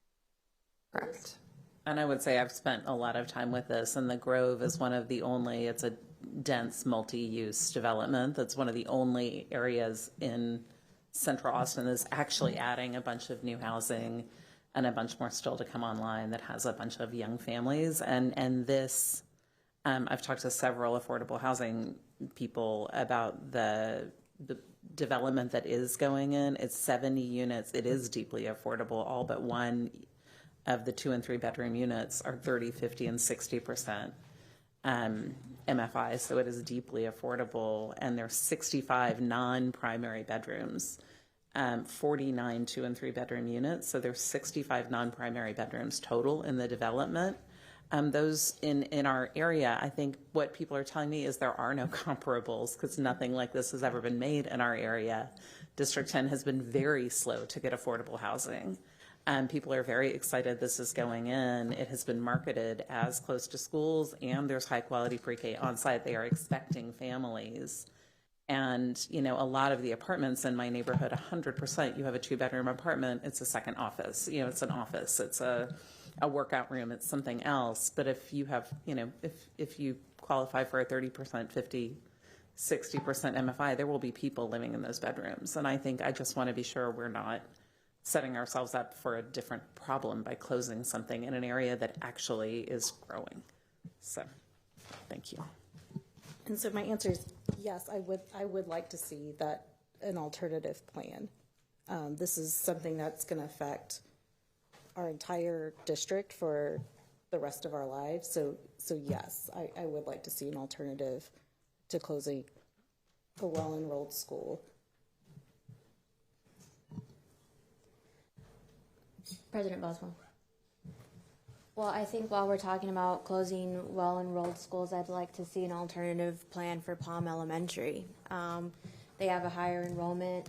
They have a good accountability rating. I just worry about taking schools off and on the list, like you have cautioned us to do. To make exceptions for one school over another, because what gives one school more weight than another? I'm supportive of seeing an alternative plan for Palm Elementary. Then we have to talk about other schools to close, and so that would be putting, another community on a very tight timeline between now and November 20th to have these conversations. So kind of framing this on the other end, a question that I've had that I don't think, maybe this is a time that we could discuss a little bit, but from when we were first planning or first conceptualizing this, end of the spring, going into the summer, the numbers I remember were 85% to 95% occupancy, for the healthy district. And this plan doesn't get us that far into it. I think my memory might be off, but from that discussion, I thought we talked about trying to target 90%. And which just for, in the context of the proposal, why, I'm trying to think the right way to frame this. We're not hitting that number. And I know you all have done a lot of planning. You have, there's more that comes after this piece of the puzzle. So to put it like inelegantly, why are we not closing more schools? Why is that not the proposal? Why do you think this is sufficient enough to hit, 82, 83% occupancy? Since just for the larger discussion. No, I think that's a great question, and that's why there are lots of goals that we set out. Right, this plan also doesn't have 2 feeder patterns per no more than 1 split per elementary school or middle school. Right, I mean we attempted to get there, we got close, but we couldn't achieve it. Right, I mean you talked about the split that we just small was one. If we introduce another one, we really were trying to identify what moves the system, but also doesn't break the system. I mean, I think that's like a way that I would describe it. We haven't made hard decisions in quite a while. These boundaries should be revisited every 4 years, every 5 years. We don't do that. I've done it a very long time. We don't really, assess programming in a way that would give us the ability to make pretty significant changes. And now we're talking about, just in the beginning of this meeting, pretty significant changes. And we're talking about them only now because we've got into the weeds of it, the details of it. And so my fear is that we don't get through this process together. And together to me is very, very important because this organization is going to continue on. It's going to thrive 5, 10, 15, 20 years. So we need to make a substantial, significant move in the right direction. But we're also going to be here in 3 years, 4 years, 5 years, right, to refine and improve. So the goals were goals. I wish there was an easy way to find efficiencies without creating more disruption. I think we're at that kind of like really sensitive point already where more disruption could potentially make it to where it doesn't go anywhere. Or, you really begin to see us move in the wrong direction and not ever get anything done. Like the vote doesn't happen, the plan doesn't occur, like that. That's kind of where I feel our threshold is at this moment. My hope is that we have a successful vote, whatever that vote looks like, and then we can take some of the energy and the pressure off the system, move towards getting to a vibrant, balanced, well-resourced school district. So do I wish there were other schools that were easily identified? Yes. Do I wish there were easier ways to align feeder patterns? Yes. Do I wish there were easier ways to, move programming to ensure viability for the next 15, 20 years? Yes. It's just there's so many things competing at the exact same time.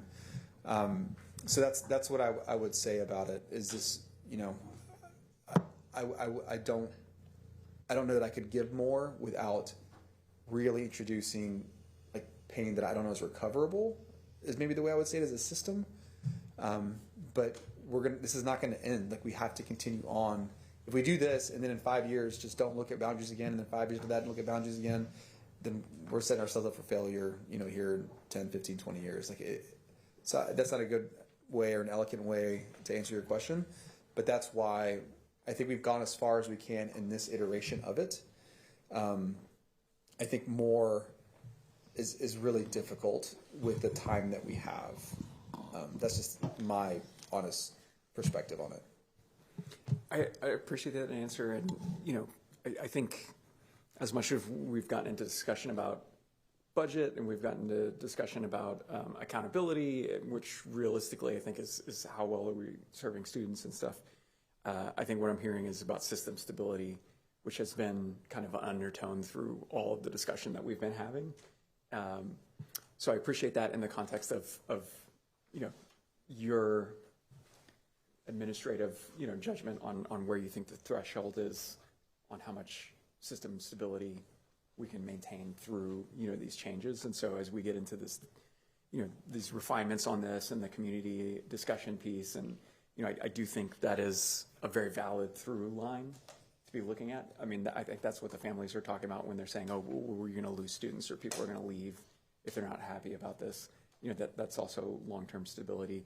I think also, very inelegant term again, but like horse trading on which schools are bearing the brunt of things. That also is a system stability question.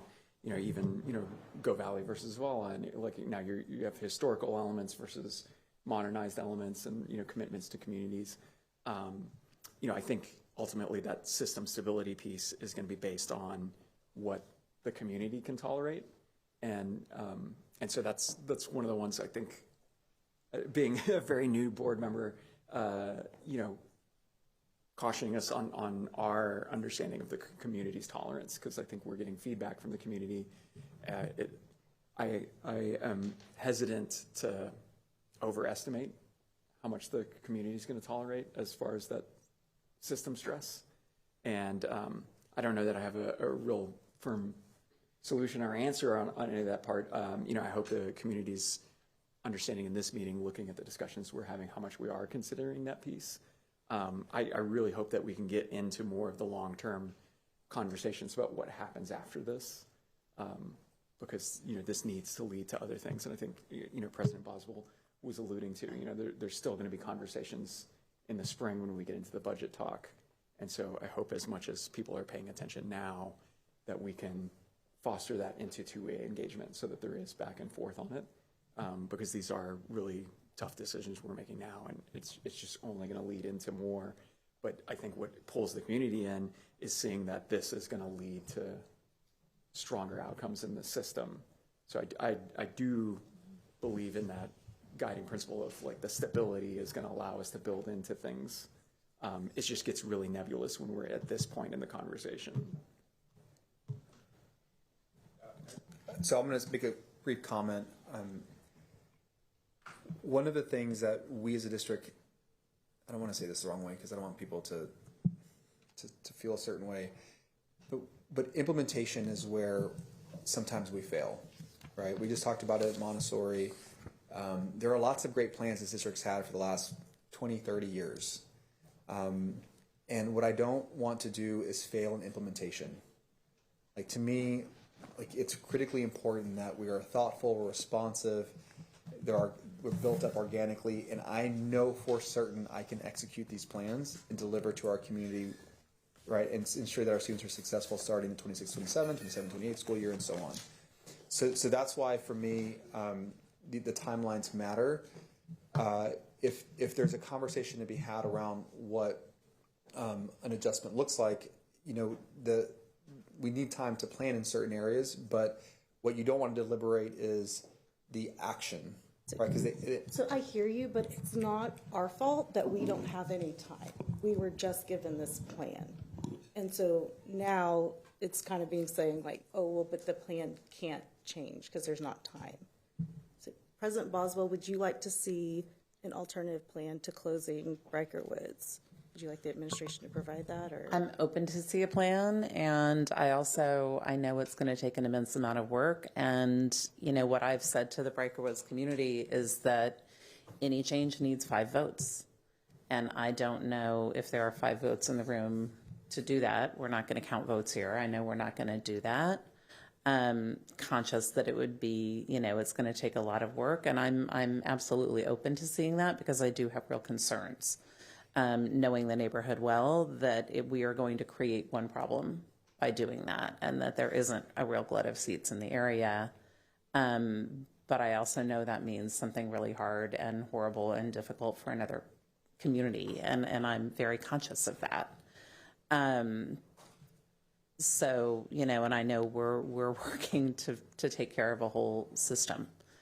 And I've been really transparent about that with the Riker Woods community from the beginning, and some people have been very unhappy with me about that. So I am absolutely open to seeing that completely.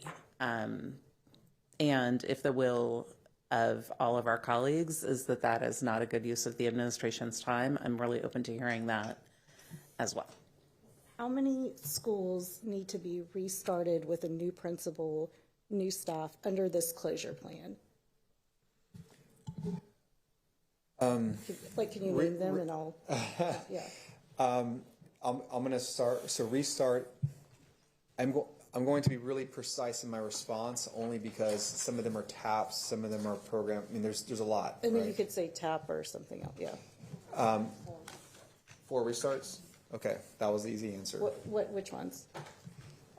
So Pecan Springs, Linder, Riley, as a function of a programmatic move, there's going to be a shift there. Paredes, kind of in a slightly different way, but Paredes. What's the other one? Wooldridge. Okay.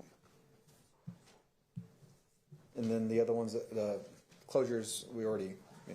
And are any of those restarts not tied to TAP plans? And we're just restarting them because Riley's the only one. Riley. Which one's the one? Just Riley. That's it, just Riley. Okay. So we're gonna close a school, and then what's the plan for Riley? To So make that a Riley is desirable the school? wall-to-wall dual language Because program. they made it a wall-to-wall dual language program to make it a desirable school, and it has become one. But now that's moving. So what's Riley- the plan for Riley? Yeah, so the plan for Riley is for the Riley program, the wall-to-wall dual language program, to move to Wooten Elementary School. And then for the Riley campus, the site, to convert into a neighborhood school. For the area, yes, for the area that's adjacent, which is southeast to Ridgetop, Ridgetop is closing. The program is moving and going to Pickle, but Ridgetop is closing and not returning to a neighborhood school. And what percentage of students transfer out of Ridgetop? What percentage of students currently transfer out of Riley? Yep, I have to pull those up real quick, trustee. Let me get my binder too. I threw it back over. Oh, right here. I have 37% of students transfer out of Riley, and most of those transfer to Brentwood or Briker Woods. Ridgetop, 28%. Most of them transfer to Lee or Briker Woods. So, like, how many students would we expect to be at Riley next year? Like, how would we know who to hire? Oh, like the projected reside. I mean, what do you want to? I don't know. Chief Fontaine. Well, and I think, there is an element of this, and if Victoria needs to come up and clarify, but that is why we are working with our principals to get folks to tell us early where they plan to enroll, is to have more clarity, because we do have estimates on the reside projections and who lives there, but we also know that those families, as do really all our families, but they have choice. And so I think for all of our schools, we know that there is choice in all of this. So we're taking very intentional efforts to work with our principals and our different parental supports to make sure that families understand how important it is to tell us where they want to go next year as soon as possible. And so that's another effort. So it's hard to give an exact number. We are doing a lot of space planning to look at kind of both ends of the spectrum and really more concerned about not having enough space. So that is what we are solving for. So what's the the total reside together would be, I don't have a Mac. I don't know how to do that. Combine, like Adam. Yeah, so there's 386 students that now live in the new, part of Riley was reassigned. So that data is in the redistricting report that is posted to the website. So Trustee Luci, would you be suggesting that Ridgetop could move to Briker Woods, that Riley could move to Brentwood? So I would like to see plans that the community supports. I'd like us to ask people where they would like to go. Down to Riley. For any plan that we're doing. And if we're closing a school, I'd like to see why that is going to be better for the district for any plan that we're doing. There's 314 students projected to live in the new Riley school zone in 26-27. I would say that has nothing to do with how many students are going to go there next year. Correct, which is why I kind of gave a too long answer to when you asked. So I guess that's a concern with the plan is, restarting a school that was functioning very, very well, with kind of no plan to restart, not knowing how that's going to be. And we're also having to do restarts that if they don't go correctly, we'll get our entire district taken over. So that it just seems like a lot of effort to do that well. So I am I'm concerned that either it won't be done well, or because there's not the capacity to do it, or we're going to be taking away from a restart that is required by TEA. So those are my concerns. I'd like to see all the options. I'd like to see what saves money. I want us to get to make a plan. And again, it's not any of our fault that we're just now getting a plan. And, I do feel like I am concerned that we're getting it very last minute, so there can't be any changes to it. And that's, I live in North Austin. That's the area I know well. And yeah, I'd like people to have options. I'm I'm always proud of Austinites. And sometimes I'm not proud of us in all of our moments. I'm not always proud of myself in all of my moments. But the families, the many families I've spoken to, the Riley community has really been amazing. Ridgetop has really been, all the communities have been amazing.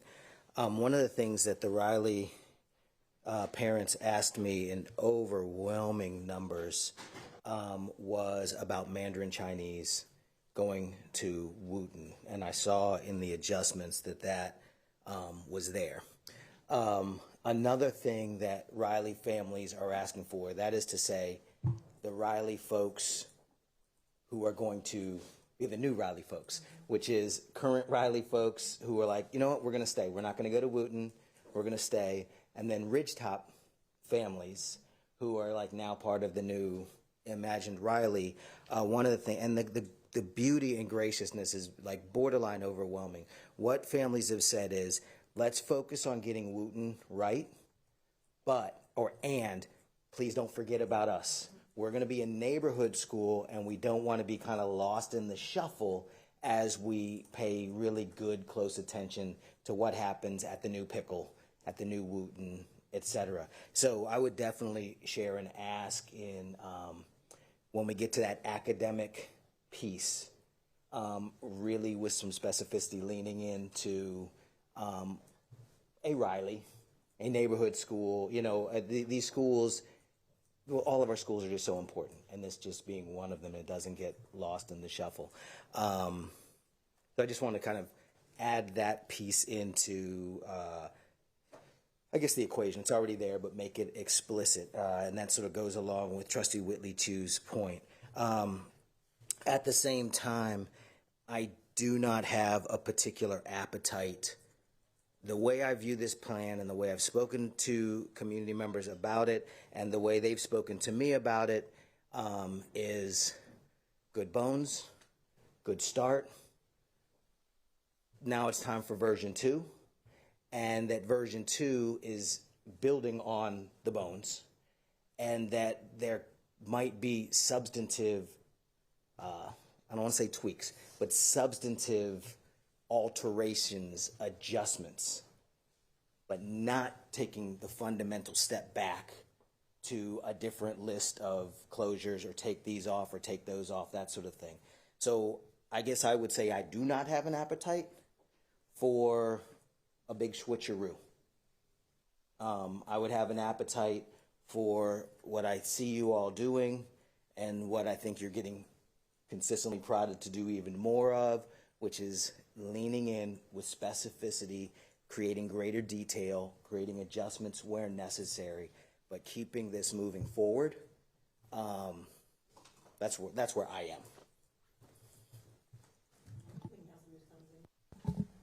am. First of all, I want to apologize.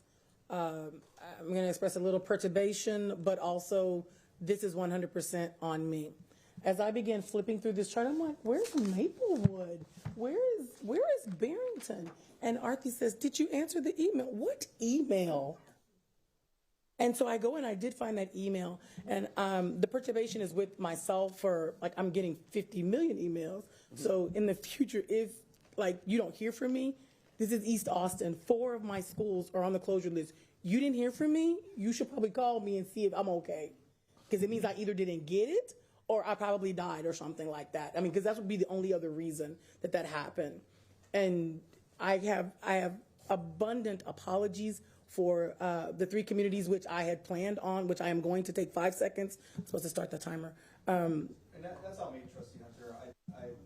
I was trying to keep up with all the movement and feedback and build the agenda with the, like, so And I'm not sure that we would have had an opportunity to fully cover what needs to be covered, but I said that I was going to share with the board, and so I'm going to do that. The Barrington community feels unheard, they feel unseen, and they're going to need a lot of care, plain and simple. That's where they are. They are very fearful about special education that is not in the schools where they are cited to be going, and so they need love and care. And that's really the only ask they have. I mean, they're just like stunned, and they're like, why? Right? They still don't have those questions answered. I'm not going to ask that Maplewood be taken off the list, and I told Maplewood that I would not ask that they be taken off the list. But what I did say I would do is tell you what their ask is. They want more time. They don't feel like them and Campbell are in any rush, and they're asking the district for more time. They're not saying take me off the list. They're saying give us a plan we can live with. That's what they're asking, and I said I would bring that. But I did tell them I would not ask that they be taken off the list, and they understood that. I don't know that they all loved it, but they did understood it. When I told them if there was a school that I would pick, it wouldn't be them. It would be Oak Springs. But I'm not asking you to take Oak Springs off either. But what I am asking you is to do a lot of love and care, because parents who could walk across the street 1.1 miles is a lot. They are worried about transportation, and they are going to quickly be wrapped up and covered by every charter that I can't even, like, from airport to 290. And so we need to be having conversations with them, and we're going to meet with them next week. I feel like it's almost too late, right? But to really kind of hear them and listen to them and really not provide them with platitudes, but address their actual real concerns. Again, I should have checked my email more deeply. I did not do that. They did not wind up on this list. I would like the opportunity to meet with you all, not 1-on-3, right? To meet, or 1-on-4, whatever. To meet with you all and share, like, I have notes that I have taken at all of the meetings, and I would like the opportunity to share that. I would like the opportunity to share information that we received from Campbell parents that were at a 2-way discussion. So I'm committing to doing that, and I'm also committing to take what we say there back to those parents. And just for those of you who don't know, I am caring for a vulnerable adult. I am working a 49-hour job. I need a little bit of grace, and I'm asking for that. Thank you. Trustee Hunter, can I have one quick question? If that's okay. When you say more time, how do you envision that potentially occurring? I don't envision that. I'm doing what I'm supposed to do and bring that to you and say, oh, I'm so sorry. I'm bringing to you what that community is requesting. Yeah. And what they are requesting is a year. They are requesting, I think, to 27. That is what they have asked. I have had conversations with them, and I've explained how things are sort of like dovetailed and crooked, but I'm telling you what they're asking, because that's my responsibility to share that with you. And if there any kind of possible way, I don't want it to be said that I didn't even ask and there was an opportunity for that. And I heard that when you and I were at the meeting this morning, I definitely heard that as well. So I appreciate you sharing that. Thank you. And we're happy to offer the space. And again, I apologize for not following up with a call. It's with everything going on, I've been trying, so. Okay, in the interest of time, we are at 10:24. Well, yeah, and I know people are tired of hearing at me and want to rush this process. You know, everyone's saying that they've heard this is a good plan. The people who do not like this plan are the people whose schools are being closed. If you are not a parent of elementary children, if that is not your world right now, then you are not feeling this the way I am feeling this. and that the way they are. And we are talking about closing schools like it's an inevitability, like it's a really great way to save money. This plan doesn't, so even draft one didn't say that it was going to decrease our deficit. It said it's going to raise money to pay a vendor to do restarts. That's what we're doing with this plan. We're closing schools that people have chosen, that people have liked, that people have been encouraged to choose by our district's own enrollment policies, by our shopping policies, by our website that I have complained about over and over, that shows that a school has a bad rating, that you can pick 7 different schools to go to. I have been pushing and pushing against that, and that is what we have done. And there are schools that have made their schools more diverse, more appealing, and now those schools are on the list for that, because we want, we want sameness, we want everyone having the same academic program, but that is not what families want. I think this is a divestment. This is going to cause unenrollment. I'm really, really concerned about this plan, period. So, saying like, oh, it's gone through this fair process. There are people on this list, they do not feel treated fairly at all. They haven't been listened to at all. And including, people who are here who have not gone and talked to them, and you're going to vote to close their school. I don't think that that's okay. And we are also here talking about closing elementary schools because everyone here didn't want to touch any middle schools. That's something that is not working well in this district. We have major under-enrollment in middle schools. We have people leave and come back in high school because they do not like how we do middle school. So we've done nothing to advance K through 8, which we've had communities ask for. They could move across the street, their whole family could be together and do an EC through 8, and we're like, oh, we don't know how to do that. Well, we don't even know how to do a comprehensive Title I middle school well. So, maybe we should try something that works. So we are stuck in a plan where we cannot close 3 middle schools, because that's what the board decided to do. A middle school, that's the least disruptive thing to close. That was something that was created not because of academics, but for integration in the South that Austin has completely given up on, and we're leaning into these hard lines. So a middle school can be, you could even sunset a middle school in 2 years. Elementary schools, people are there. If they start, we have kids who start in ECSE at 2, and some of our schools go through 6th grade. So we are disrupting the most vulnerable families at the most vulnerable time in their life and telling them to shut up about it because you were here in 2019 and you don't even know this is so much better. So yeah, I would like to not be the only one standing up for people, but if y'all want to just I'm gonna close need you not the to do schools, that. that's fine. I'm gonna need you not to do that. We all care for our communities, and I get that you're passionate right now because you're in that stage of life, but we all care for our communities, and we're trying to figure out the best way to get there. Because we're not doing it the way you feel does not mean we don't care. I'd like So to please see some rephrase. evidence that it's going to get us where we need. I see no evidence it's going to get us where we need to go. I see it's going to maybe save money, which I doubt. I think this is going to people are going to leave the district because they're getting tours at charter schools, they're getting tours at private schools, and when I send them to the school they've been zoned to, they get told that we don't do tours. So I have a lot of concerns about us losing enrollment. I'm very concerned about this plan, and we need to see evidence that it works, and I don't think we have it.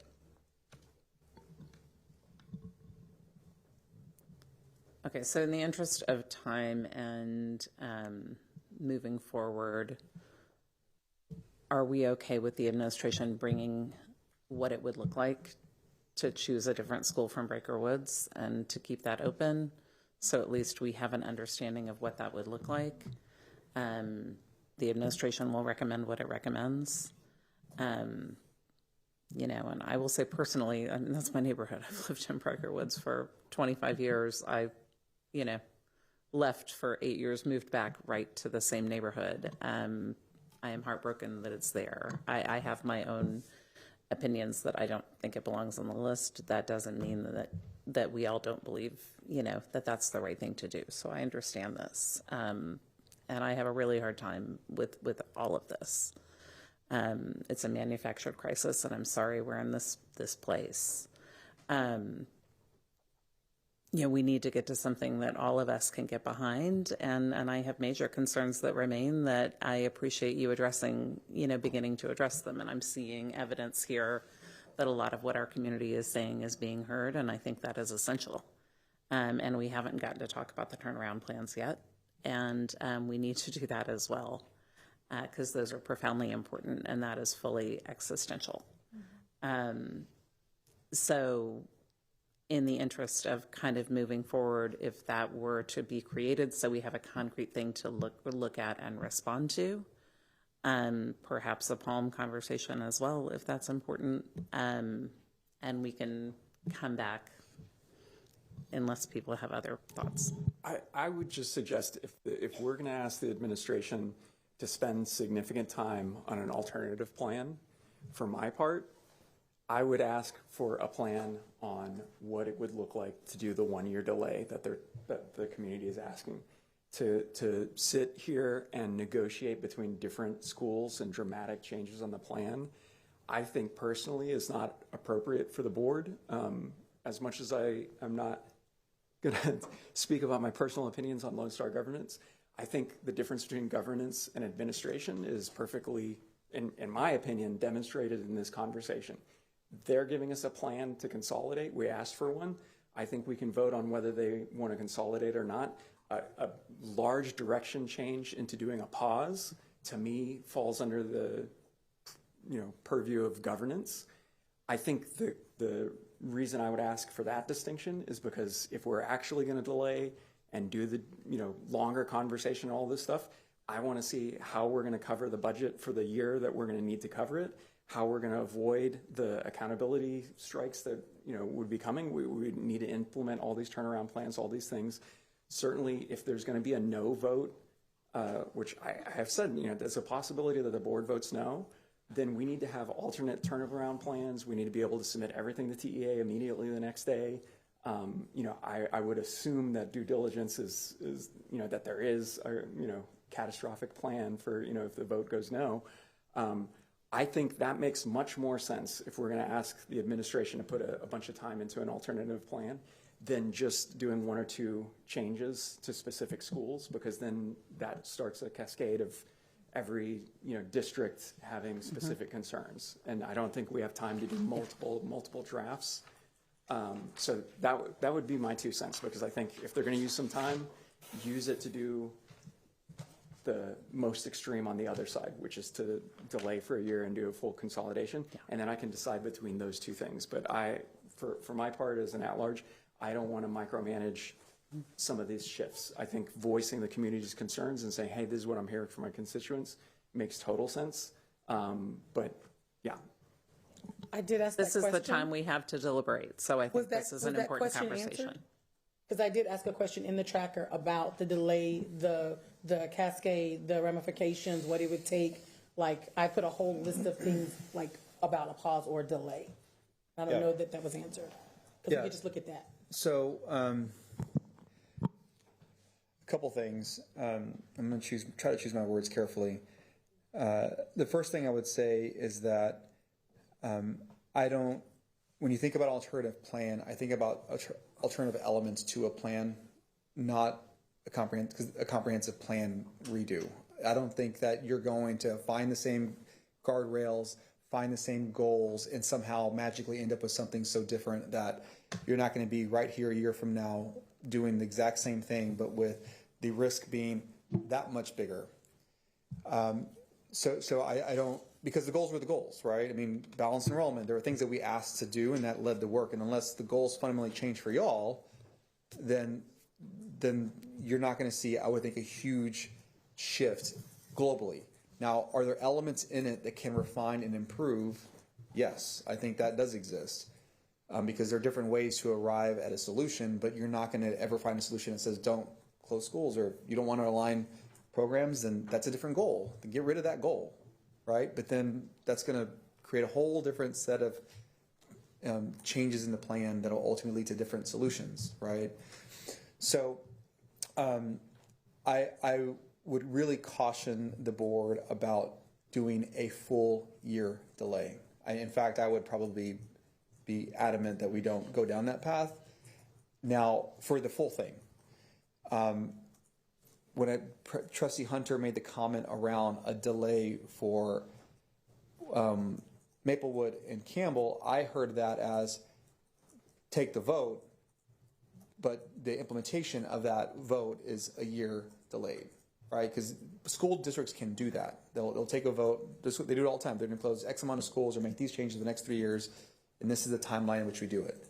That to me is, those are two different things, because the amount of energy like consumed in the system and the things that we're not doing because we're doing this work is gargantuan. Like, I mean, every executive director that should be supporting our principals, every principal that's in community meetings, like, guess what they're not doing? They're not being with our kids. So I don't want, the risks aren't going to go away. They're only going to get bigger. So what I would offer is, if there are things that we need to work through to improve the plan, we will work through them. I hesitate to like make huge shifts for sure in the overall plan, but I do think there's refinements, there's changes that are going to occur by way of this deliberation. I mean, we talked about one early on with Martin. That's a pretty significant like thing that I have to work through. That's a pretty big change that I need. Like, some of the staff behind me didn't even know about that idea. Like, that's the honest truth, because I want to make sure that I have the runway to actually do it. So if the board is asking Matthias, not maybe to your point, Trustee Diodio, say what a full delay is, but what a modified plan, given the risks that we're managing, looks like, that would be a different conversation, because the TAPs are tied to pretty specific timelines that is anchoring a lot of the things in the plan. I would be really, really concerned about changing the structure of the plan that is tied to certain elements within it. But not all elements are the same. That was probably a long way to say it, but that is helpful. Then I'd Why offer are that. we moving students so that the top plans say that TEA says we need to move students from schools to schools that have A, B, and C's? Why are we getting exceptions in our TAP plans to move students to schools with D's and F's? And why do we think that will lower risk and not get us taken over? And why will that be successful? Yeah, so this is part of the conversation we'll have tomorrow, because we're going to present in the superintendent's update all the TAP plans. What I would say is that if we had A and B and C schools around all of our schools that don't have the accountability risks the way that we're quantifying it, then we'd be able to meet that expectation and be simple. Move, reassign, solve, break the accountability chain. We don't have that. But what I think the agency would respond favorably to is a comprehensive plan that... I think we do have that, and we're going to have fewer when we close these schools, when we close Palm, when we close Maplewood, if we close Briker Woods, Ridgetop, Becker, Riley, we have fewer. And then if I'm looking at Houston right now, if a school district gets taken over, then the schools that are the TAP plans that we're, having stricter models that, I have little kids, so this is the educational model that will be in their school district. So even the more TAP plans we have, the stricter we're getting, and the more structured the curriculum is, and the more scripted, and the less appropriate it is. So when we have fewer schools that are more free, we have more schools that are going in a direction that Austinites don't want their education to go to scripted, to go to state mandated. And you know, when we look at Houston ISD, their schools, they have this, the NES rate, you know, they are less free, and then you have schools that are more free.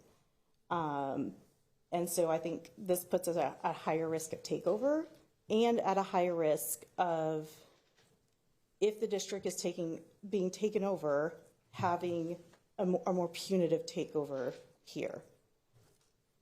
And so these are the concerns that we have, who our kids have many, many years in Austin ISD that we hope. We hope they have these years in Austin ISD. I don't know, it's not funny to me. So I think about risk in a district like hourly. I mean, that's all, since I came into this organization, that's all it's ever been, is how to mitigate risk as an organization to ensure their local controls, so that you as the 9 trustees can lead this organization. That's the first day I was on the job, that's what we talked about. And so I do believe that this plan reduces risk.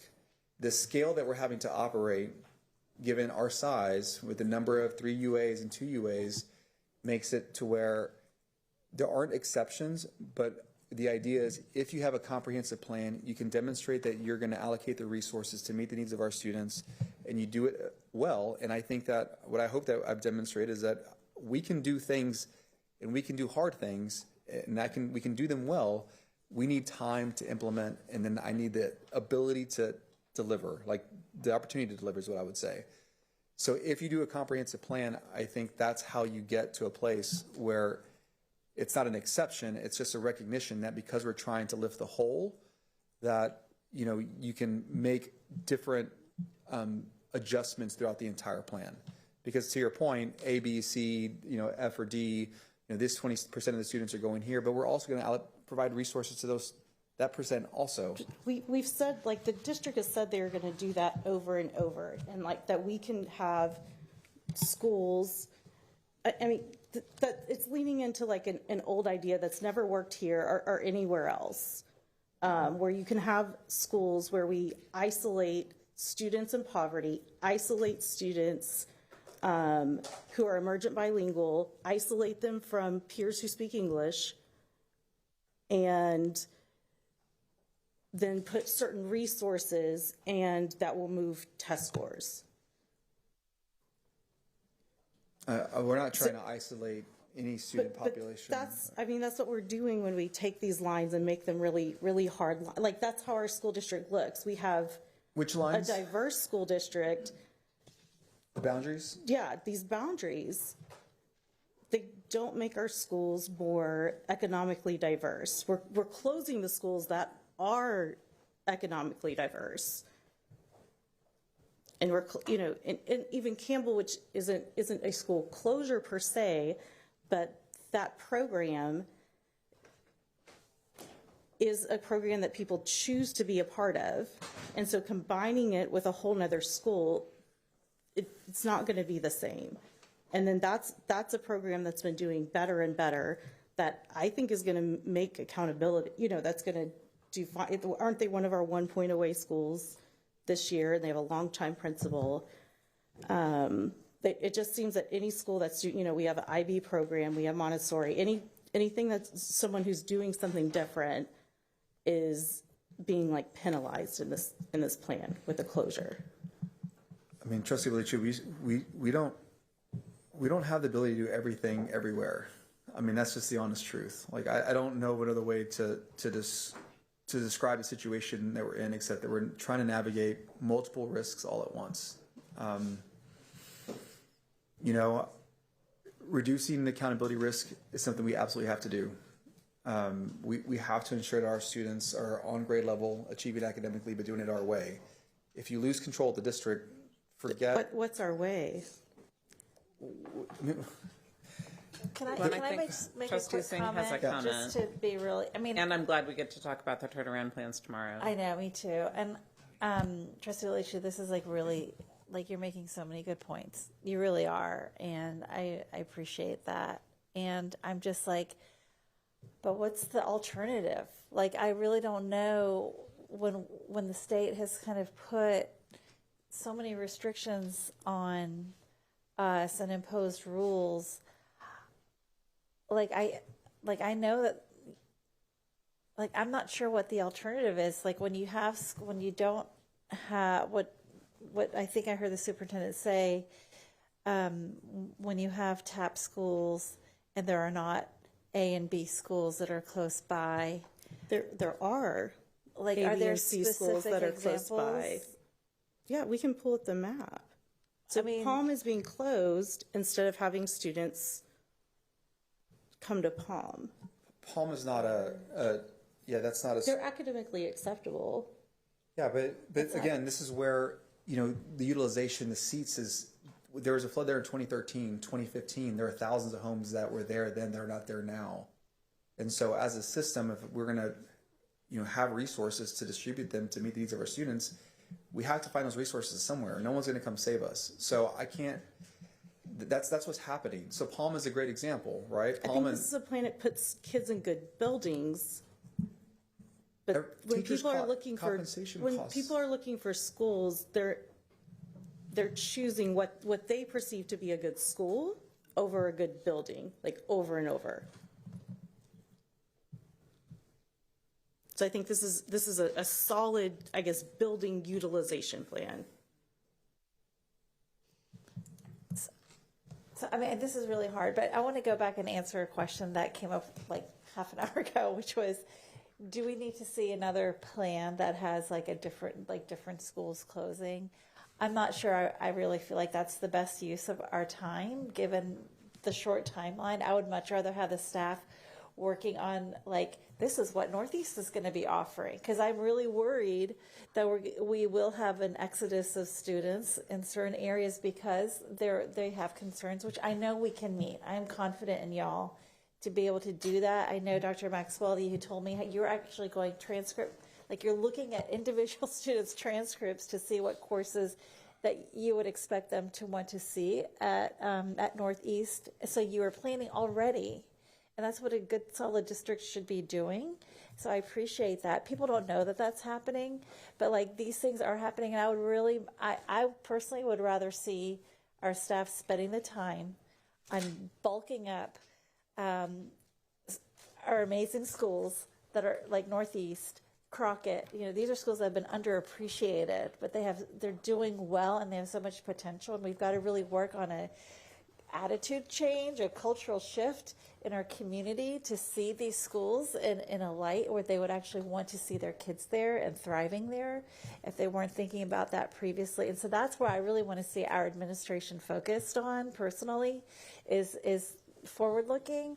And I also, at the same time, want to see very clear budget justification, which I shared earlier, which I think will help us ensure that we are staying accountable to ourselves and being the good fiscal stewards that we should be. And this is not to downgrade. I mean, the pain that we're feeling largely is imposed by things out of our control. And I feel like we're moving in the right direction. I don't want to get too pulled in. And I really admire, Trustee Hunter, you're not asking to take Maplewood off the list. I really respect that. I don't see Trustee Foster asking for Mueller to stay at McCallum. I really respect that. I think we're trying to move towards something bigger and better and minimize harm. And I don't know, it's not that, I get what you're saying. I just don't think it's realistic for us to really make so many big changes at this point. And I'm somebody who was asking for big changes, but I really don't, the more I lean in and listen to my colleagues and the administration, I kind of feel like we got to keep moving on this path and just focus on bulking up the academics for our kiddos. I think that's the power and the importance of being able to be in the room together and hear each other is important. I mean, that's this process. I wish we had had a lot more hours of this over a lot more weeks.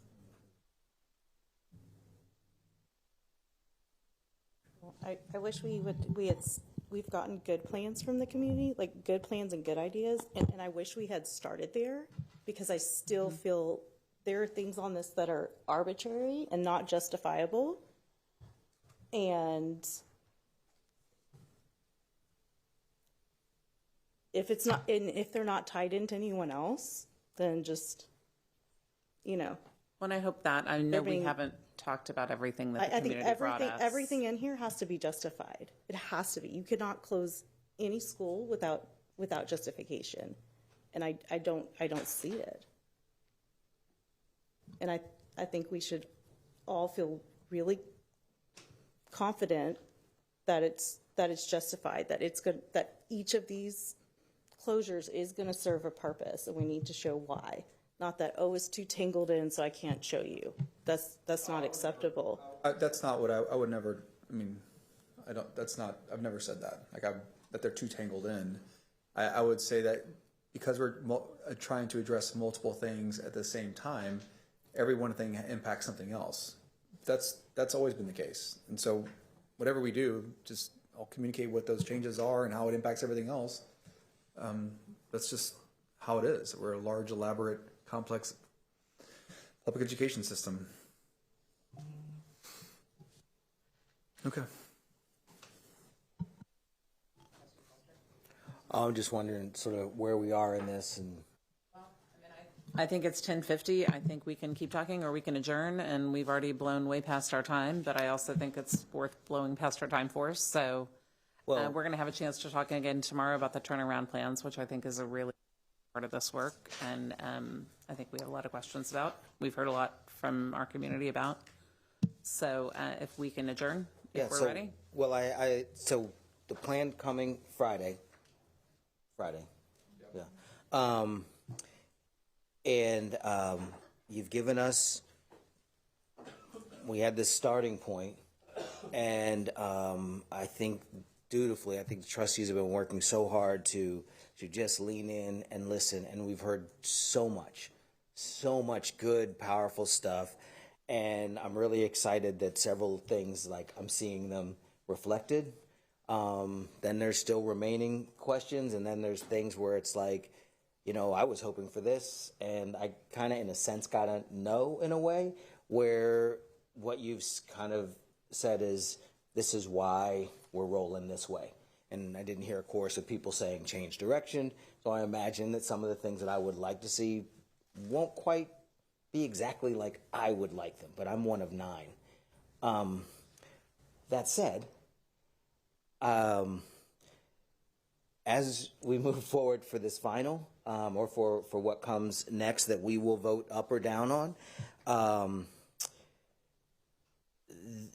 as you all articulate the academic sort of commitment and then the approach and then hopefully a hint of the sort of resourcing of what we're going to do, say at a Northeast or here or there or at a Riley, a neighborhood school, I'm really curious to hear, or I want to ever more richly understand on our dual language programming that our English language learners in particular are excellently served, even as we have a sort of expansive and robust programming.